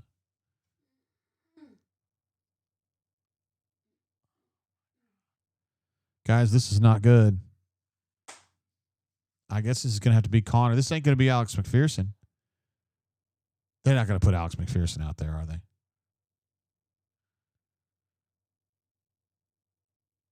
They're going to put Alex McPherson out here. I mean, look, man,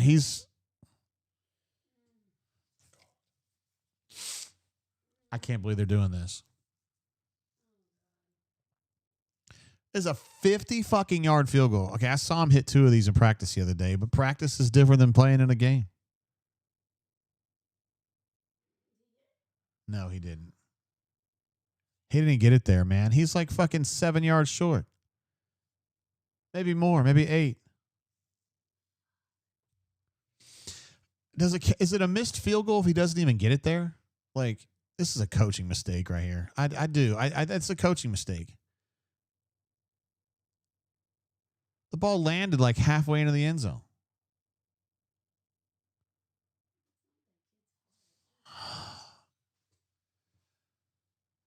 Towns has a lot more distance than Alex does. And I'm not saying Towns is great, but at least he can hit that kick from that distance.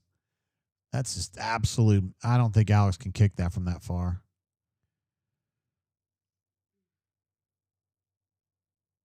I have to agree, guys. I think this is that's a coaching error there. He can't even get the ball there. He can't get the ball. He can't get the ball there. He can't kick the ball that far.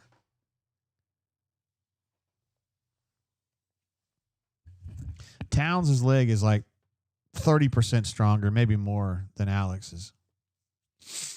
And Connor Gibbs he's got a strong leg too. And I don't know what about the way Alex's kick tonight made Hugh think that, oh, fuck it. Yeah, we'll just run him out there for the longest field goal of his career. Sure. I mean, like, I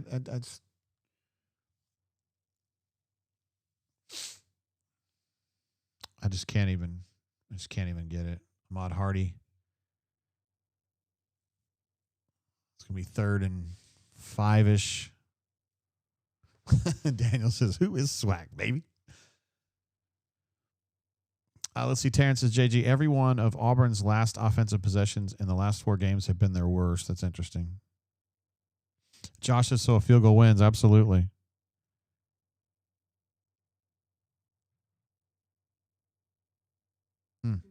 Hey, can you give me a piece of toilet paper?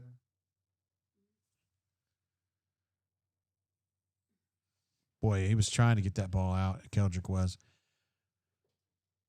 All right, so interestingly, they're really not that far out, but it's very close to their backup kicker's career long or whatever.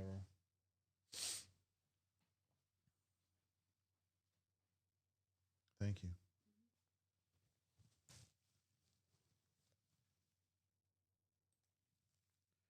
I feel like a stranger jumps into chat to say they should drive Freeze to the airport so they can just leave him on the tarmac. Give him the old Lane Kiffin business there, huh? Dan says, is their kicker that bad? So I think their starting kicker's hurt. I don't know that. I'm not a Mizzou expert. I kept seeing their name on the kicker's name on the injury report. So my guess is that this is a backup. I don't know that, though.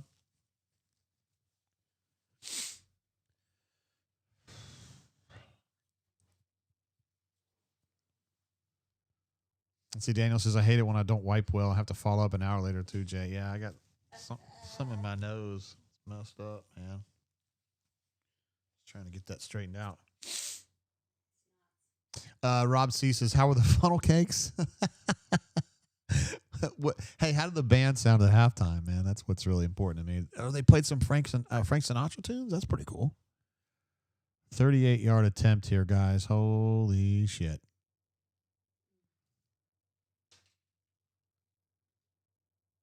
I think he missed that. Oh. He missed it. Holy fucking shit, he missed that too. They're doing it again. Look how happy Hugh is. Look how happy he is. These two teams did this shit before, and now they're doing it again. It's like, who can suck most in overtime? It's unbelievable. Oh, my goodness. Oh, my God. Look at that. Where you going, bro? No, sir. Get your ass back. That's pretty funny. Eli was running over there to go shake hands. Get your ass out of here, man. Reverse. What are you doing? Cassidy Pieces, honestly, nobody deserves more of this game. It's just like this last time they played, man. It was just an abject disaster at set football back, and we're doing it again. Walter White 4AU says, not dead yet. Carter B says, you'd think we just won by the way Hugh is dancing. It's true, man. It's true. Daniel says, this is one of the worst games I've ever watched. I think it is. It's bad. I've watched a lot of Auburn games in my life, and this is definitely bottom 10. Just terrible. Trent says, what the heck is happening right now? Brad J says, can't wait to see our next few offensive play calls. You know they're going to be dandies. This camera angle makes it look like, he kind of missed it or whatever. Dude, the ball is bouncing halfway into the end zone here.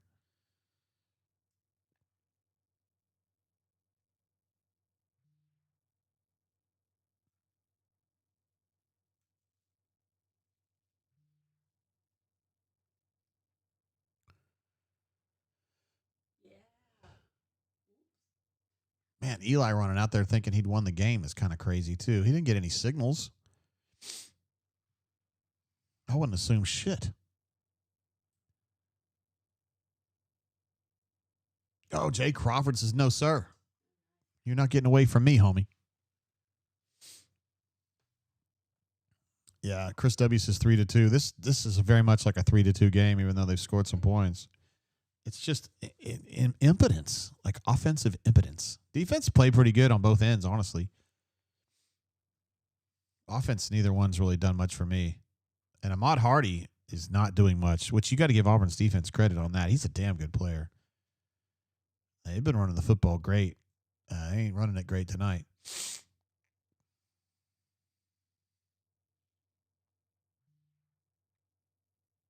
Did he catch that? He don't have the ball in his hands. Oh, get some. Uh-huh.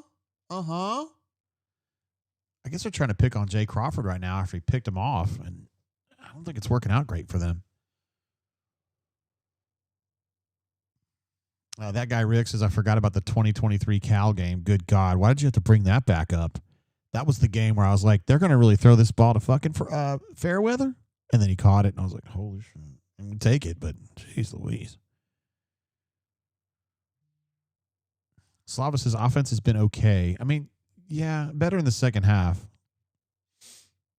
But this stuff here, like the drop by Preston Howard was just impossibly bad. And I feel like they just missed opportunities. Taking a sack on the first overtime possession is just like, what? Like, throw the ball away.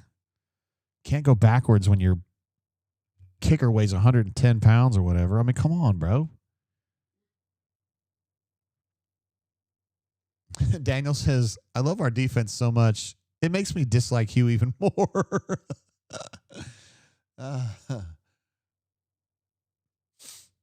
For some reason, my nose is like all stopped up. I don't know why.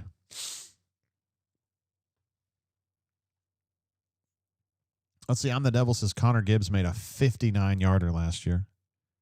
See what I mean? He went out and got him. He came into the game with, he came into the season with 3 what I thought were at least semi-legit kickers. And here we are again, just losing games, or, not necessarily losing, but this game should be over. You just have a feeling, or you know something? 3rd and 10. Auburn bringing a lot of dudes here. Oh, they got a first down. It was definitely bandit coverage in the back there. I thought DeMarcus Riddick was going to get to that quarterback. But a tough pressure throw from Prabula.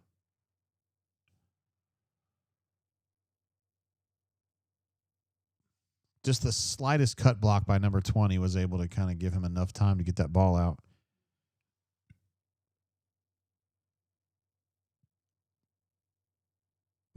Gunner says, am I the only one who would be extremely pissed off if we hired this nerd from Missouri? Nerd. I like that. Coleman says, Kensley stinks in coverage. I don't think that's his strong suit. No. And same thing for Sly. They're hitters, and they're good kind of like box safeties, but they're not good coverage safeties. Brad J says 28 is not good at football. Yeah. But, Jaquez, he misses a lot of shit, too.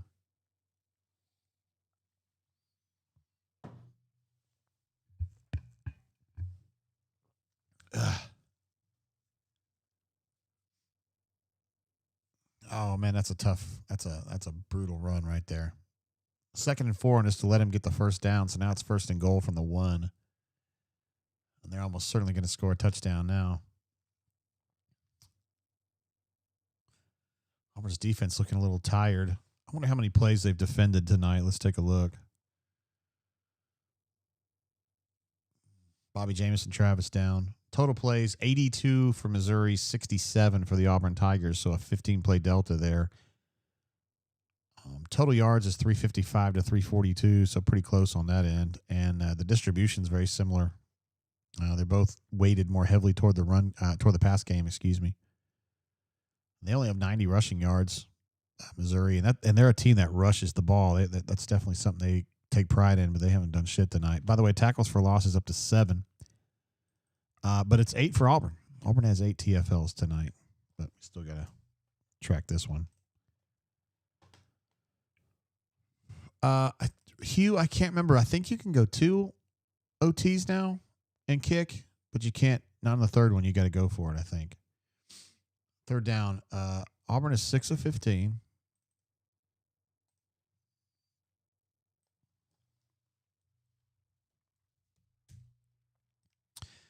And Missouri on 3rd down is 8 of 17. God dang it.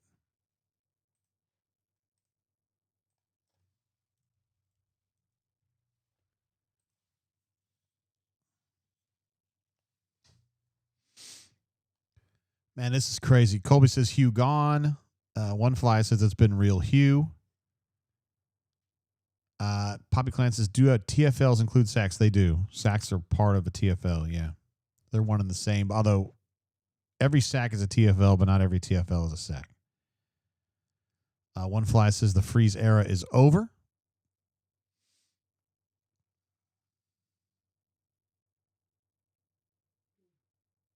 Nice play there by Chris Murray to force that tailback to run for his life. So that's nice. 2nd and goal from the 2. Diego just says, fire Hugh. Trent says, and he knows more than I do, if we lose, Freeze gone. There's that camera angle again with the little, it looks like they're shooting through like a screen or something. I don't understand that.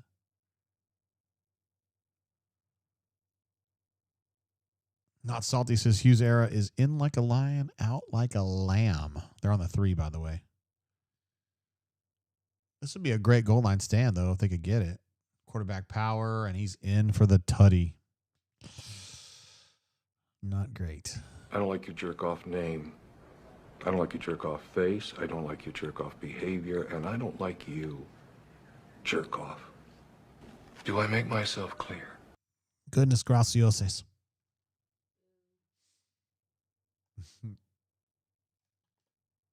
Josh Wu says, not cool, man. Not cool.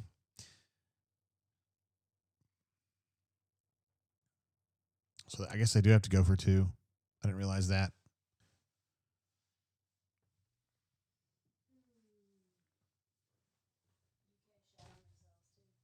Yeah, I know. But that's to be expected.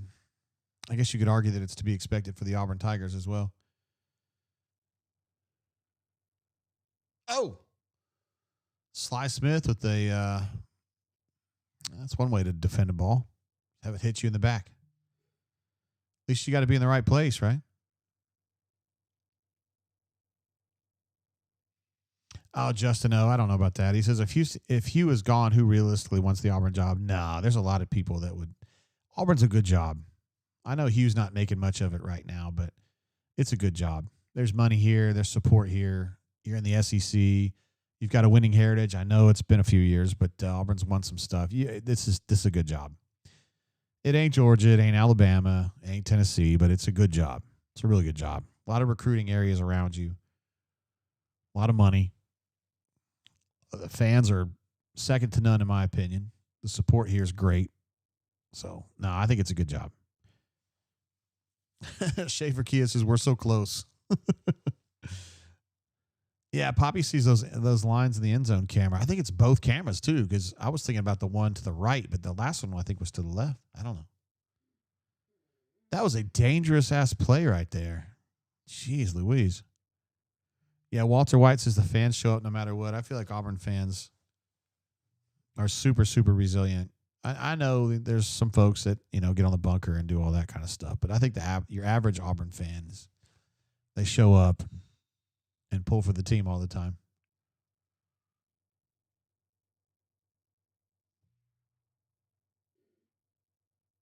Boy, I got the ball to Preston Howard, the last guy he'd want catching an important pass, but he did pull it in. It's going to be 3rd and 6-ish. Something like that. Yeah, AU Taxman, not a fan of whatever that first down call was. I do not understand why that was. I don't like it. I don't like that play call at all. I like Cassidy pieces. I like old Preston. Oh, I don't like that play call either. Fuck, man. It's going to be 4th and 8.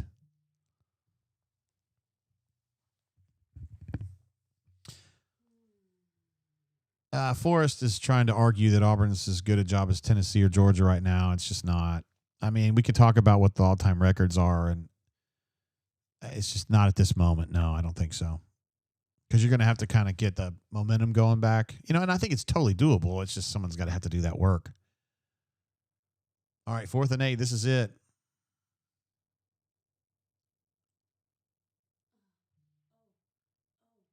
Wait, why would you go down? He's an ineligible receiver, though, I think. We got a flag down. It's going to be this is not good.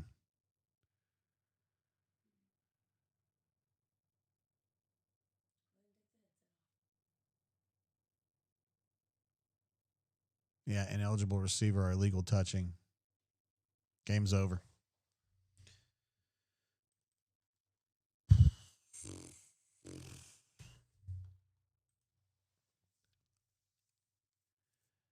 God, that is it is so painfully on brand to lose the game in that play. I mean, there's a lot of reasons that Auburn lost this football game, but for that to be the final play of the game is unbelievable. It's just so on brand, it hurts. Like 7 or 8 guys coming, Auburn acting like they didn't know that was going to happen. Jackson standing flat-footed, trying to go through 4 progressions with 7 guys coming at him. Throws the ball to a lineman who's an ineligible receiver. Game over. I just don't even know what to say about that. I'm just let you guys. I'm gonna let you guys vent for a minute or two. You guys deserve that. You really do. I'm gonna update some of these numbers just for shits and gigs. 18 of 30 for 207 for Arnold.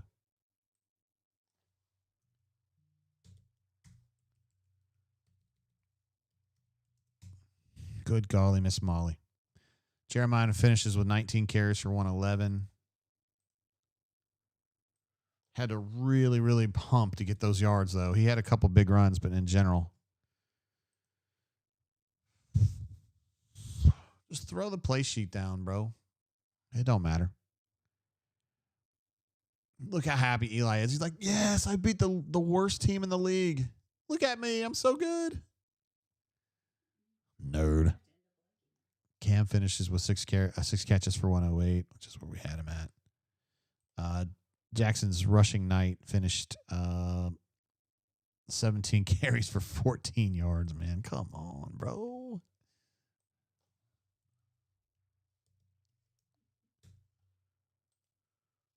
Good golly, Miss Molly, y'all. We got issues. We already had issues, but we got real issues here. Auburn drops to 3-4, and Missouri's now 6-1, but they're just such a light 6-1. All right, let's say Timothy says, y'all go ahead and run the Fire Hugh story, JGT. That is not how it works.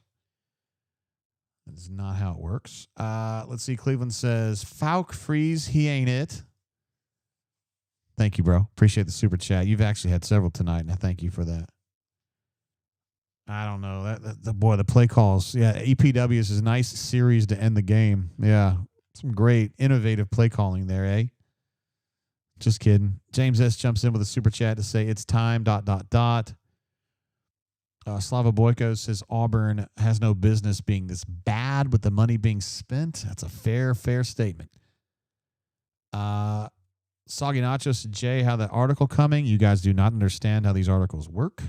So the article will not run tonight. It will not. Let's see what else we got. BVK says entire whiteout room will transfer in December. Okay. Good stuff. Everybody's handling this really well. War Eagle says, fire Cohen too. He deserves it. Locked On says, give me James Franklin. He's a pretty good coach, to be fair. Chipper says 13-0 after you had the lead. D. Lucky says it was a fitting end. Absolutely. That is the most on-brand finish I can imagine. It is just, that's just it, man. Gunnar says, JG, an overtime loss means we're getting closer. Trust the process. Webb Waters thinks that I am going to concurrently do this show and write a column. Now that would be some impressive multitasking. Hey, Jay, do the show and also write a column. And I expect it to be up at 11, buddy. I got you. Can't do them both. Reynolds Wolf says, free to bed. I love that. Thank you for your passivism there. I'm just kidding, man. You're just having fun. Trying to change the discussion. Purple Haze says, pulled for Auburn to lose all night. Hashtag real fan. Diego says, fire him tonight. Why wait? Tubbs Tiger says, get J-Head on the line. Boy, that's going to be a tough job there, huh? I've already spent 4 hours and 17 minutes talking about this mess, but he's going to have to come over here and talk about it. Uncle Ob says, Summerall, spelled correctly. Thank you. Key, Muschamp, need energy. At least JG keeps his job. Yay, that's great. Let me check, make sure. J-Head, I talked to him earlier, and he said he definitely was going to be good for a call, so I just want to make sure he's good. He probably will be because he's a man of his word.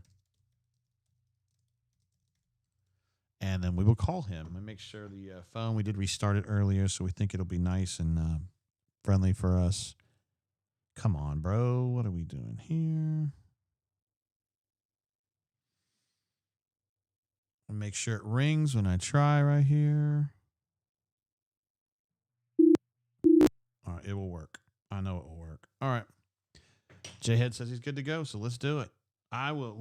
Before we get going, hold on. Let me switch over to our post game. This is our post game, I guess, canvas. Well, actually, I was calling him Alan Head the other day. And we will get him on the phone right now.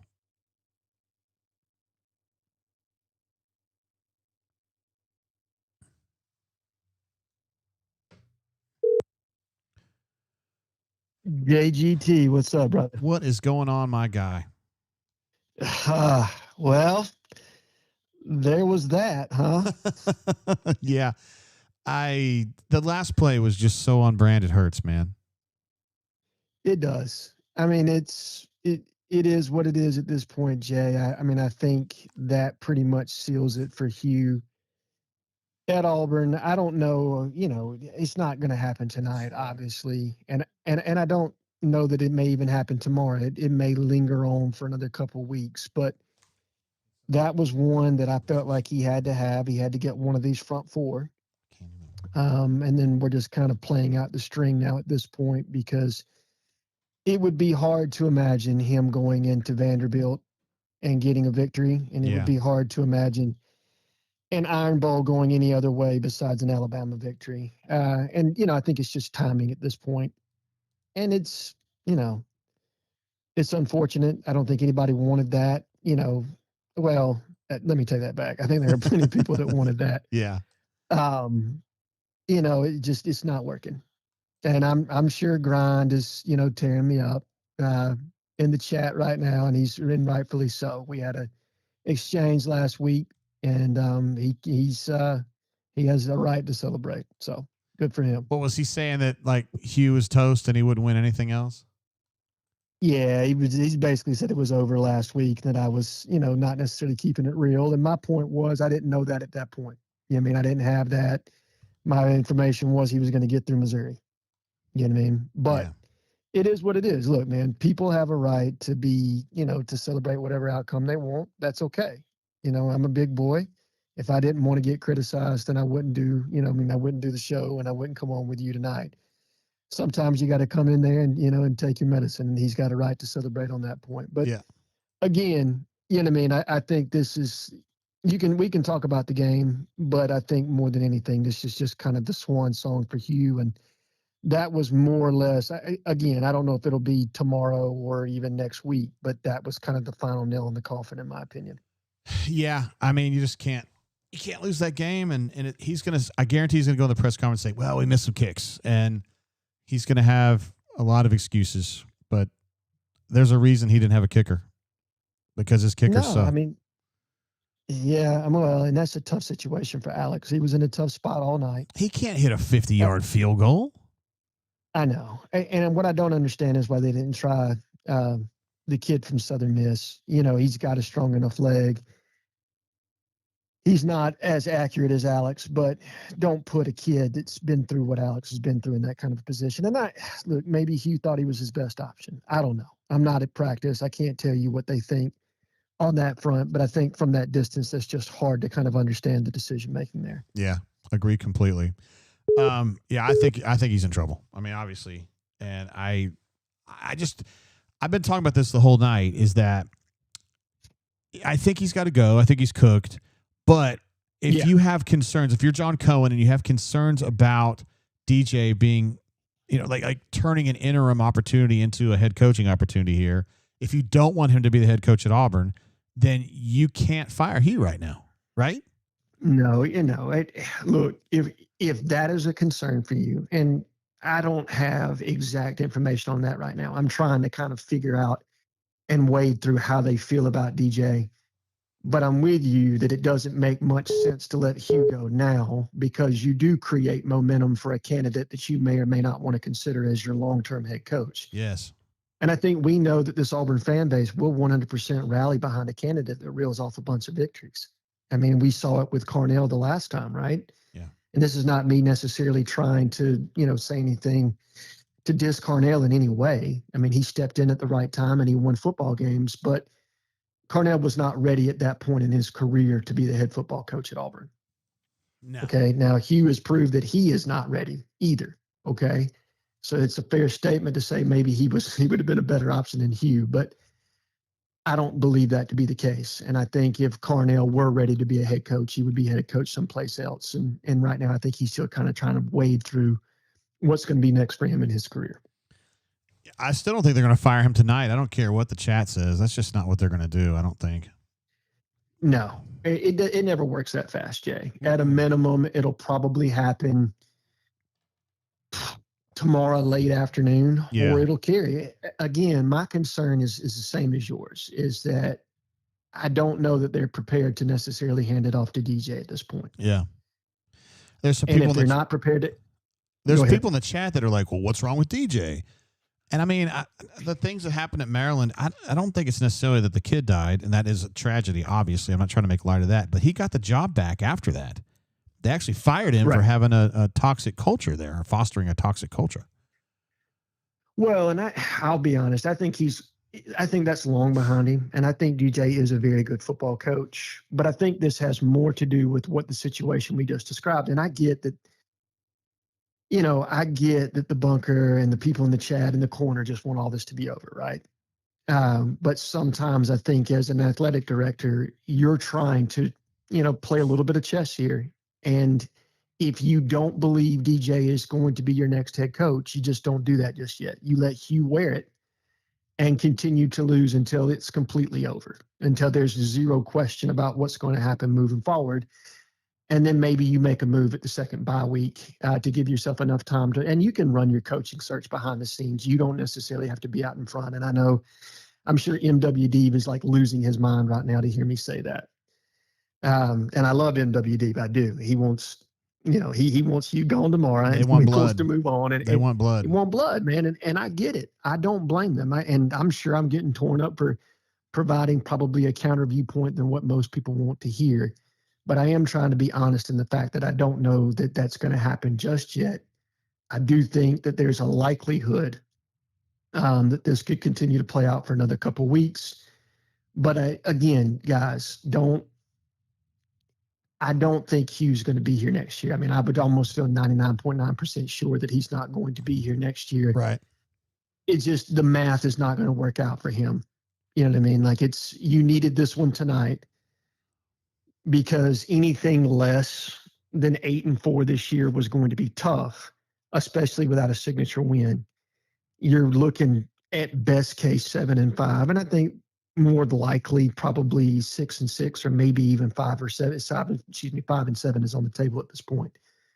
So it's not a situation where they're just hanging on to Hugh because, I mean, I don't know. Maybe they are trying to let it run its course, but I think it's done, man. At this point, I think he is cooked. I think there's a potential that he could make an announcement, even that he's stepping down for health reasons at the end of the season. And then they'll be able to run their search that way as well. It'll be a similar situation to where, like Ed Orgeron, when they announced his firing at LSU a couple years back, and then he coached out the remainder of the year. I think they did the same thing. No, they didn't let Jimbo finish. I don't think. I think they just fired him after Miss State and moved forward and made somebody else the interim. But I don't know. I mean, I think it gets tricky at that point. And again, I don't have a full understanding just yet of how John Cohen views DJ. Yeah, that's and the is thing. he ready to provide that kind of momentum to a potential momentum to a possible candidate? It's going to be a crazy few hours here. I mean, well, at least 24 hours anyway. Just because it's so obvious that he's this is not working out. I mean, 0-4 in the league. Auburn's going to have another losing season, which I never thought. Me and you would never thought this would go this long at Auburn. This many consecutive losing seasons is insane. No, this is easily the low water mark of Auburn football in my life. I mean, and it's unacceptable. It's unacceptable to the fans that pay what they pay, that show up every week. It's unacceptable to, to anybody involved with Auburn athletics. This is not the standard by any means. This is not acceptable. This is not what Auburn football should be. And let's be honest here, man. The roster that Auburn has and the price point on it is so much better than the production that you're getting out of it at this point. Yeah. It's crazy. I did not think it would ever get this bad. I really didn't. No, I'm with you. But it is. I'm with you. And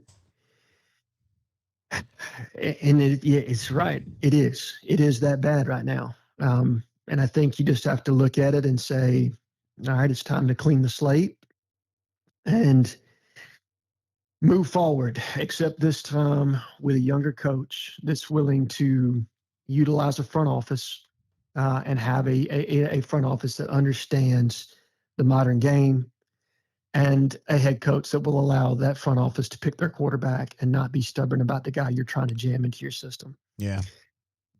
There was some because talk. I do think. I'm sorry. I cut you off again. I'm sorry, brother. There's been talk in the chat, J-Head, about, hey, Auburn's not a good job right now. And I disagree. I think Auburn's not a good team right now, but I think there's money here. I think there's a good recruiting area here. I think there's a lot of heritage, a lot of winning heritage, not recent, but usually. And I think the support here, the fans are amazing.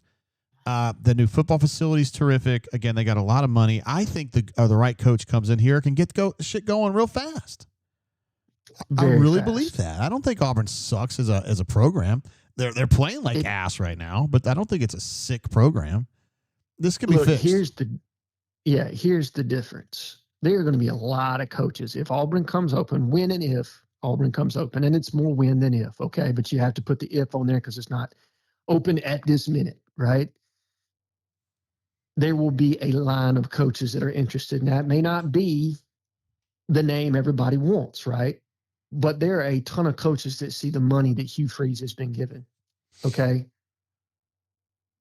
Again, we just talked about it. That's a $20+ million roster. There are coaches that would kill for that kind of support and think a lot of coaches are alphas, dude. They don't look at what's going on at Auburn. They look at it, as, do I have the support that I need? Do I have, 87,000 fans screaming and going nuts in JHS every Saturday? What kind of operations building do I have? What kind of NIL budget do I have?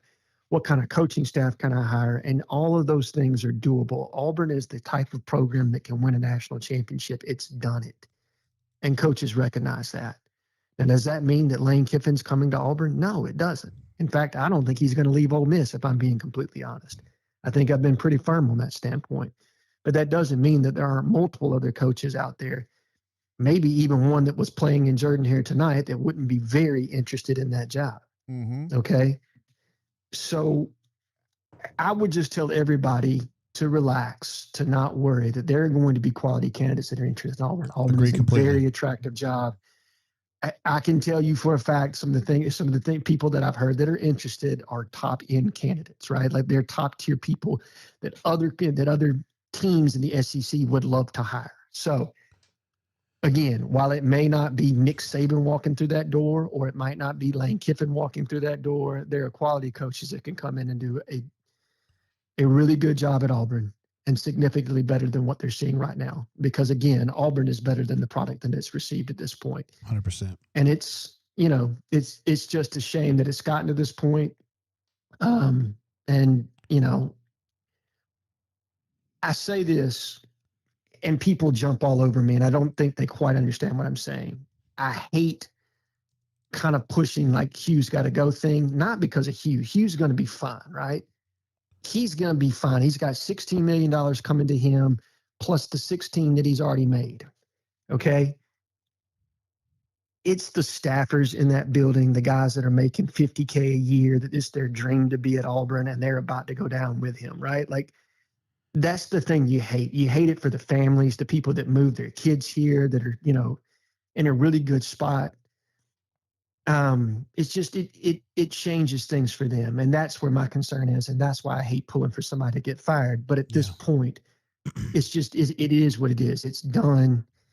And they'll turn the page whenever they're ready to start their coaching search. Again, I don't see any way out of it for Hugh at this point. It's over. It's done. And it'll probably be announced here in the near future. Again, can I promise that's tomorrow? No.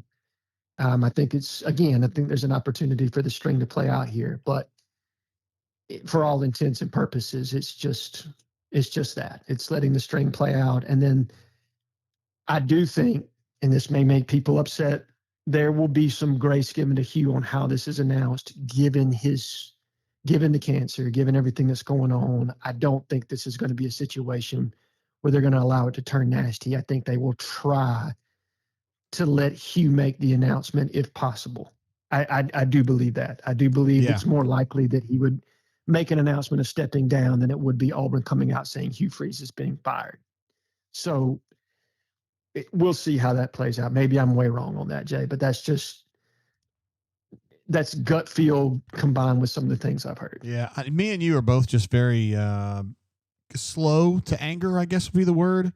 We don't get carried away with fire this guy, he's got to go. Like, that's not really the way you and I operate. So people in the chat are a little bit like, yeah, blah, blah, blah. Like, but they got to understand, like, I work with these people. I talk to these people. I interview these people. You don't necessarily, but you're working around them. And we can't just get on here and just shit on people. That's not how we do things. I mean, it's just not. So. No, and there's no point in just shitting on people, right? Again, right. I think most of the people in the chat are going to get what they want. It's going to be a clean slate sooner rather than later, right? Yes. But I don't need to trash. So I don't need to trash somebody on their way out the door. What's done is done. I think everybody saw it tonight.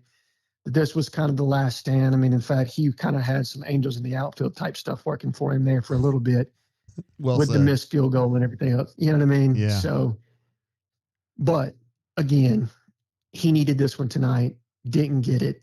I think everybody realizes this was kind of the Alamo, and it's done now, and it'll be time to move on soon enough.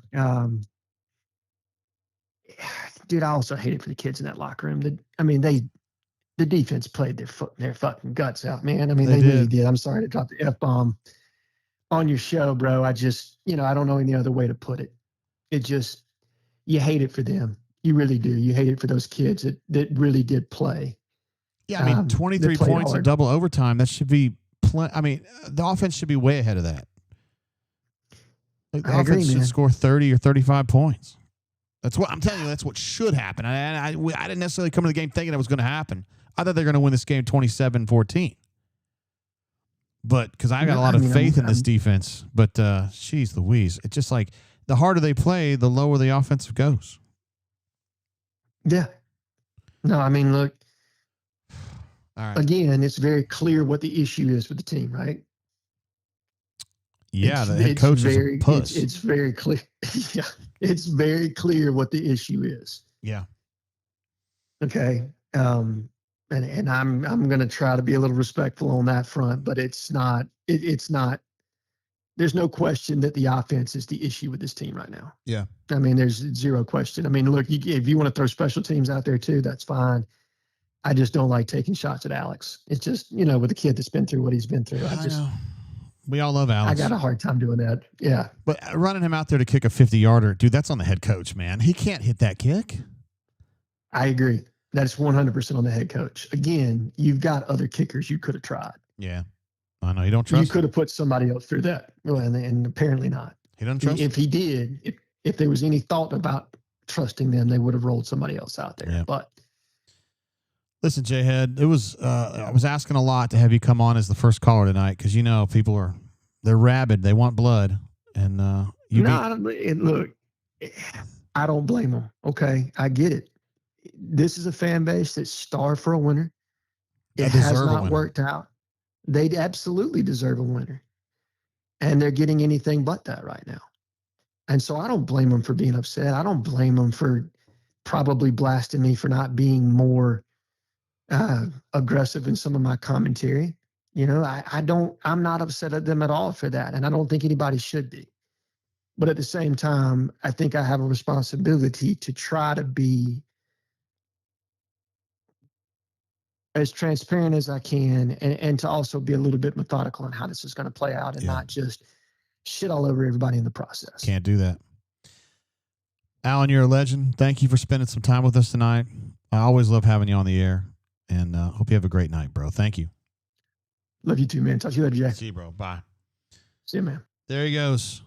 J-Head. Well, his handle on our board is J-Head, but he's Alan Head. And you guys know him from his time on our other channels with Jay Lee and Cole on Sunday nights, and also the show he does midweek as well. I know he's probably not the voice that a lot of you guys want to hear because you're out for blood and you're pissed off. Let's go through a few things. First of all, I had some questions about what I was drinking tonight. I've been drinking this Old Granddad 7-year.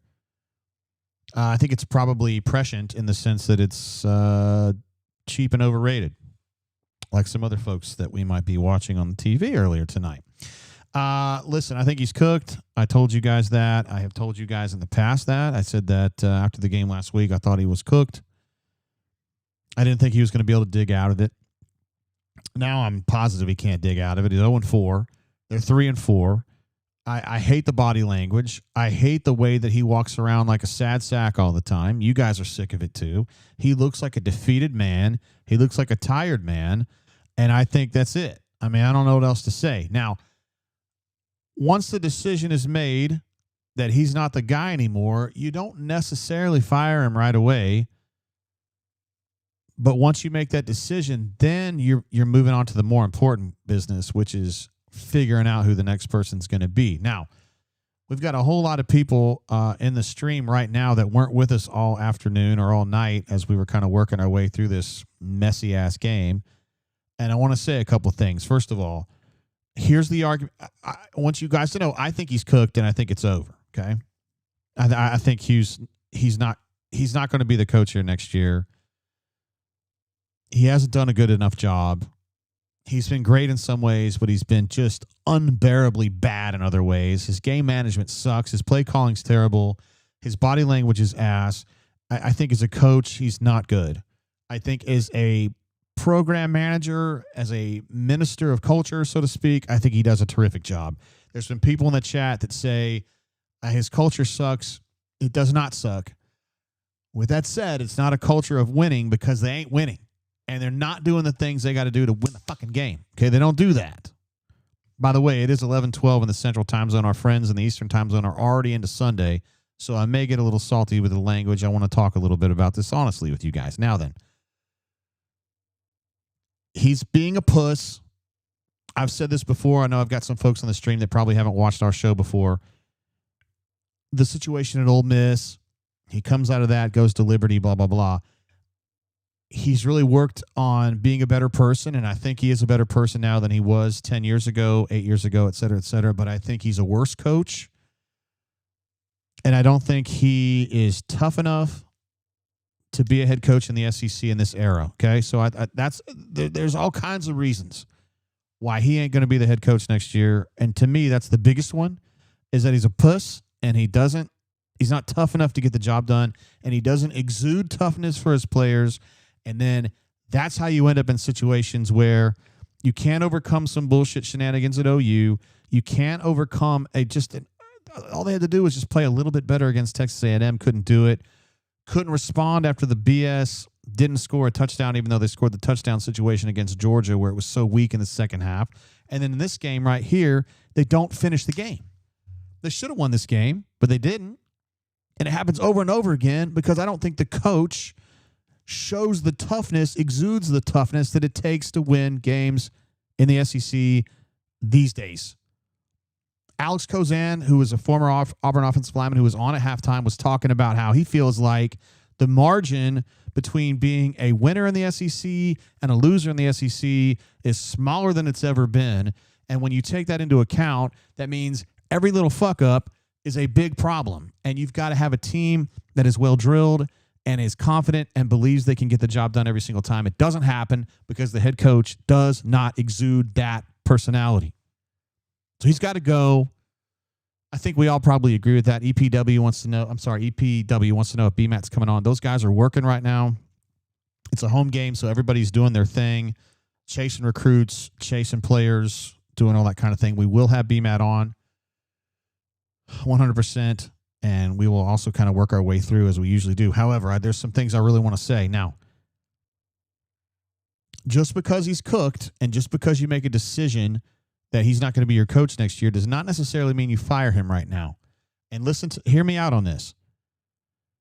Now you got to make a decision about DJ, okay? Because DJ's the guy you're going to make the interim coach. And we could talk, why don't you make it Marcus Davis? I mean, guys, come on. It's going to be DJ. But you run the risk, if you want to call it that. I know there's some DJ fans in the chat. There's some people that love him. There's some people that hate him. He can be divisive based on some of the things that have happened to him in the past. I got it. Sorry about that. I don't know if DJ, I don't know how you feel about DJ. The opinions are split on that. I care about what John Cohen thinks about DJ, because if he doesn't want the possibility of DJ being the head coach here, then he doesn't need to be firing Hugh right now. He needs to delay this a little bit longer so that DJ doesn't have an opportunity to go to Arkansas and win the game against a pretty hapless Kentucky team. I know they played well against Texas today, but Auburn should win that game in Jordan-Hare 8 times out of 10. Now we're looking at each other going, Jay, they haven't won an SEC game this year. I get it. Kentucky's not very good. Arkansas, particularly without Sam Pittman, is not very good. The chances of Auburn winning at Vanderbilt to me are 5 to 10% maybe. But it is within the realm of possibility that you give DJ the team on Sunday and they can win the game at Arkansas. They win the game against Kentucky, and all of a sudden you're on a hot streak. You're on a heater. You've got Auburn playing better, right? I'm not saying, this is not my opinion, and I'm not saying it's Cohen's opinion. I don't know where he stands on it. But if he doesn't want DJ to be the head coach, he can't put DJ in control right now. He can't do it, because you run the risk of DJ getting hot and holding on to the job. Now, maybe Cohen loves DJ Durkin. Maybe he thinks that guy has got the toughness that this program needs, that he would be able to keep the roster together for the most part.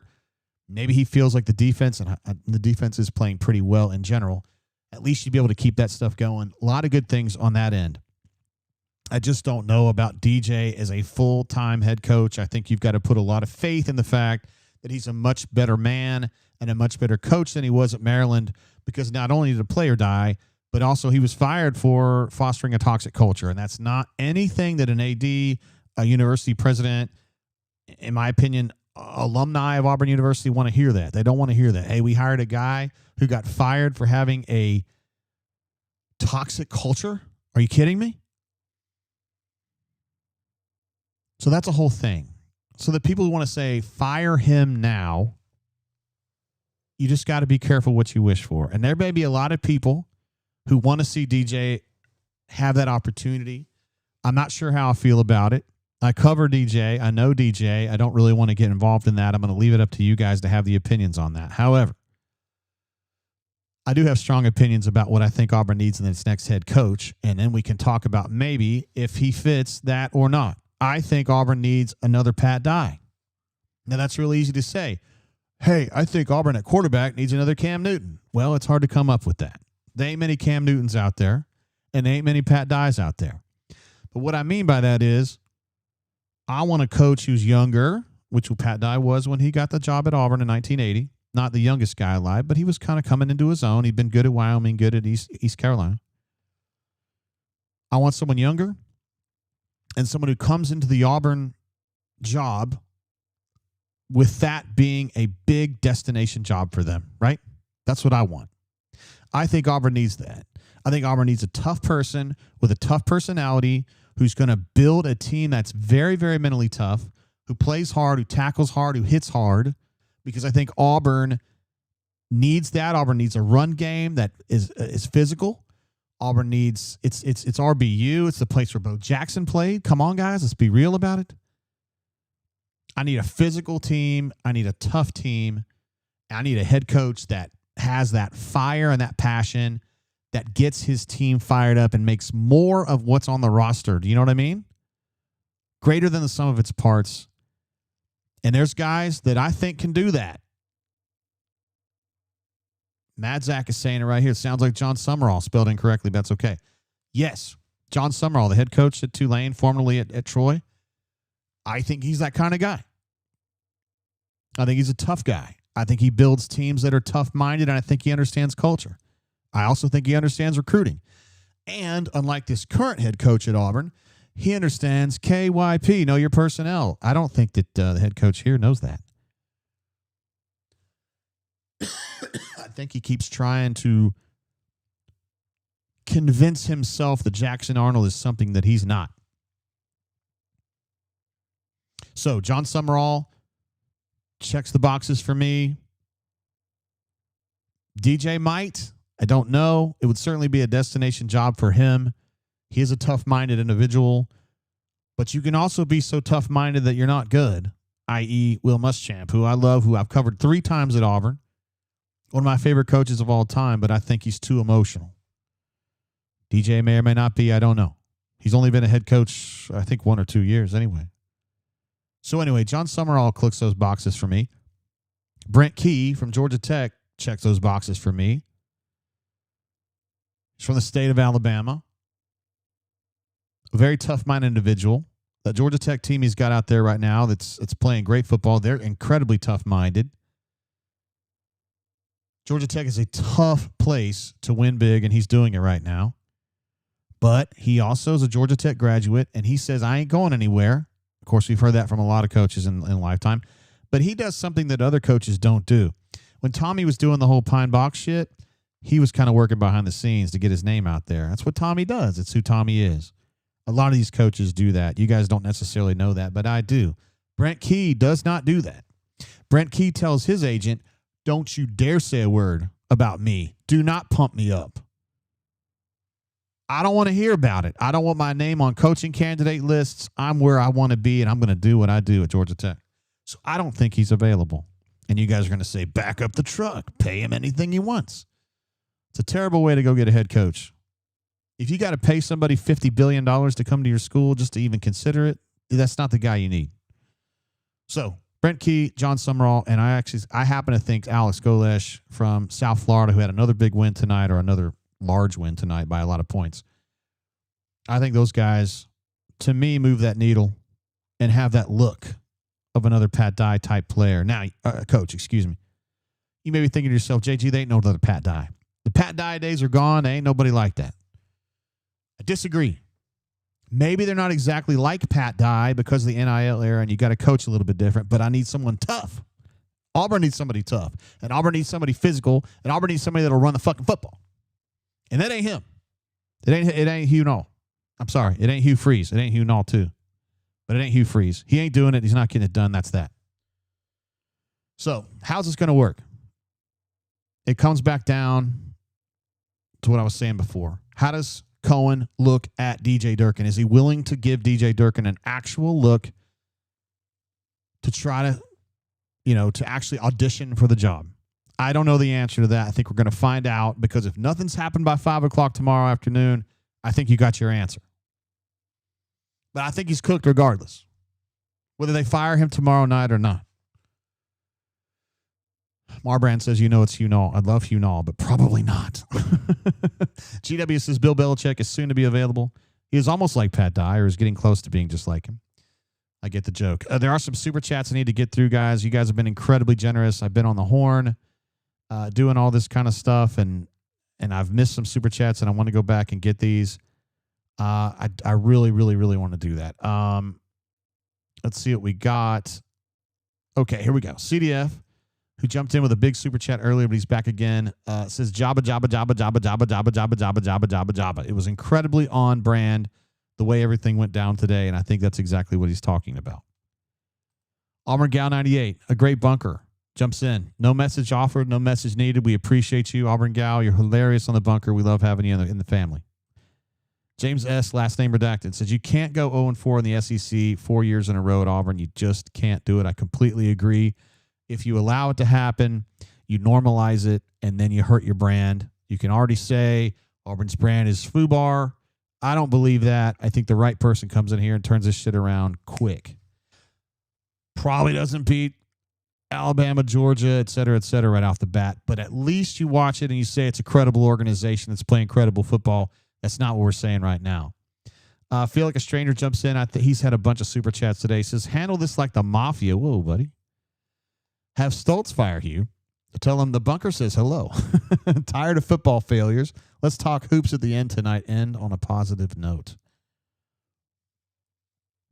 I don't know if I can do that. I think people are just going to want to talk about the coaching situation. But I appreciate the look at positivity. Brad E. jumps in to says fire Hugh now, spelled H-E-W. I love it when people do that. Patrick D., who's one of the all-time legends on this channel, jumps in to say, we are the old Vandy, clean out the losers. I don't like that word, but I know what you mean, and it's kind of what I was saying. If you allow it, then you're saying you want it that way, right? And it's a loser mentality that starts with the head coach. You and I are aligned on that one, Patrick D., and it's just the truth. Trent jumps in with a super chat to say Hugh Freeze era is over, as his opinion, of course, but I also agree. I think he's completely cooked. Chip jumps in to say, get W's or GTFO. Hugh ain't getting W's. Brother, I just talked about Brent Key, who's the guy Georgia Tech. I just went on a big, long rant about it. Chipper, me and Chipper have always had a two-level system on this. Get players, win football games. They got players, they ain't winning shit. Got a problem? Fire them. It's simple. You've had your chances, and it's not just that you're kind of losing some games. You're losing all the important games. It's just a complete wipeout. I don't know what else to tell you. You guys are watching it, too. James S. jumps in with a super chat to say, AU needs to aim high this search, a P5 head coach. Yeah, I guess that would mean John Summerall would not be available to you. He's somebody that I would like to talk to. Brent Key, I don't think he's going anywhere, but I'd like to talk to him. And Golesh, who I'm very intrigued by. I'm not sure I'm totally sold on him. At South Florida would also be wiped off. As far as P5 or P4 or whatever, guys that would be on the list if I were doing one right now, Rhett Lashley, you guys are going to laugh. Kenny Dillingham's a guy I'd want to talk to or talk about. Drink. I know he's kind of the way Missouri won this game is not great, but I do think he's a much better coach than the guy that's coaching at Auburn right now. I mean, you guys, seriously, if you guys want to say that Drink sucks, go look at his last 30 games as the head coach at Missouri and then compare to the guy that's the head coach here. I mean, it's a lot different. Hell of a lot different. Kyle L. says Jeff Brom from Louisville. I mean, he's at his alma mater. It does seem like he's in a pretty good spot there. I don't know. Grind jumps in, who was mentioned by Jay Head on the horn earlier. Says, let Hugh finish the season aware of this debacle, conduct a real search. We need a defensive-minded coach. Roster turnover is the biggest downside because I do believe we have dudes at some spots. We absolutely do. Auburn absolutely has players. That's what makes us so bad. If he had shit players, you'd just be back with Harsin. But you don't have shit players. You have good players. Not necessarily enough of them to overcome some of the coaching problems. But you got players here. There's some really good players here. Daniel says, of course, going after the Georgia Tech guy. Jesus Christ. What are y'all doing, man? Snowburn says, fire him tonight. Take a swig, JG. I did take a swig when you sent that over of the old granddad. Been careful with my drink tonight, though. Those of you who are expecting Ole Miss drunk are going to be disappointed. Had a feeling it was going to be like this. The real question, Trent asks, is who will Auburn hire? We're going to chew on that. We'll continue to chew on that as we move forward. Parker M jumps in with a super chat that says, really don't have much to say except F Freeze. Glad I won't have to deal with UGA or Bama fans for much longer. About to be fishing on Saturdays and watching CFB on Sundays. I like that. Just bounce. I like it. You can go to the NFL. Come be a Raiders fan. It's a lot of fun over here. The way we lose in the Raiders world is very similar to the way Auburn does. Roster will implode. I don't care at this point is what Trent says. Roster 100% will not implode because they can't go into the portal until 5 days after the new coach is announced. Okay? There's no portal opening. They ain't nowhere to go. Now, if they want to pull a Damari, that's fine, but that's got its own downside, believe me. Love the Cats. Hornatius says, when's the bullshat supposed to go down? Wait, didn't we watch it go down? Like on the field tonight? Hornatius is a great baker, though. I'm sure he's going to bake his way out of this one. Brad says, let's talk about the lack of guys to go for it on 4th and 1 at the 1. 4th and 1 at the 1. It's a slam dunk for everybody else at Auburn. It's a real challenge. Trent jumps in again to say Auburn defense is on standard. Auburn defense is on standard. Offense is not. I don't really understand what that means, but I appreciate you, Trent. That was awesome. Jack K, last name redacted, says, will he go down as the worst coach in Auburn history? He is going to be he's going to have the lowest winning percentage of an Auburn coach that lasted at least 3 years since 1950. That is going to be true. Barring some kind of just unbelievable turnaround, he's going to have to, it's going to take like 4 in a row for him to get out from that one. Wes M, last name redacted, says he exudes paranoia. I don't know about paranoia. I feel like he's less paranoid than Gus was, but he's more like sad and downtrodden. Whereas I never felt like Gus was Gus, but he was intense. I don't know. Hugh ain't intense. MWD says strongly disagree about the culture. Football culture is about mental and physical toughness, and he leads away from that. Yeah, it's just going to be, difference of opinion on that, I guess. What is your definition of culture is different than my definition of culture, and therefore, it's different ways to assess it, I guess. But if you think that this is like the locker room, so to speak, is like it was with Chiswick at the end in 2012, it ain't nothing like that at all. Completely different situation. It's not like players at each other's throats like they were in 98, like they were in 12. It ain't like that. I promise you it ain't like that. Now, as far as you talking about them not being mentally and physically tough enough, 100%. Fuzzy, if you're cutting out, reset. You just got to hit reset. It's YouTube. It ain't me. Let's see. OCP jumps in with a super chat to say Freeze isn't bad. Auburn is just bad. I don't know what that even means. Guys, hit refresh. I'll type it in the chat here.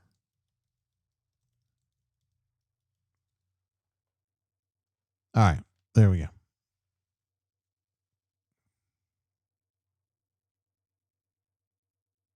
Everybody says it's because we got so many people on the chat. I still have a bunch of super chats to get to. My goodness. T-Roy Tiger jumps in with a super chat to say, I feel for the players and the staff, especially the lower level staff, like Jay had mentioned. I wish you would have had more concern for them than the Twilight raids at Moore's Mill this summer. Come on, that's funny, guys. That's pretty funny right there. I like that. Sean says, your audio sucks as bad as Hugh's offense. I've been asking people to kind of reset their browser, and I don't know. Dan says he's hearing me fine. I think most people are probably hearing me fine. Ryan A says, can you talk about the possibility of Kiffin? I have no idea. Like, how is that going to happen? Like, how in the world are they going to get Lane Kiffin? First of all, Crowatone says, even Auburn mics can't finish a podcast. What are you talking about? Everybody's doing fine. It's you that you're it's YouTube's the problem. T-Roy, I'm with you, bro.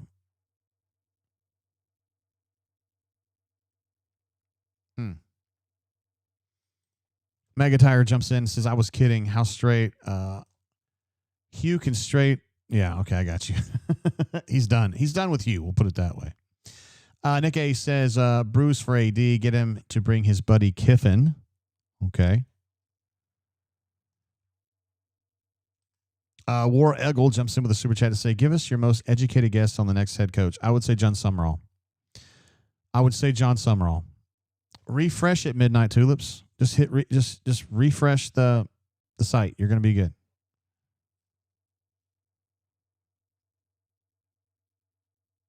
Our Big Cat says loud and clear. Appreciate you, bro. So for me, John Summerall is the guy that I personally think is going to be the next head coach at Auburn. That's who I think it'll end up being. I think he'll come here, and I think he'll do a good job. I think he's the kind of guy they need. He's a tough guy. Soggy Nachos, great name. I love this name. I've said it before. I don't mind when they let him go. AD just needs to do the homework and get a tough, consistent coach. Age of gimmicks is over 100%.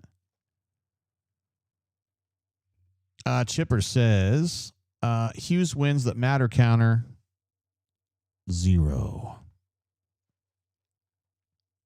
It's tough. Cleve C jumping in. My man, this guy's an absolute legend. We love Cleve C, who's been incredibly giving to me and just an absolute legend. This is War Eagle Big JGT. You are spot on, brother. Thanks for your good heart and excellent leadership on this real tough conversation tonight. Next hire needs to be final last hire for a very long time. Boy, that's what everybody would want to see. Just like somebody that can come in here and give you 10 years or more of just good, solid, consistent football. That would be terrific. And Toe Ray jumps in with a super chat as well to say Freeze is so bad it made Doc Dumps to break character. Oh wow, was it that bad? Yikes. Parker B says, why is Lane Kiffin a non-starter, JG? Because he won't take it or what? Not because he sucks, because he's a terrific coach. He's as good as it gets. But he's already making $9 million plus, or maybe a little bit more than that. Sexton's his agent. He's already gonna, I talked earlier about Brent Key telling his agent to don't even bring up my name. It's on another level. What's up, Noel G? How you been doing, man? I haven't seen you in a minute. Good to have you here on the chat. I know that guy in real life, and he's good people. Lane Kiffin. So I think his agent, Sexton, is going to put his name out for whatever, Florida job, Penn State job, whatever, and just kind of parlay that into more money. I mean, we were talking earlier. What do you think he's going to make next year? I think he's making 9+ right now. He's going to make at least 11 million next year from somebody, maybe 12, maybe 13 million. I don't know. And I just don't, first of all, the whole thing between Lane and Auburn is like, it's almost like a punchline. Like he's like joked about super openly about how people thought I was going to Auburn. I'm not going to Auburn, blah, blah, blah, blah, blah, I know it's all chatter with these guys, particularly him because he's so aware.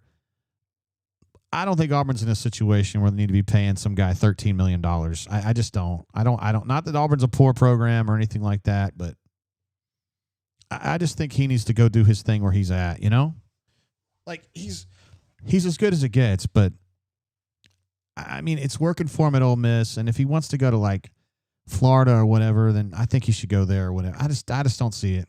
I don't see it. And culturally, I don't see it. I mean, Lane Kiffin's a total badass, but does he fit at Auburn? I know there's people that say, yeah, he'd fit at Auburn if he wins some fucking games. If he goes over 500, I get it. But I don't think culturally it works. You need a tough guy. Auburn needs to be a tough program. And not to say that they're not tough at Ole Miss. They win a whole lot of games. They didn't win one today, but they do in general. Now, Schumann is an interesting idea, the defensive coordinator at University of Georgia. I don't know a ton about him, but he might be one. But I think it's a gamble. He hadn't been a head coach, or he's not a head coach right now. I think it's more of a gamble. All Trade says he wants James Franklin. I don't have a single bad thing to say about that. I think he's really good, and I think Penn State jumped the gun on him, if you want to know my opinion. Clark Lee, Sean asks about. I have some questions about him. I think he's very quarterback heavy. I think he's got a great quarterback, a winner quarterback, basically the Johnny Manziel of modern day. And I don't know that he's going to win a whole lot without a quarterback like that. Now, I think Clark Lee's pretty damn good, but I don't know if he's that good. Wow, Ryan A says, how in the hell, tell me this, Ryan A., and I love you, man. You bring great stuff to the board. How was Kurt Signetti a gamble at Indiana? Please tell me. Kurt Signetti, who was winning his balls off before he got to Indiana, who is a Saban guy, how was it a gamble at Indiana? What were they gambling? They were literally nobody doing nothing. That was no gamble at all. That was the easiest decision they ever made. Jack Case says, who cares about the culture if we win? The culture should be winning. Also, what makes Kiffin a no-go culturally? Does he remind you of Pat Dye? Is he a tough guy? Does he talk about running the football all the time and beating people's brains in with fucking big-ass linemen and big-ass tailbacks and being super physical all the time? No, that's not who he is. Is he going to want to kowtow to the Auburn boosters? It's a different culture at Ole Miss than it is at Auburn. You've got to kowtow to people at Auburn. I don't necessarily think you got to do that at Ole Miss. You got to do some of it. I don't see the fit, man. And that's in no way ragging on him. He's an incredible coach. I think he's the best play caller alive. I think he's the best architect of offense alive. I do like Fran Brown.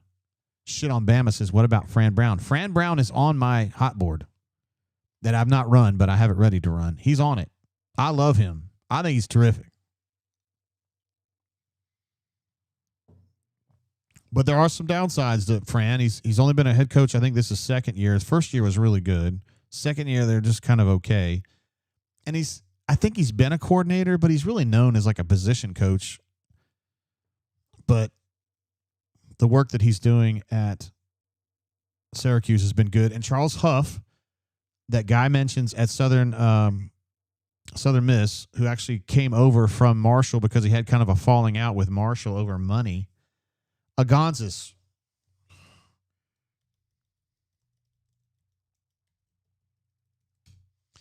Got to refresh the browser, guys. Slava Boyko says Fran Brown is not ready for this job. I think that's a fair criticism of him. I mean, that is, but there's going to be some kind of gamble. It doesn't have to necessarily be a really big one. John Gruden, I have no interest in him. I personally have no interest in him. Have we not learned anything from Belichick? These guys who have been NFL coaches and we're just going to roll up into the college game. And I mean, for the one time it worked, which was Pete Carroll, it has failed lots of other times. I wouldn't do that. Jason T says, Brent Key, we've talked about Brent Key probably 5 times tonight. He literally tells his agent, don't say a word about me to anybody. I'm the coach at Georgia Tech, and I'm where I want to be. I don't know. Auburn fan 123 says, I wonder if we could grab Cal's offensive coordinator. Hey, they're scoring a lot of points, bro. Slava Boyko notes that Pat Fitzgerald needs an interview. We love Pat Fitzgerald, actually. Not really, but he is a good dude. Craig Thomas Gallery says, do I remember wrongly or did you not strongly support the Freeze hire? I can't. My thought was that I thought it just made sense. I didn't necessarily say it was a great hire. I just thought it made sense because I thought culturally he fit. I kind of don't necessarily agree with that now, but I wasn't like gung-ho about him. Now, Tanner says Franklin an option. Yes, I think that James Franklin is an option. I don't think that's unrealistic. We just have to kind of think a little bit about where would he end up? Like who else is going to be in on James Franklin? I mean, Auburn obviously Florida, is Florida going to open? That would probably be one that would be interested in him as well. Arkansas is open. They're going to probably be interested in him as well. So I just don't know if everyone's going to be clamoring for him. I just don't know. It's not something I've really looked into just yet, ABCDEFG says, make Urban Meyer say no. Wow. Okay. Urban Meyer. Daniel P. thinks that James Franklin's going to go to University of Arkansas. I think that's interesting. That could be a good fit for him, I guess. Daniel, you stay away from my offensive coordinator. It says Chip Kelly. I know he's not die, but what's the feeling on him? You stay away from my offensive coordinator, bro. Yeah, you stay the hell away from him. He's the highest paid offensive coordinator in the NFL, and you leave him alone, okay?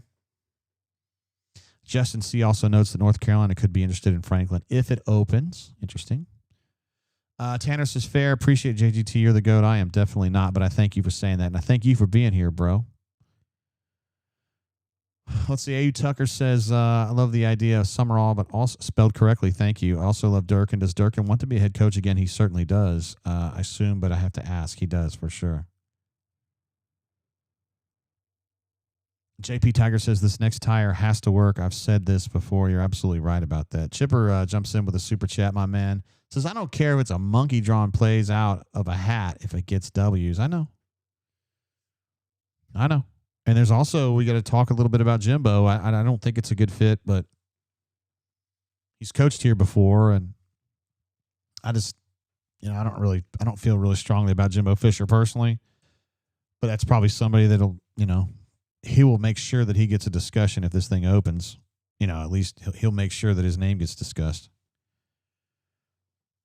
Wow, Russell doesn't know what he's talking about. Says Frank will be horrible. He can't win. What? He won a fuck ton of games at Penn State, way more than Hugh. Hugh's going to have the lowest winning percentage of an Auburn coach that lasted 3 years since 1950, bro. That was a long time ago. That was 70-some years ago.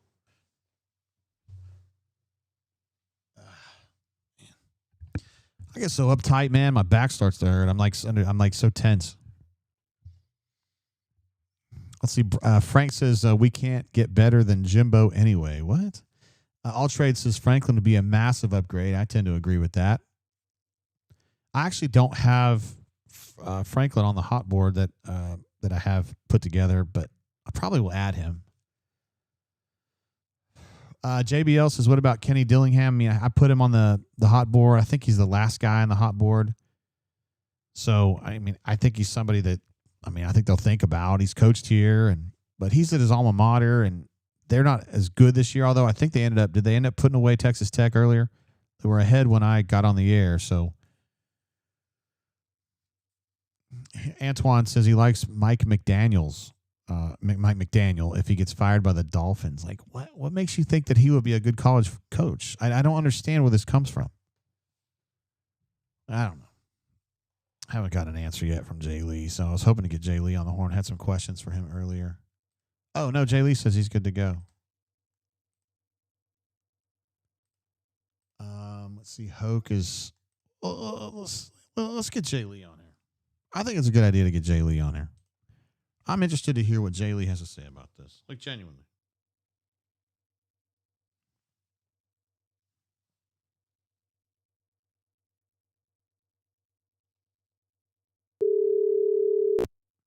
Hold on. Got to restart the app. There we go. That's what I'm talking about. How about you, big dog? Hey, what's up? Got to play your song. How about you, fella? How about you? How about you? There it is. Jay Lee, man, the folks in the chat are out for blood tonight, my guy. Really? They are done, son. Yeah, I hear you. I'm relating to them more now than ever. Yeah, I've been saying on the air, I think he's cooked, bro. I think that's it. I'm not necessarily saying he won't coach another game, but I think he will not be the coach here next year. Yeah, I think that's safe to say. And it's just there's just so many opportunities tonight, and Auburn just can't do it. Jackson Arnold You know, some quarterbacks have it, some don't, and he just doesn't have it. There were just so many mistakes, not just from him. You know, the drop passes, the missed field goals. You make one. McPherson doesn't miss field goals, and he missed 3 tonight. It's like, I don't know, just being snake bit. I think Auburn had 6 or 7 plays in overtime and totaled -4 yards. Yeah, they were going backward for sure. That's just not good enough, bro. The play designs, the plays themselves. It was like, did you really think that was going to work? Like, who drew that up? Yeah, the first play in overtime, I think, was like a reverse or an end around where he was running right along the line. It was just like, what's going on? I don't know. You know, so you think about like Preston Howard, and gosh, there were just so many opportunities for Auburn to win that football game, and once again just found ways to lose it. And it's so frustrating to the point now, especially as fans, that I can totally understand that, you know, there's no excuse for being 0-4 in the SEC, and not being 0-4, but being 0-4 the way that they became 0-4. You can't go, you know, you can't go 0-4 in 1-score games, and I'll give Georgia as a 1-score game. And again, and we talked about this last week, JG, if Auburn's offense can score a measly, 24 points a game, you know, they're 7-0. There's another win tonight. Yep. That's how good the defense has been. 24 points, dude. 7-0, top 5 team in the country. And you can't, you know, it's just, your opening drive again looks fantastic, and then it's just nothing. It's just mistake after mistake, and it's like, you know, last year it was interceptions and turnovers, and this year it's been penalties. And you know, tonight I think they only had 4 penalties. They found other ways to lose. You know, the drop touchdown, but I mean there were 16 points left on the scoreboard. Auburn, you know, there was 3 missed field goals. There was drop, should have been a touchdown by Cam Coleman there on that long ball. So you know, it wasn't the turnovers, it wasn't the penalties. So Auburn looked for other ways to lose, and they found them every time. And it seems like it was always on the offense. Even though they were up 17-10, is that right? Yeah. It's like even when the offense gets up, it was like against Oklahoma.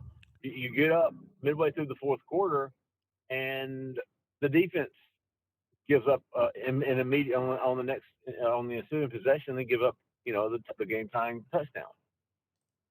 Just one way or another, they were going to find a way to lose that football game. And I guarantee you, if anybody listening was being honest with themselves, not one person expected Auburn to win that football game in overtime. Like it was like, how are they going to lose? And that's how are they going to lose? Are they going to turn the ball over? You know, who would have thought?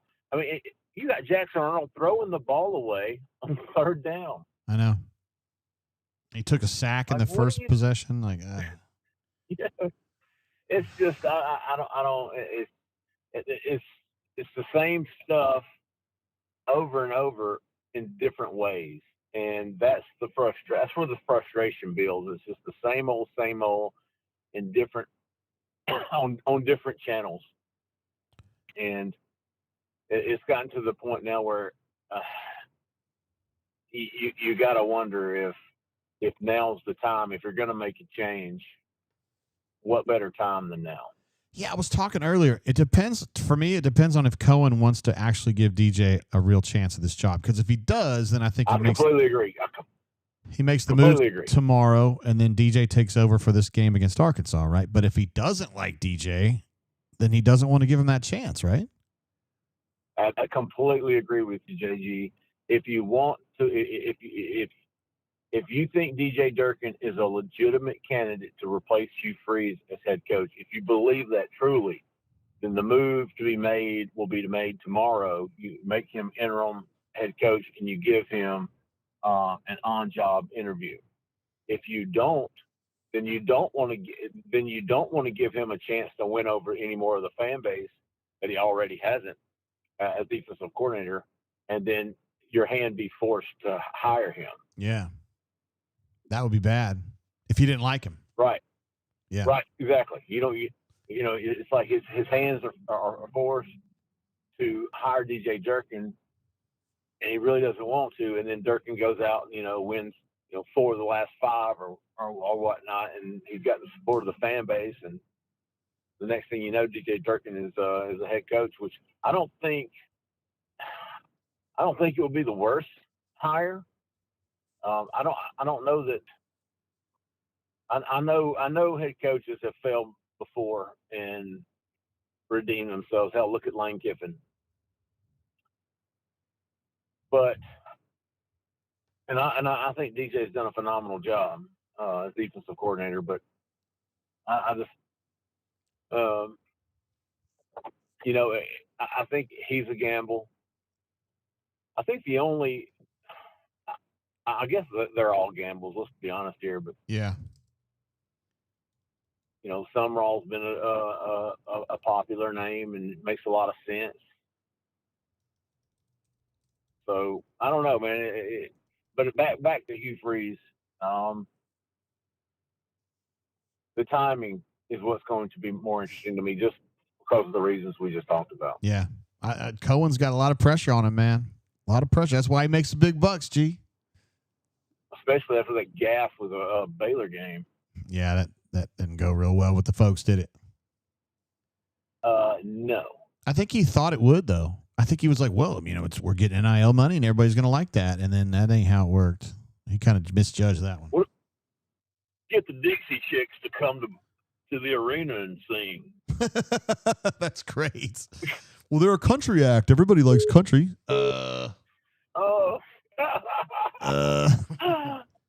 Maybe not them. Dude, he's taking some L's here lately. Yeah, he has. I guess the Nike thing was the last one that wasn't an L, but yeah. Yeah, right. Well, here's the thing with him and Freeze. Like, do you think Hugh Freeze is the Auburn coach right now by default? Do you think the search the last time 3 years ago ended with, well, this is the best we can do? Yeah, I do. I do too. I think culturally, I thought they thought he would be a better fit than he was. I completely agree. And they were coming off a mess, right? I'll agree. And I think on the surface, I agree with you in your response to somebody earlier. Like when he was hired, I thought it would be a good fit. I thought, he had won 10 games everywhere he had been. I thought he would have the resources he needed at Auburn to get what he needed, and I thought he would. I thought he would do much better. I mean, you're talking. You mentioned his record, JG. Do you realize we're living through the modern day Doug Barfield era? No, worse. Right. Like all I heard growing up was how bad it was with Doug Barfield. Dude, he's not even the worst coach at Auburn in the last 60 years. No, he's not. Man, not anymore. Nope. He was going to have the lowest winning percentage of anyone that's lasted 3 years since 1950. 1 in 12. Just horrible. So that's the truth. Yeah, it's unacceptable, inexcusable, and it starts at the top. If you're gonna, he's got to go. It's not. Yeah, honestly, JG, it's to that point now. Jay Lee, appreciate you being on, G. You're the original OG. My ride or die buddy. Appreciate you, man. Appreciate you, big dog. See you, man. All right. There he is, Jay Lee. We also want to go to Hoke for sure. Hoke was there tonight, and I'm sure he's going to have – I have not had a chance to confer with him and see exactly what he was thinking from tonight, but I've got a decent idea that he's not going to be very happy about it. And I have we not talked to Hoke on here? I know we have. Oh, shoot. I'm going to have to look him up, man. How about that? I just thought he would have been like in the old, like recent calls thing. Hey. Hey, what's up, man? Just waiting on the golf cart. Oh, that's always the funnest part of the night. See ya. Yeah, most fun for sure. Man, what are you thinking? Did you learn anything from like listening to him or being around players at all? Or did that change your mind, or you hear anything interesting? Change my mind about what exactly? I don't know. You and I were pretty aligned coming into this game about what the situation was, but yes, and I don't even know if winning this would have changed my mind. Like maybe if they would have just trounced them, and you're like, okay, where did that come from? But short of that, I don't even know that winning would have changed my mind much. I don't know. It was crazy watching it though, because on one hand, you're watching it happen, and you're like, I couldn't believe it, and I also could completely believe it. I mean, it was like they're going to do it again, and then it's like you're like, of course they're going to do it again. So I don't know. That was pretty incredible. I mean, it's weird, man. You look at this. You look at just this team. You just take Freeze out for you. Look at this team, and you're like, I mean, they really could be 3-1 in league play against 4 ranked teams. I mean, they really have been that close as a team. But you're not. You're 0-4, and then of course when you talk about Freeze, big picture, you have to take it all into account. So it's just pretty brutal, man. You just look at this game, and here's McPherson missed 2 field goals his whole career, and he misses 2 tonight, and you're like, this is somebody's cursed at this point. I mean, it's just not happening. So no, nothing really. I mean, I thought Freeze's answers post game were honest and transparent. I appreciated it. I mean, he talked about, we know we signed up for, I think we're close, the talent gap. I mean, he said, I thought a lot of good stuff. It was pretty honest, but everybody's just sort of over it at this point. I think you're right. We've been talking a little bit about, the decision now is on Cohen's feet as to whether he wants to do this now or later, because it leaves open the situation with DJ, right? Like, does he really want to give DJ an opportunity to kind of audition for this job or not, right? Is that kind of how you see it? Yeah. And we've talked about that where I don't know 100%, but I have reason to believe that Cohen doesn't want to hire DJ Durkin. And if that's true, then he certainly wouldn't want to give him the job and let him go on a run and win 4 in a row and then go, because you're going to have some booster support for him because he's already here. He's recruiting well. I mean, Durkin is a good recruiter. He got some good defensive guys, committed and signed and all that. So, yeah, I wonder. But, I mean, but at some point, maybe it doesn't matter. If you're Cohen, maybe you're like, well, listen, maybe I won't hire him, but I can't continue down this path either. Yeah. So, that's certainly possible that Durkin could take over and still win 3 or 4 in a row and still not get the job. Yeah. I kind of think the more interesting question is, because I'm kind of not in the boat that Durkin will be the guy at this moment. I'm kind of more interested in the question of the candidates.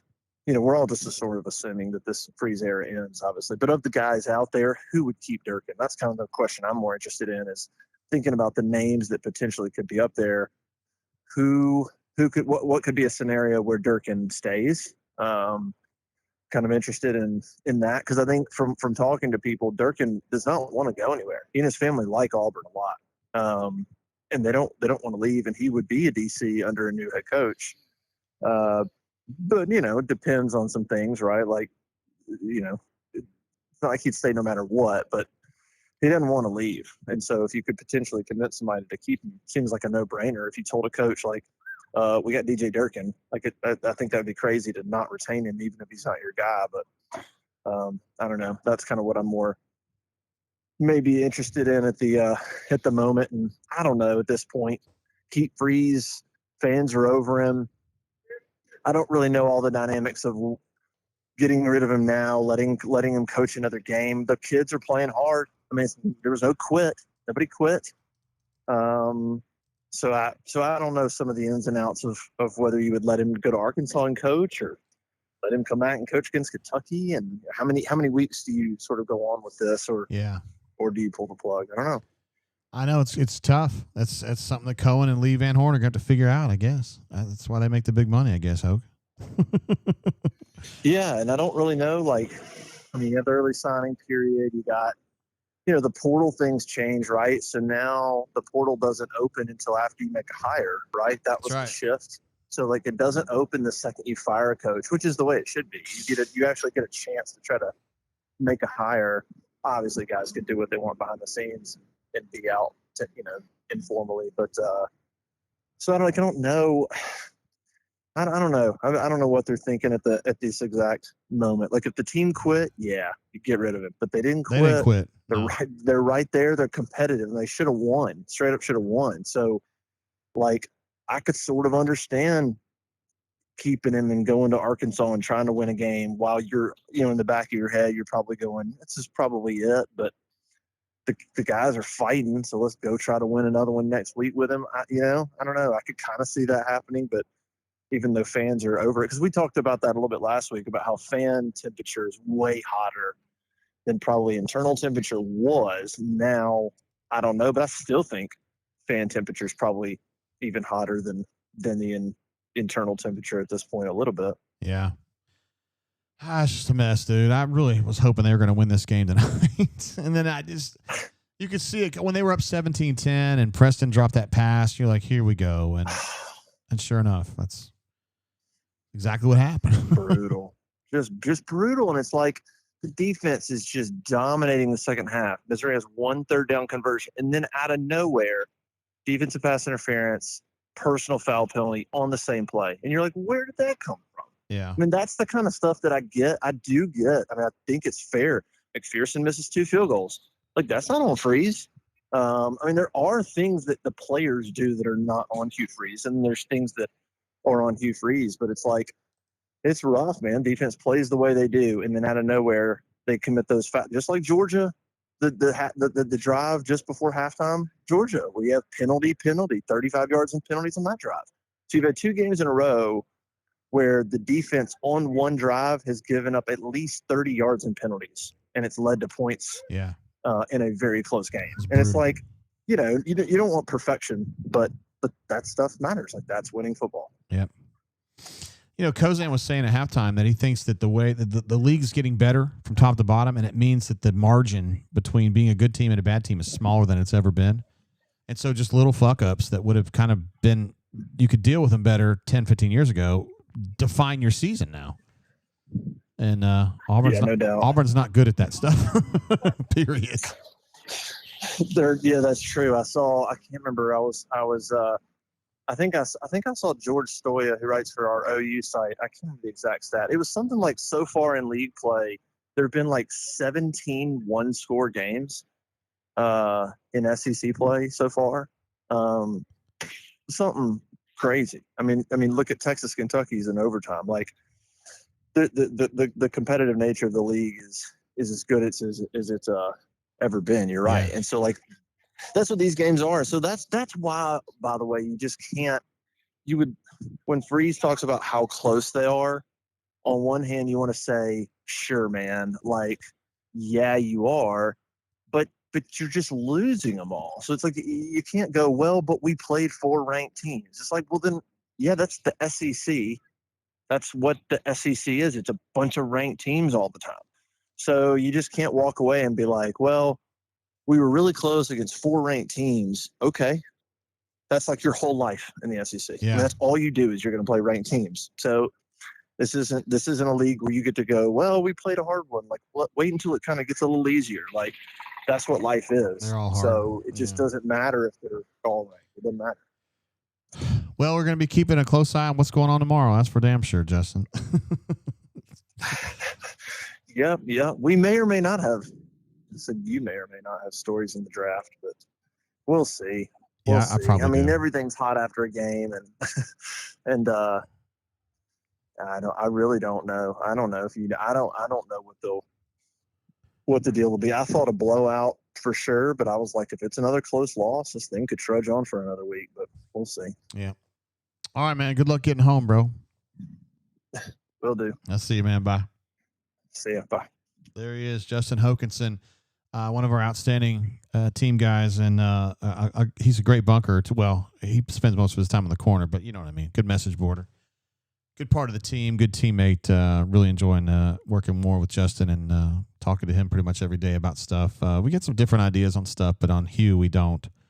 We both thought he was cooked coming in, and he's definitely cooked. I did promise you guys BMAT tonight, and the bad news is that he hasn't answered me yet. He may be, sometimes BMAT, when he kind of has a story he really wants to write, he kind of just locks in and kind of works on that. So I will wait a little bit longer to make sure that he, doesn't answer me or whatever, and then we might just move on. But I did promise some folks who wanted to hear from BMAT earlier, we'll give him a little bit more time. We do have some super chats that came through while we were on the air, on chatting on the phone. And Cleve was one of those. Again, with another big super chat. So, JGT, looking back, give us your 2020 on why firing Gus Malzahn was a really good decision. And remind us what his record was when he was fired. I can't look that up right now when I'm live on the air. How many coaches do you go through until you get the right one? We know of at least 3. So let's think about this. So when Gus got fired, my attitude is this. I just think it was time for Gus. He just, he'd kind of avoided the guillotine in 2017 by having that late rally, and then he got the contract extension, which probably wasn't deserved. And then he laid an egg in the SEC championship game against Georgia in the biggest game. He didn't have carry on, but whatever. And 18 was just mid, 19 was mid, 20 was mid, and it just looked like it was going to be mid in perpetuity. So I didn't necessarily disagree with the decision to hire Gus. I just think it had been played out. And the truth of the matter is, if he really was that good, right, he would have gotten a lot of big offers. People would have said, wow, I don't know why Auburn is kicking this guy out. He's amazing. And they would have hired him. But he ended up at UCF, which is a good program, but it's not a huge program. And, ultimately he didn't work out there. And now he's an offensive coordinator at Florida State. He had a big day against Alabama like a month ago, but it's, generally not been so good since then. So, I just think it was time, man. I just think it was time. It's time for Gus to go. And then, of course, Harsin was an Alan Green kind of trying to be a disruptor. Didn't work. And then Hugh, this is something that Jay Lee kind of brought up in his call, that, it was kind of like Auburn had its back against the wall, and Hugh was eminently available, and also culturally we felt like he was a good fit at Auburn. Now, I would not argue that he's a terrible fit at Auburn. I think he's actually a good fit at Auburn culturally, but he's not winning. And as a coach, he's lost it. And I just don't think he ain't that guy anymore. I think specifically, either side of the ball, but I feel like you notice it more with offensive people. They just kind of lose their grip on whatever offensive paradigm got them to the top, and the defense adjusts, and most of these guys can't really adjust with it. And so they kind of fall away. There are some notable exceptions, though, specifically Chip Kelly, who was cooked, and then he kind of makes his way back, and he was the offensive coordinator at Ohio State, won a national championship last year, and now he's the offensive coordinator of the Raiders, which is not going great at the Raiders, but that was a really tough job to kind of walk into. They were a mess, and they've got a lot of problems that you guys don't care about. But he's a guy that kind of brought it back a little bit, but that's rare. Frank the HOA Ham says Freeze was never a good fit. We just can't get better at Auburn. I just completely disagree with that. Freeze made sense. His daughter was here. He's kind of got like he's a Southern guy. He understands the politicking. He understands, that you got to talk certain ways to certain folks. I think he knows all that. He gets all that. But also he does not have the fierceness that you've got to have to be a good head coach. I just think it's BS. Let's see. Slava says the Freeze hire was a C. I think that's probably fair. The roster was a Sun Belt roster, which is absolutely true. He turned it around. No one could have guessed that he had forgotten how to coach an offense. Time to move on, but AU has real players now. Donovan says Kiffin could turn a kicker into a better quarterback than Hugh Freeze with a 5-star. Wow, okay. GW does note correctly the Raiders have a horrible is being nice. The worst quarterback in the league, and then the wide receiver room is... And we're fixing to trade Jacoby, too, so that's going to be even worse. RR Big Cat's got an idea. Bring in Jimbo Fisher, Petrino, and Muschamp. It's time to bring them all back. My man, that's what I'm talking about. Could be a good way to cut some corners, too. financially. Yeah, it's just not good enough, man. It just hadn't been good enough, period. All right, B-Matt says, let's do it. That's what I'm talking about. So let's get B-Matt on the horn. He promised. We said we were going to get B-Matt, and by God, we're going to get B-Matt on the horn. Let's find him on here. There he is.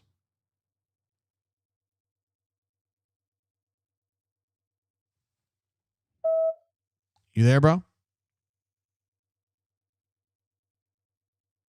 B-Matt, you there? I didn't hear him. Try it again. There he is. My man, what is up? What up, B-Matt? Just hanging out in the press box, empty stadium, writing up a few more stories about another Auburn loss. It's just deja vu. You're still there? Oh, yeah. Oh, yeah. Damn. You know how it is, man. You got to go downstairs. You got to wait for interviews. You got to come back up here. You got to transcribe. You got to write. So just part of being part of the job. What I don't know. There's so much going on. What just give me what's going on in your head right now. I mean,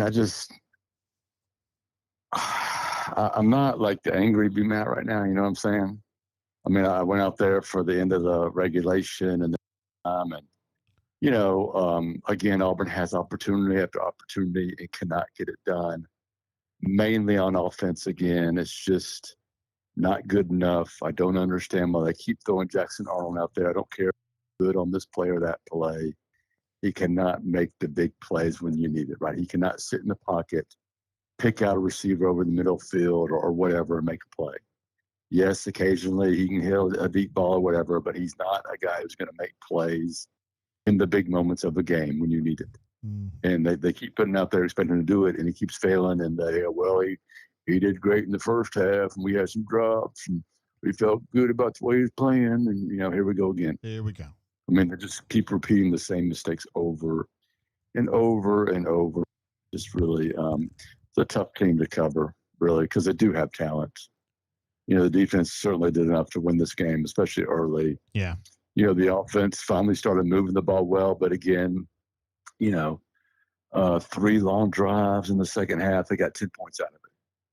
Could have easily been 17 or more, First half, they left points on the board, missed another field goal and had another drive where they had a chance to score. So it's just over and over again, they just come up short. They find ways to not score points or to turn the ball over or whatever, just finding ways to lose. And to me, there's only one person responsible for that, and that's Hugh Freeze. Yeah. He's just not getting the job done, right? I mean, come on. It's just he's 14-18 and 5-15 in the SEC. Not good. I mean, this is year 3. Right? His signature win is what, 5-6 overtimes against Texas A&M a year ago? And that wasn't great. When their running back dropped a pass, so that would have sent it to another overtime, right? It's not like, Auburn did some great, beatdown or anything, Very fortunate. Yeah. Man, this game today that's one of the least fun games I've ever watched. It was just boring. Yeah. And, he was asked some tougher questions. He was asked about, his status or whatever. He said, that's out of his hands, but he felt like, I think he said God was calling him to be here and to help these young men through the tough times. Something like that is what he said, if I remember correctly. He talked a couple of times about Jackson Arnold and sticking with him and him holding on the ball too long again. So it's not all Jackson. It's not all the offensive line. Mentioned the drops, the missed field goals. You know how he goes through everything, too much probably. I didn't hear him take a whole lot of personal accountability, I would say, in this post game. Surprised. But I think his message was more, just how tough it's going to be, how tough it is to keep overcoming these losses and how much tougher it gets to get this team back up for a trip to Arkansas. Yeah. Arkansas may not be very good, but they do score points. And, I just don't see how Auburn can maintain its edge. Not that it has a great edge, but maintain that ability to keep staying in games, right? Eventually that's going to fall apart and they're going to start losing big. So we'll see, but it's not good. I think that Auburn's going on the road. I thought the atmosphere in Jordan-Hare Stadium was fantastic. I had some doubts that the stadium would be full and that the crowd would be excited, but they were. I was on that field, like I said, to the end of the fourth quarter, the overtimes, and the crowd was amazing. It was a great atmosphere.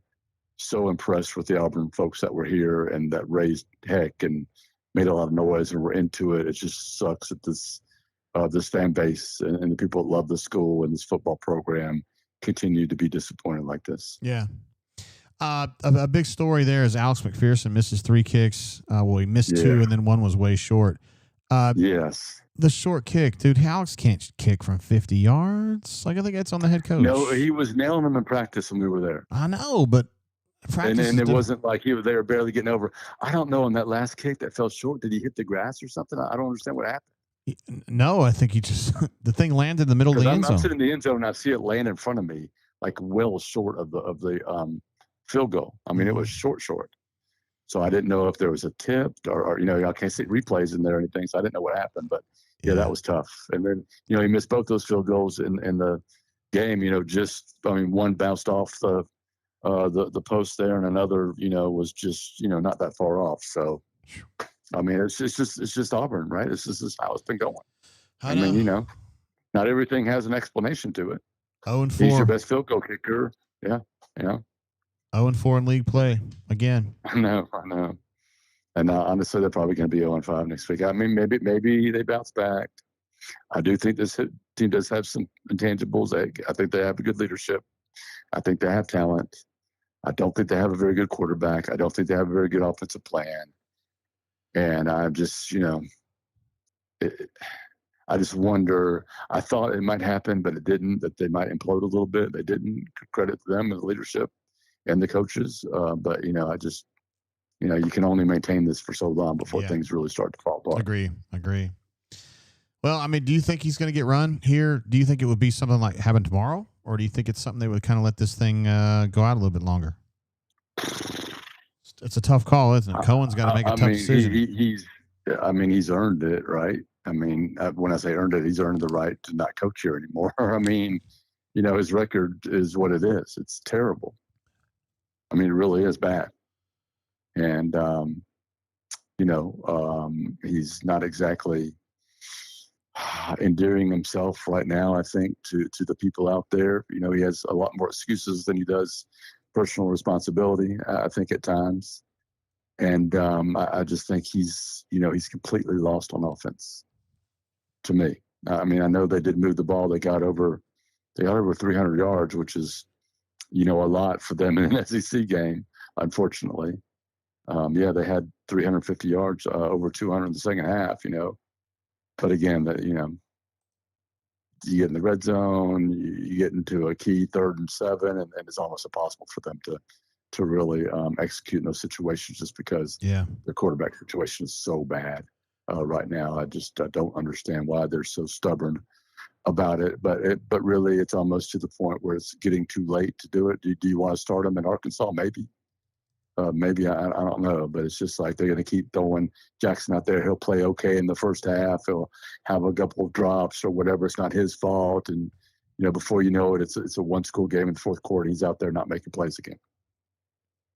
Yeah, I hate to be tough on the kid, but he is what he is. Well, he's a $2 million player now. We know what he is, right? He's a paid player. It's different now. Yeah. Well, I mean, you look at this offense. You've got about a third of the revenue sharing, a third of your budget invested in the quarterback room, the wide receiver room, and 2 transfer offensive tackles.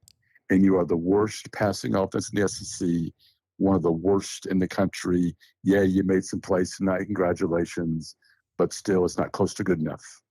Not even close, right? I mean, you threw some passes down the field, yay. But how many crossing routes or how many 15, yard passes did you complete, or 20-yard or 25 yards? That's just not part of this offense through 4 SEC games. It's just not. They can't do it. The quarterback can't do it, and they've had to dumb it down just so he can make these really quick short passes. Anytime he has to go to the second or really the third option, he just doesn't have it. He just can't do it. Yeah. B-Matt, it's a mess, but it really is. I'm sick of this, man. I know they're barreling right toward a 5th straight losing season. Oh, it's that going would to be happen. the second time in program history Ever. You got to go back to 1946 or something through 50. The next year they hired Shug Jordan, right? So that tells you how long it's been, and it's just unbelievable. I mean, this team was playing for a national championship 12 years ago, competing for an SEC championship. Was it 6 years ago, or I guess 8 years ago was 2017 they played for, right? Yeah. 2019 they were right there too, and then it's just gone to heck in the handbasket, I guess you could really say. Has. All right, get back over there, B-Man. I wasn't trying to hold you too long. Appreciate you jumping on with us, G. Yeah. I'm gonna try to make it home now. Okay, brother. All See you, right, man. have a good night, man. Take it easy. We'll be back next week. All right, man. We'll see you. Peace. Bye. We got a B-Matt sound. I meant to play that before he started. Here it is right here. Yeah, like a medium banana pudding milkshake. Remember that time he called in and then he was like, hold on, man, I got to make my order here. It's pretty funny. All right. So we've had the principals on now, minus Cole and Caleb. But yeah, I think we probably said everything we need to go here. GW says, JGT, seriously, do we even beat Kentucky? I don't know. At Jordan Hare, I still think you got a decent shot there. Let's see. We do have a few super chats that came through while I was on the horn there. Whale Driver, also known as Whale D, says we should have recruited a new field goal kicker. It spoiled my kid's first trip to Auburn Durkin time. Look at that. Whale D's had enough. I really thought they were going to be okay at kicker. I thought Alex would be better. And that was a little bit misguided, I guess. I mean, I'm thinking about in the spring, and then they got Connor coming in. I thought, he's pretty good. And I thought Towns would be better than he was, last year. And I thought they had 3 scholarship kickers, just take the best one and go with it. But unfortunately, that has not been the case. It has not worked out the way that anyone had planned. Cleve jumped back in. I did talk about this 2020 with Gus. Yeah, we pretty much broke that down. Appreciate you, Cleve, for being here with me. Says, why does it matter, Ramsey says, if DJ is interim? It'll be the same offensive coordinators coaching and calling plays with the same scheme. Season is cooked. Well, I've tried to explain this, but there's people out there, a decent number of people who are never DJ kind of people. Like, they're okay with him being the coordinator, but they are not okay with him being the head coach because of the things that happened when he was head coach at Maryland. And I've mentioned this before on the show. I feel like I'm a broken record, but you may not have heard it. And by the way, Henry P., the legend himself, is in the chat tonight. We love Henry Patton. He's as good as it gets. He says a loss to Kentucky would be the lowest point this program has seen this century. Well, the century is only like 25 years old, but still. And CJ notices him and says, Henri, he's the man. It's not that the kid died at Maryland, which is a tragedy.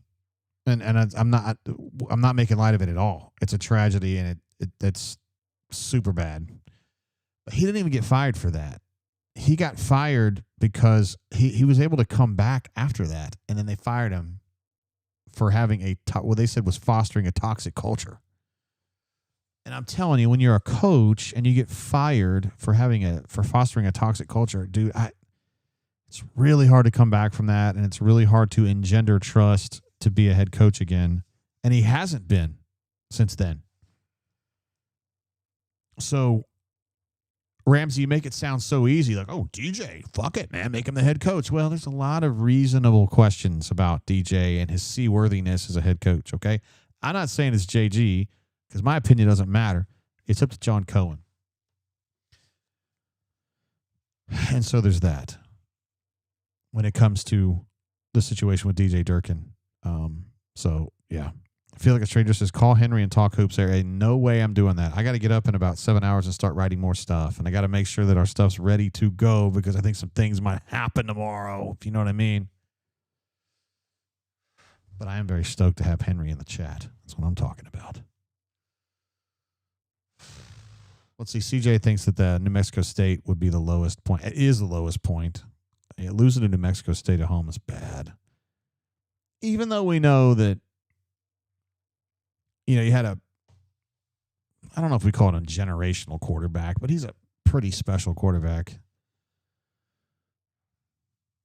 But yeah, Henry says New Mexico State was low, but you could be delusional around then. There's no hope now.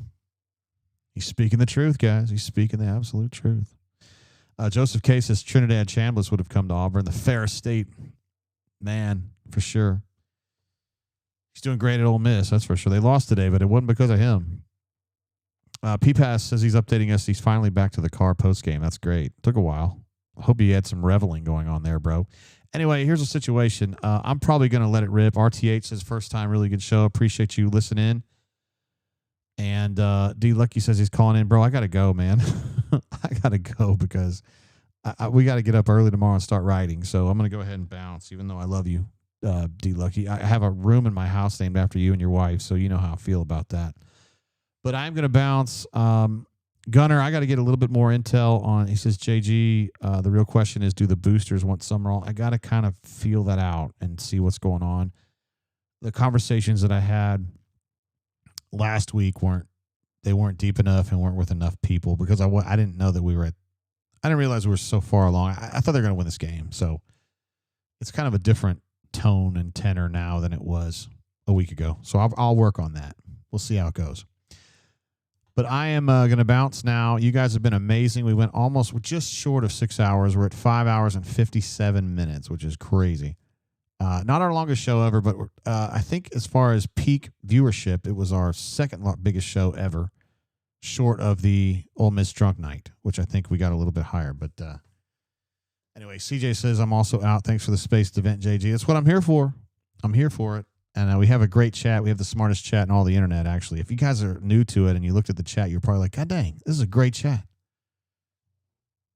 Smart folks. They spell Summerall's name correctly 95% of the time, and it's really nice to be hanging out with people that are informed and intelligent, and I like that.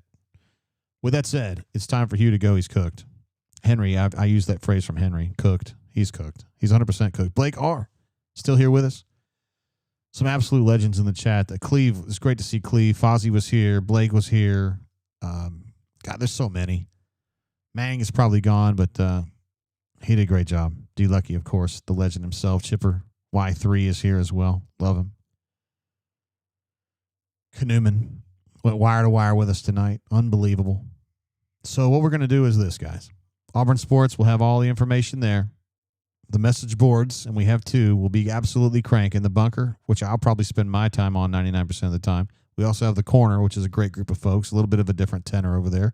Maybe less hell-raising, maybe less Mavericks. I don't know. Just depends on what your feeling is about it. We will continue to churn those. We're going to be writing stuff as it becomes important to write about. And, yeah. We're just going to keep it going. We're all going through this together.